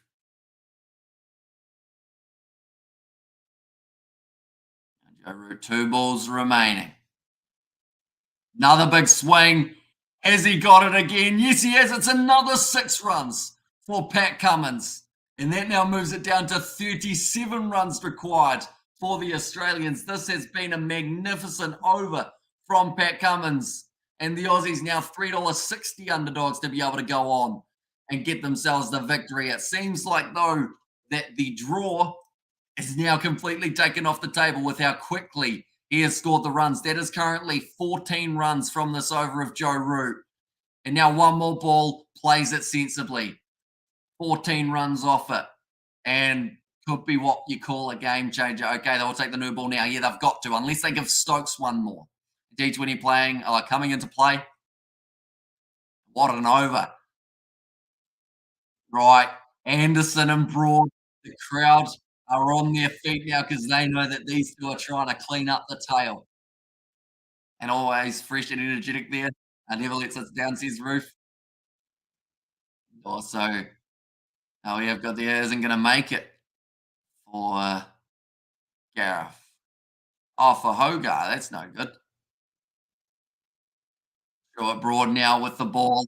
Good choice, cheesecake for Bricky. He's burning 1 AC. Yeah, it's probably. I mean, it's the choice of do I have it now or do I have it tomorrow? Or like when I wake up. When I wake up would make more sense. But yeah, I'll have to have some sort of snack, I'd say, before I go to bed, seeing as we're sitting like 5:30 a.m. So it'll probably be like a late tea that I have abroad. Old Bill, oh sorry, Old Bull, still the same field. So I would say that Stuart Broad's going to warm up with one or two, and then they will take on the new ball here. Got their headband on. Nathan Lyon on strike. This be a wicket taking moment for the English veteran. Almost a caught and bowled, but does bounce a couple times before getting to him. So they're going to give him more than just the one ball. He might be in charge of deciding when he wants to use. Well, that's the other side of things. Do they use that? They've got to at some stage. I'm just wondering whether or not they're being slightly hesitant because a new ball means probably a more defensive field set, and then that could create more gaps. Another short ball. Nathan Lyon goes after it, and it's not shot by Ben Stokes. You can't write that stuff. Ben Stokes dropping the catch. Normally as safe as houses, but he has not quite managed to claim that one. Could that be the match? Ben Stokes, he's pulled off miracle catches. We've got the perfect angle here. Nathan Lyon tries to hit it over his head. Ben Stokes, the right hand. He'll be disappointed not to take that, Ben Stokes. He would normally catch those in his sleep. Yeah, you know what? That is not what he wanted. He's still trying to fire up his team. He's just warming up. He'll take the new ball now, says Peter, and lots of love and strength. That's Derek Hogarth's family at this time. Exactly right. And what a catch. Almost, says Burning 1AC. There's almost the chance that they needed. Nathan Lyon giving himself space. Another chance. Cummins managed to get it out through Anderson. There's going to be at least 2 runs for the Australians. They will just get the 2. How much will they regret that drop catch here? 34 more runs to win, but if 1 wicket falls now, that is still a massive last wicket partnership to try and put together for Australia. Almost had it. Stuart Broad was celebrating. He's got it, he said, and then he didn't have it, and he couldn't quite believe it. Catches win matches, says Peter. Just ask Johnny Bairstow. There's been a few throughout this contest that unfortunately he has also put down. Shot from Cummins, slapped away, out through point, and that's going to be another 4 runs for Australia. This is a captain's knock right here from Cat Cummins. That's 30 runs now required. He's almost got 30 off his bat. He's willing to offer the stumps up, like they said, for the sake of opening up that offside where there were gaps.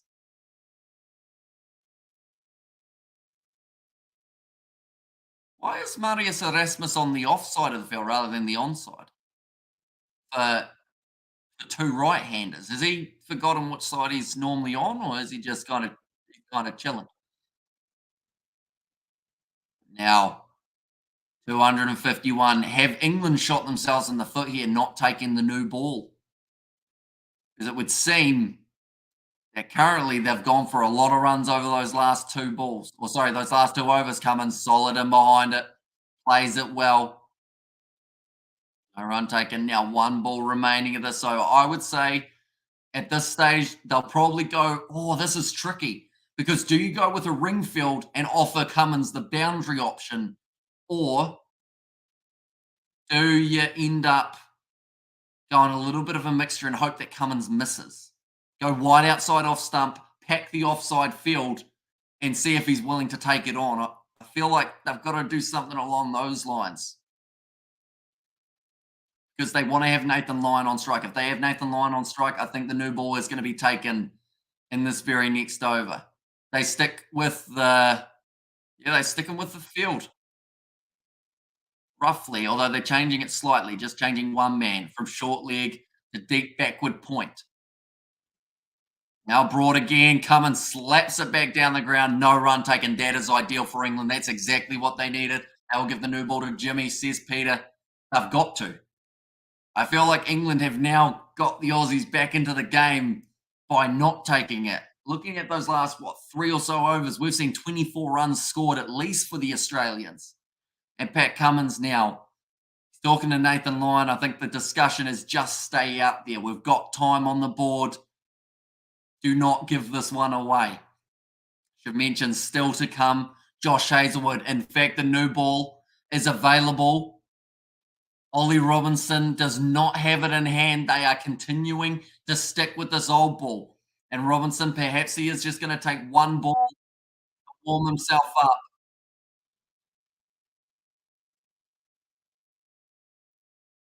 I'm confused here. Right key over here.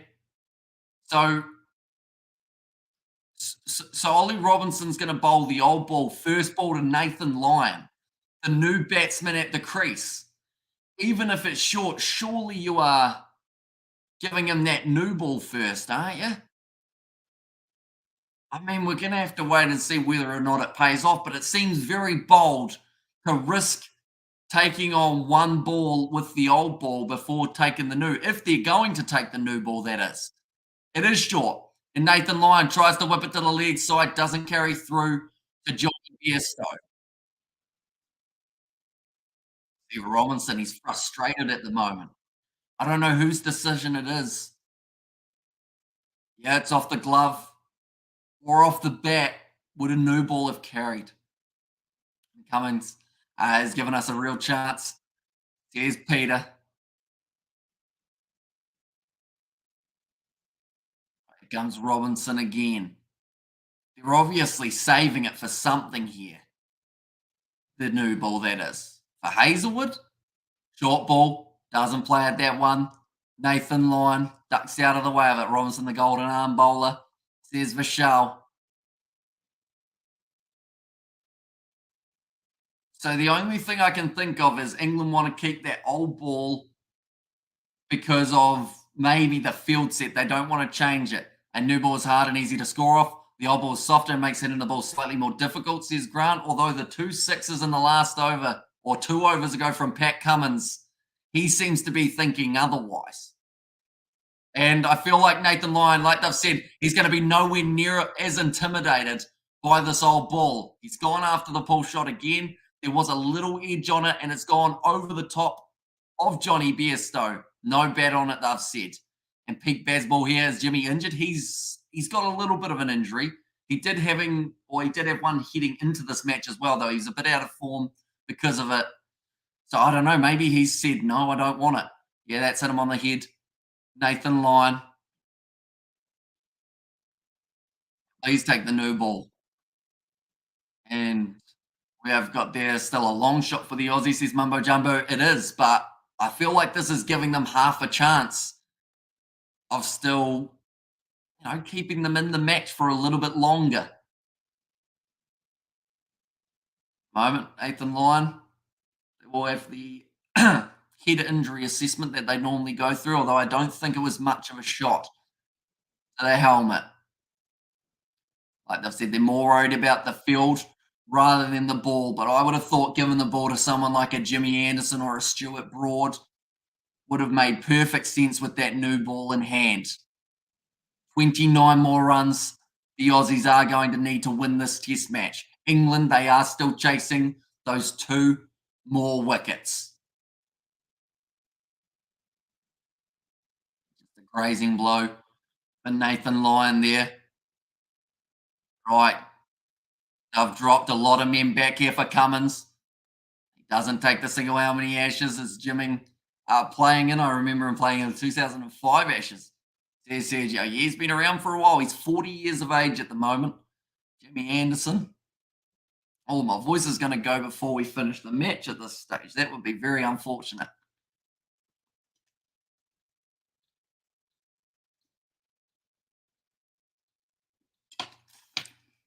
There we go. That should delay the vocal cords given out.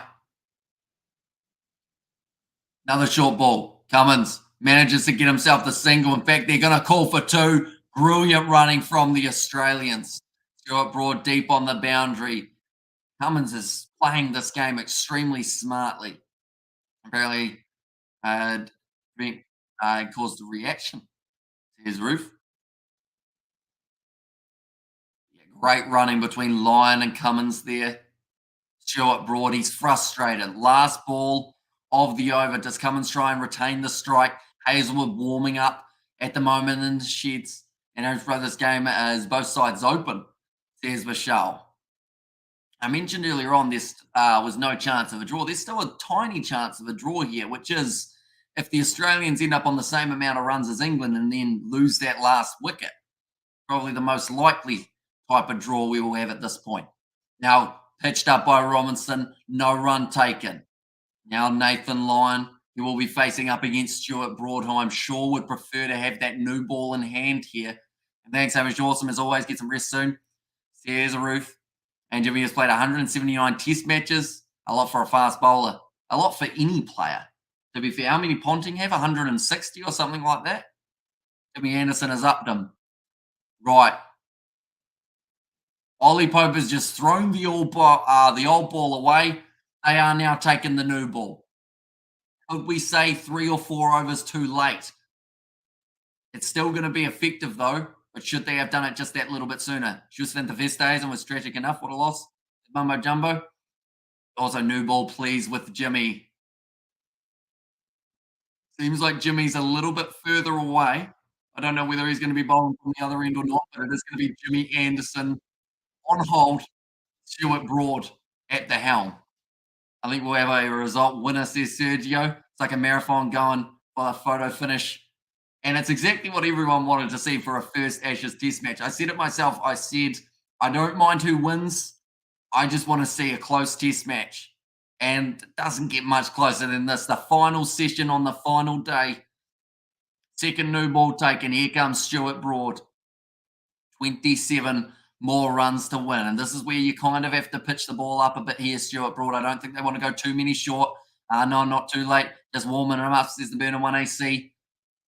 And yep, Ponting, I played 168, says Peter. An interesting test match, 27 runs, 72 balls. Probably didn't want to take it when bowling short versus Lyon, says Taran. But now Stuart Broad with the new ball in hand, pitches it up, and Lyon's solid in behind it. Eye on his bat. I've only got the one slip in play here, though. That is the one disadvantage they have with not many runs on the board to work with. Army. Still a loud invoice here for this test match. Anyone who is new to the channel, be sure to leave a like and subscribe. We are going to be back with plenty more Ashes action, including the next test match, which does start in about 9 days' time. If you haven't already, be sure to leave a like and subscribe. Stuart Broad now second ball of his over. Oh, Nathan Lyon has a bit of a feather at it. And he hasn't edged it. Nice carry there for Stuart Broad's delivery. I think there was even a little bit of from him as well. Who goes with Australia since Manuel Fernandez. Yeah, quite a bit of a gap between Nathan Lyon's bat and ball. Me, says Manuel, and all it takes is one special ball comes in, it's over. There's Taran. Jimmy Anderson didn't looking at ground. Should he problem was suffering injury. There's Michelle. All right, Stuart Broad now. What are the tactics here to Nathan Lyon? Puts it on the stumps and solid again. Now, I should mention, Nathan Lyon, he does not do net sessions. He only faces off against the tennis ball that his brother throws at him. So for him to be facing a new ball in a first Ashes test match for the series is huge pressure. You have to wonder whether or not that tennis ball swings and that tennis ball seams. And it's actually just underarm as well, so you can answer no to both of those. Now Nathan Lyon again.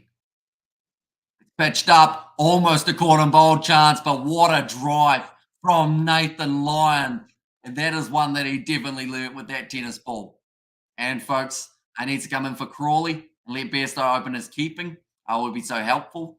Says Taran, and come on, Cummings, you beauty. You Captain Magnificent. But that is a brilliant drive from Nathan Lyon.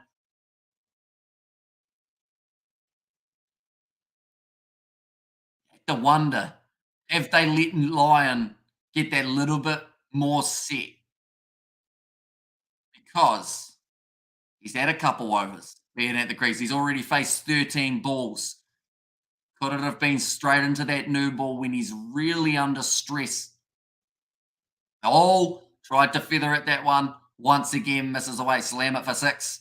Says Roof there.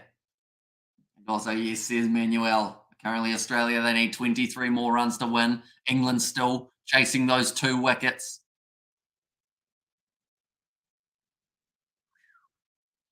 It's bounced beautifully. McCullum looking nervous. Come on, the hour. Come on, the man. Come on, the man. I should say. Coming strong to the end, says Roof. Yeah, he's had a very good test match. With the bat in hand, that is. Like, bowling wise, he's been decent as well, but with the bat, he's been thoroughly impressive. Getting himself 30 runs in both of the innings. Out wide, Stuart Broad trying to lure him in. That will be the end of the over. 258 for 8 now. Cummins with a big smile on his face. Looks like he's just going to be tying up the shoe. Come on, captain. You know, G and Cummins' name. And also, Brendan McCullum looking tense now, says Michelle. Sure, Broad looking like he's walking a little bit stiff here. Has he done his groin, or is he just, it might just be the wear and tear of a 5-day test match? Looks like Ollie Robinson. He is going to be bowling here rather than Jimmy Anderson. So to have that veteran who hasn't had the best test match, giving it to Ollie Robinson, the youngster, who has had the much better with the ball in hand. And how's the light? Can they play 11 overs? I think at the moment, like, I think we're going to get close to the 11 overs because it still doesn't look too dark. There's still a little bit of blue sky around. It should be all right to get through all of them. Okay, take G out. He's still great, says Roof. Yeah, unfortunately, I need him to be bad. He's better than 1 AC. And yes, says Manuel. Here comes Ollie Robinson. A couple crucial wickets earlier on. Cummins pushes, does take the single. He was hesitant because he thought about maybe not exposing Nathan Lyon to Robinson's bowling. They do keep those runs ticking over. That is the main thing. The last thing you want is to end up not taking a few runs and then losing that wicket. Nathan Lyon. We won't call. We won't call for light now. It would be bad sportsmanship, says Peter. And then who wants this triumph? Bad or bad enough, says Ruth. Lyon on strike. Whipped off the pads. Beautifully played there. And that's gone fine. Moeen Ali, he's fielded well. And with that bad finger, I think there were a few hearts possibly popping out of the chest the way that he was running around to it. Another single taken. 21 runs now. The fact that we have gone through all of the day, we've had rain at the start. We missed the first about 3 hours of this contest, but now we are at this point. 21 runs, 2 wickets still. Anyone else in Australia can't watch the end of the test on 9 now, says Hudson. Has it run a little bit longer than they were anticipating, Hudson? To know that I think they were supposed to have it over by 5:30 rather than rather than now, which is 6 almost here in New Zealand. I realized I was doing New Zealand time shot by Cummins, almost a diving catch, but that has gone close to the boundary. Just he struggled it. Crawley's put it over the boundary, and that's going to be 4 runs. How close was Ollie Pope to taking the screamer there? Tell you what, Captain Cummins, he's had plenty of luck at the moment. While at the middle, Cam Green can hardly watch. Got his mouth hiding in his shirt. And yet it ran longer. So frustrated, can't watch. So what is on 9 now instead, Hudson? What is the show that they've decided is as important as the final moments of an Ashes Test match? 21 off 64. Says burning 1 AC. Make that now 17 off 63.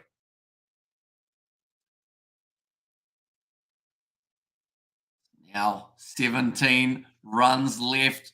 Ollie Robinson, the sun is still out in England, so light shouldn't be a problem whatsoever. Shot again.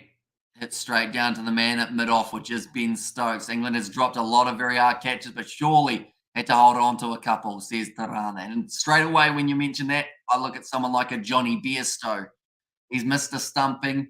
He missed a few catching chances. And they always say it catches win matches. And it's a worse bit. They've put some infomercial on. Oh no. What are they trying to sell you? Probably some like random board that shakes that makes you lose weight, or some random air fryer that's going to save you a whole heap of money and oil. Short ball there. Or is it the electric heater? They've been doing the electric heater lately here in New Zealand. It's the luck and the nerves, says Ruth. McCullum, deep breaths. And when it comes to the last 10 runs, I will be precious, says Sergio. And also, if Cummins gets 40 to 50 and we win it, it'll be a great captain's knock, says Peter. That's the thing. It's already been a great captain's knock. It's just that getting over the line that will make it that much better for Pat Cummins and his side. Even if he gets it to within 5, Hazelwood comes in and finish off the job. Of course, he wants to be there right at the end. Last ball, Pat Cummins works it to the leg side. It's going to be another single taken for the Australians to close out the over. 265 for 8. Cummins moves to 37. Hang in there, Pat. Who's his running partner? Says the Roof. So at the moment, he's out there with Nathan Lyon. They've still got Hazelwood in the changing sheds as the other option. But the Come On England chant. Is it going to be Jimmy Anderson? He's holding on to the ball at the moment, and I think a few of the crowd have realised this. No, he's going to pass it off to Stuart Broad. And I love you lifting. My heart is so heavy right now, says Gareth. And yep, great knock so far. But we have to win, says Peter. And let's go, lads, on 92 runs. Oh, sorry, yeah, 92 runs, 60 ball left. Anyone who hasn't already, be sure to hit that like button. We are trying to get to 100 likes on this live stream, and we are only 8 away. You double that, that's how many the Aussies require. And Cummins playing the 2005 Brett Lee role. There's Timothy, but Hazelwood's still warming up. A wicket soon would just add that little bit more tension to an already tension-full match. Solid from Cummins, though. Able to block out Stuart Broad. My voice is slowly disappearing. It's been disappearing since about 2 hours into the stream. We have now been going for 4.5 hours. Brett Lee special time, says Roof, and need a wicket, says Vishal. And a wicket here would change everything for the English. Everyone's out on the fence. They're willing to allow Cummins a single for the sake of this game. The question is, will Cummins accidentally give his wicket away in this process?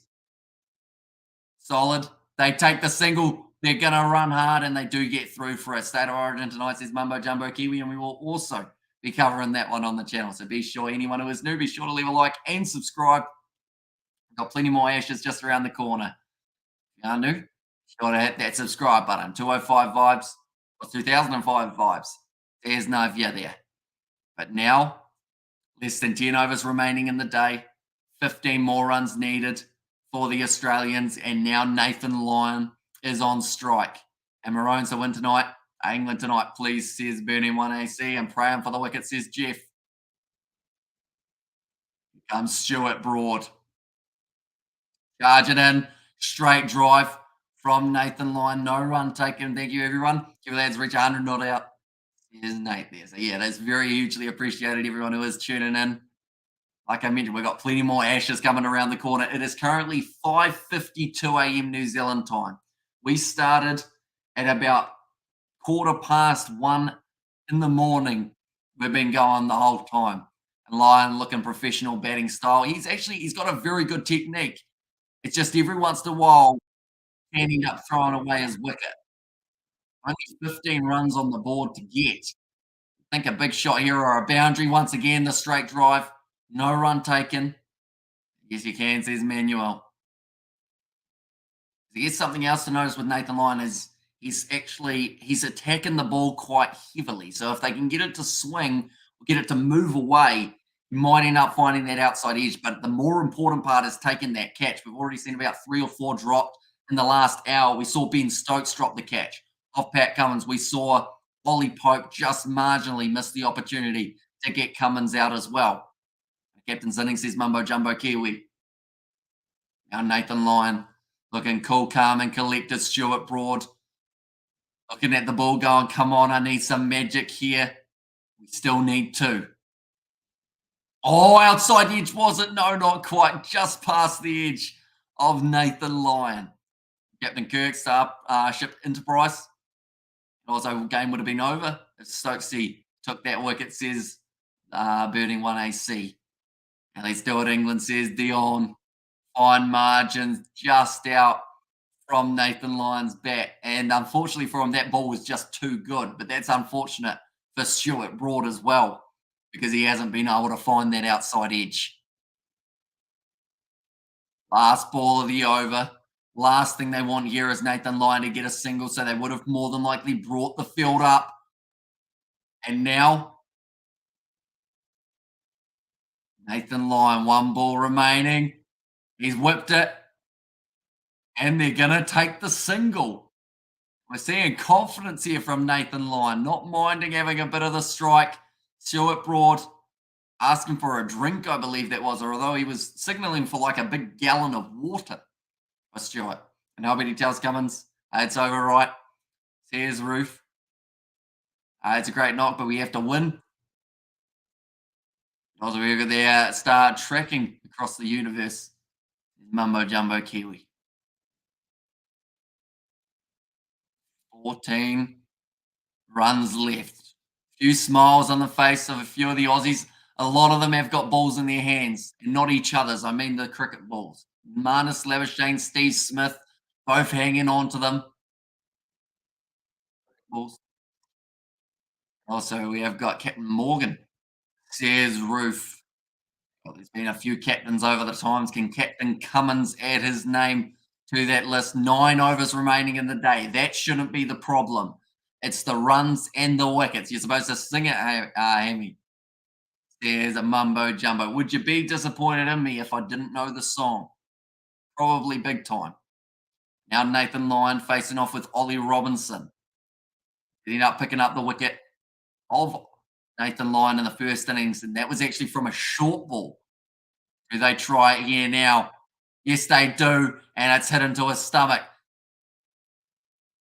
Cummins sent back by Nathan Lyon. Wasn't sure whereabouts the ball was.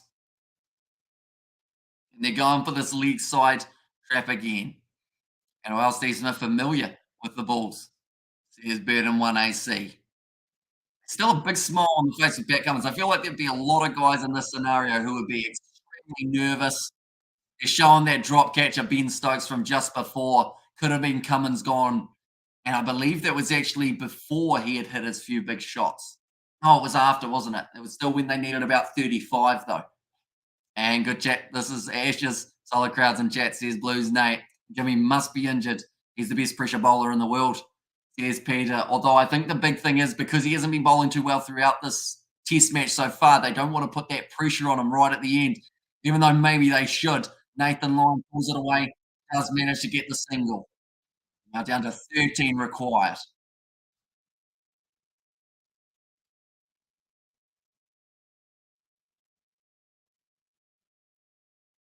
Well, they're asking the question, is Anderson or Robinson the best option for that short ball barrage that he is facing?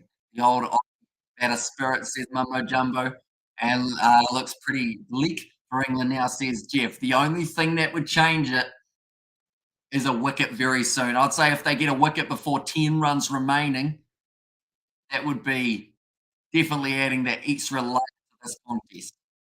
And this game, just like battle now, says Vishal.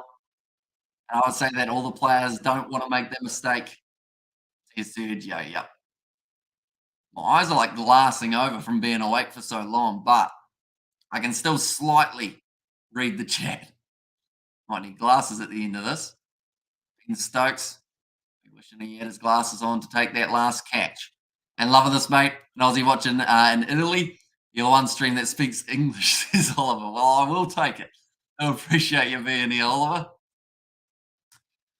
Yeah, I mean, a lot of Kiwis probably haven't stayed up till 6 a.m. Not commentating this one anyway. Possibly watching on the weekday. Cummins now, 13 more runs to win. It would be a shame to see him come this far, getting 37 and then not getting over the line. But that's cricket. Sometimes it's in your favour, sometimes it doesn't. A low hard call with the glassy eyes. Great effort, says the frying pan man. And I'm in Spain, says Manuel. Now I'm in Fiji. It's the only English stream I can find too, says Real Peter. Here it's 8 p.m. Oh, that's high, I think.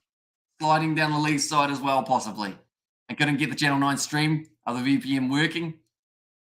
Thanks so much, says Timothy Smith. No worries. Yeah, it seems like a shame because they mentioned about how Channel 9, they stopped showing it now. They've like cut to infomercials, unfortunately, which seems like a bad time to do so. Hopefully, an Aussie win. And then New South Wales Blues playing or win tomorrow. We're actually covering that game as well, all of us. So be sure to check that out. It will be myself and my dad doing that one. I'm in Kuwait. Yes, the only English stream, says Grant. So we've got the Aussie. Hey, living in Ireland. Thanks for being here, says Greg. No worries. Oh, big call and no there from Pat Cummins. Sends him back. Still 8 overs remaining. No point running each other out now. And Queensland, says the cross method. And 7 p.m. in the UK, says Mickey.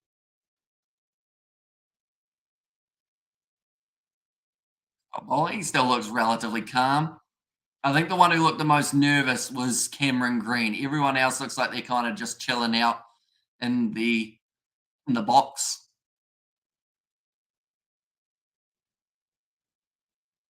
Nathan Lyon, one ball left of this over to face. It's short.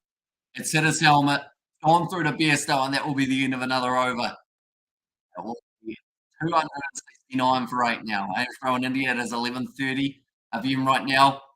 And Hamish put some cucumber slices on the tired ice. Tell you what, they're going to be tired tomorrow as well. I can tell already. Well, today, it's currently 6 a.m., isn't it? I'm going to be sleeping throughout the afternoon, all wide awake for State of Origin tomorrow at 10 p.m.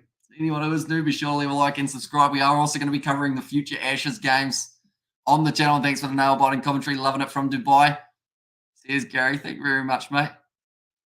Now there's a lot of tactics being spoken here between England, kind of, I guess you call it the more experienced figures in the English lineup. You've got Stokes there, you've got Jimmy Anderson, you've got Stuart Broad, and freezing, cold, dark in Cape Town winter, and also South Africa. It is 8 p.m. Says Dion, and go the effing Blues. Who you got? Says Oliver. I know that my mum supports the Blues, my dad supports the Reds. It's going to be a real hard game for the Blues, I'll be honest. But if they did manage to pull it off, it would definitely make that decider that much more looked forward to. But it's going to be a tough game. But if they can somehow do it, I would be very impressed. And Hamish, you're an engineer. Oh, sorry, you're an Energizer bunny, says Joseph there.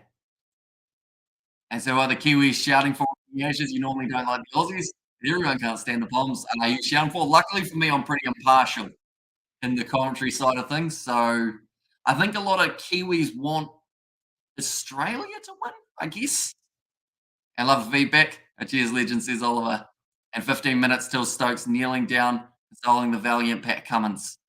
You need a wicket for the drama. Come on, England, says Mickey. Yeah, one more wicket here would certainly add to the intensity and the thrill of the final moments. Stuart Broad going like this. He wants the crowd to start making some noise, just like they were when he got Marnus Labuschagne out for a golden duck. Cummins on strike. Broad the bowler, almost the outside edge. It's just a little bit off. Can't the Aussies get test match, says Eddie. Has certainly gone down to the wire, which is absolutely awesome. And Maroon's not Reds. There's the cross method. Also, we have got there, come on, rock solid. Here's Roof. Cummins gives the nod of approval. As a pace bowler, he can appreciate a delivery like that one. Raw just looks frustrated. 12 more runs. How many slips? At the moment, I think they only had 1 or 2. And that's because they can't afford to give up runs anywhere else. Have a quick look again when he does charge in for this one, Stuart Broad. Cummins is looking out to the right there. He sees a gap out point way. They've just got the one slip. He's whipped it off his pads there. And we'll just get the single again. And I'll say Amish Bro tied test match. I don't think so. I think they've got enough overs left to still be able to get through. Send match link. Unfortunately, the link that I've got is just Spark Sport. I've paid a subscription to be able to watch it. So if you've got a Spark Sport account, ideal. I thought you were talking about me for a sec, says Mumbo Jumbo. And thanks for the commentary. In England, says the cross method. 11 runs. There's a wicket coming soon in there. I can just feel it. And then it's going to go down to the just complete wire. You're going to need like one run. And then they'll end up getting dismissed and it will just be a draw for a whole different reason. Has that ever been the case in an Ashes match, ladies and gentlemen? Does anyone know if a match has ended in a draw because of it being like the team getting bowled out second for the same amount? Oh, Nathan Lyon. What a shot that is. Just a whip of the wrist. And that will be 4 runs down the ground. Now, going to be sitting with only 7 runs needed for the Australians. And anyone know any streams to watch it in Europe? Hopefully someone does know somewhere. Oh, actually, Sky Sport. Sky Sport have a free app, and I think you can watch some of the Ashes on it. Maybe. I could be wrong there, though. Not an Ashes match, says Peter. And Lion on fire, says Vishal. Also, we have got there Joey Johns. They're saying the Maroons are that Maroons spine are looking scary. Like ones that took out the originals. Sorry, that took out Origins. My eyesight has gone really bad at the moment. Like everything's blurry just from looking at the light that's underneath my monitor. Like, you know, when you get those little stars in your eyes, I'm struggling to read the chat at the moment. It could also be because I've been up for a very long time. Now, whip to the leg side from Nathan Lyon. Will they consider 2 here? No, they'll just take the 1. Here Cummins now on strike for the last ball of this over. And great impartial commentary, says Robert. Thank you very much, mate. Sorry, I meant no Ashes match has ever been drawn. Okay. So we could have a first here, depending on what happens next. We are going to win this, says Peter. Joey hating his brother's opinion, says Oliver. And also old Hammy. Oh, sorry, old Harmy? Does that say I can't actually read that. Was great. It might say Hammy. My eyes are real bad at the moment. I have fruit and water, says Sergio. I have my water. Luckily, my voice hasn't given out yet. They're now having another team huddle.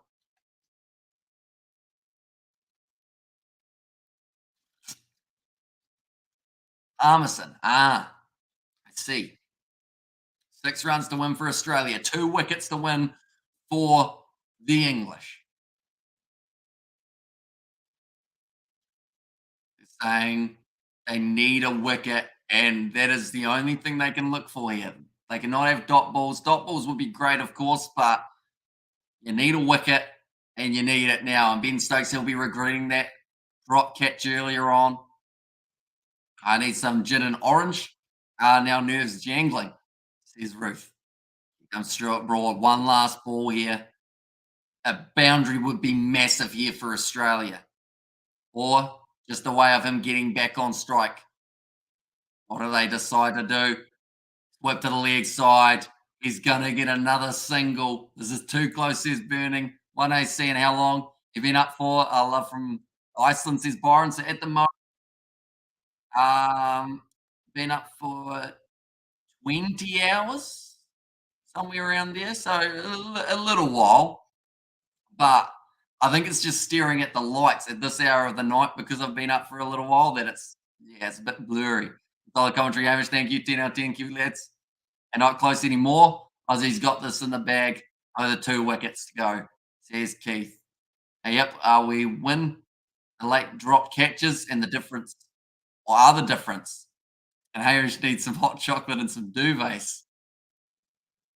I have got a cheesecake still sitting out on my bench. I mentioned earlier on, I got a cheesecake out of the freezer because I was like, if this game doesn't go too deep, I'll eat a cheesecake. But now that it's like 6:08 a.m., it's kind of like morning time.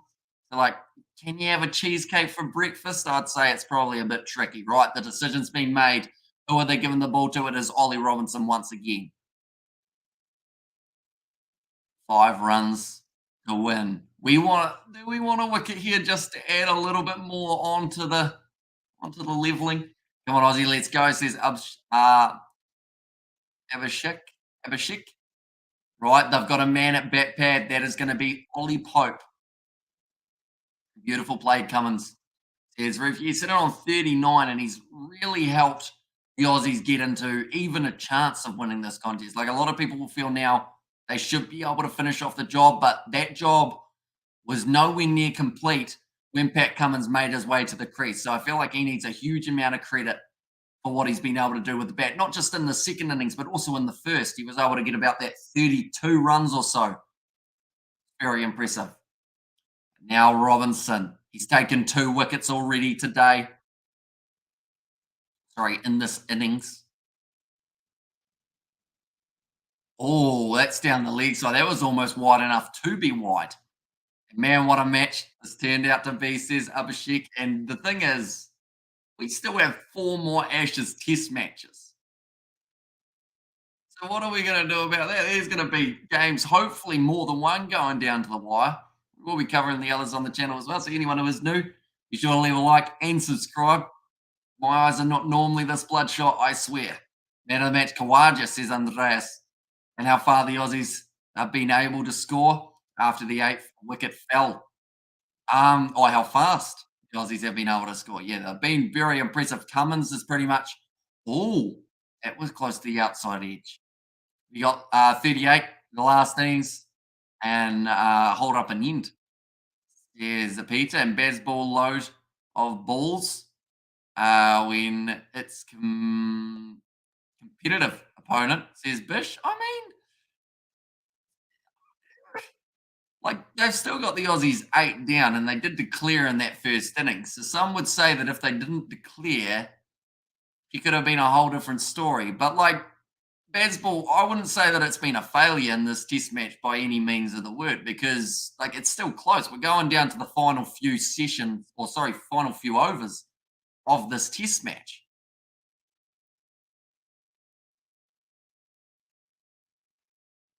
Cummins decide to go for the big shot here soon.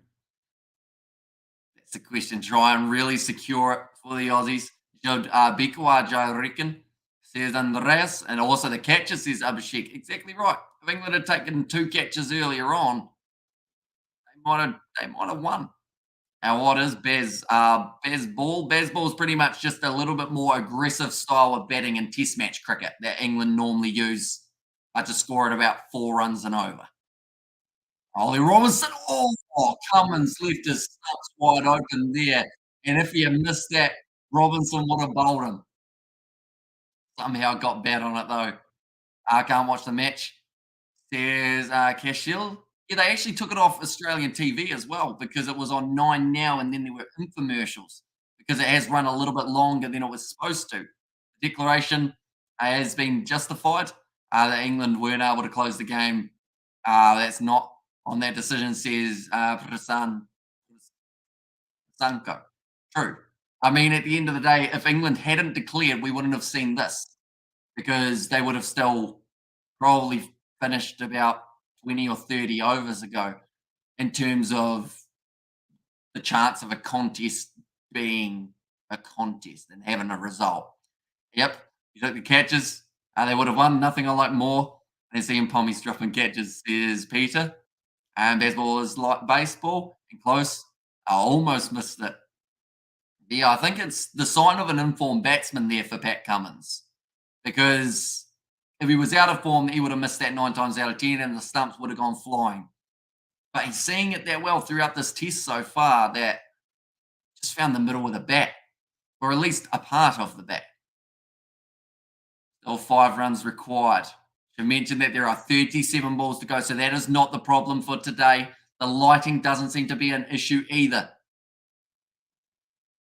Short ball doesn't really carry through too much, and that's going to be the end of the Robinson over again. 276 for 8. Watching here from Spain. Good call, mate. Says Sean. Thank you very much, mate. Usually appreciate it. We've had people popping in from all over the world for this live stream, which has been pretty awesome. Yeah, plenty of action still to come. We've got, of course, the closeout of this game and then the Ashes in 2 weeks' time, or about a week and a half, will be the second test match. Should be a very entertaining one. It's a shame that Cummins won't get a 50, says Andreas. Although, I think if you asked him, would you rather yourself got the 50 or Australia got the win? I think he picked the win every day of the week. Watching from Birmingham, says Ruby. And also Brazil here, says Brasanko.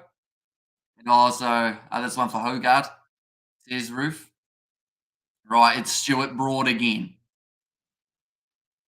Lions sitting on 15, and that's the thing. Even his runs, like they have been hugely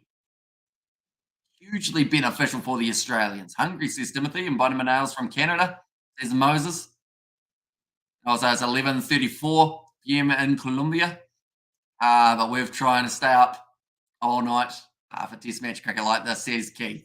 And Durban, South Africa, says Bish. Also in Kent, thanks for the commentary, says, oh, that was an ugly one for Nathan Lyon. And France, says Barbara. Albania, says Evan. Antarctica, says Kashi. Nice. And also Spanish as well. We've got there.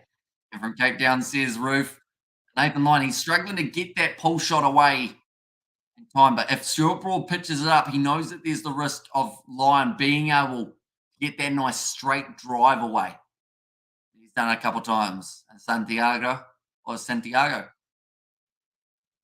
And watching from rural France as well, says Joe. Pakistan, says Mohammed.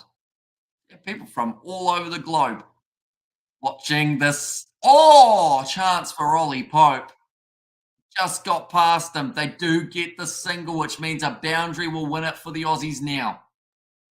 How close was this to Ollie Pope? Did he get a hand to it, or was it round the side? Looked like he had like zero time to be able to react to it. It did go. No. It was about a metre to his side. It wouldn't have been a catchable one. Switzerland, says Enzel. Israel here in Brooklyn, Cape Town, says it was Dion. And greetings from Hong Kong. I don't know. I don't bother call my name.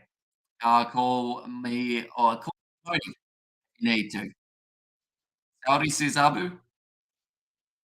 Also, image or imagine there's going to be a draw. Well, that's the thing. The only way that happens, I feel, is if there's a wicket right now.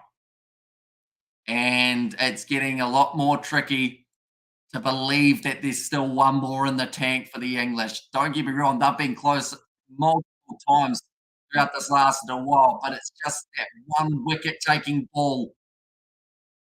And Broad get it right. You can see Cummins' eyes are scanning the field. He has it all planned out. Where's he going to put this shot away to? Oh, he gets in his body with it. That one felt too nice. Going for some fish and chips, says Joe.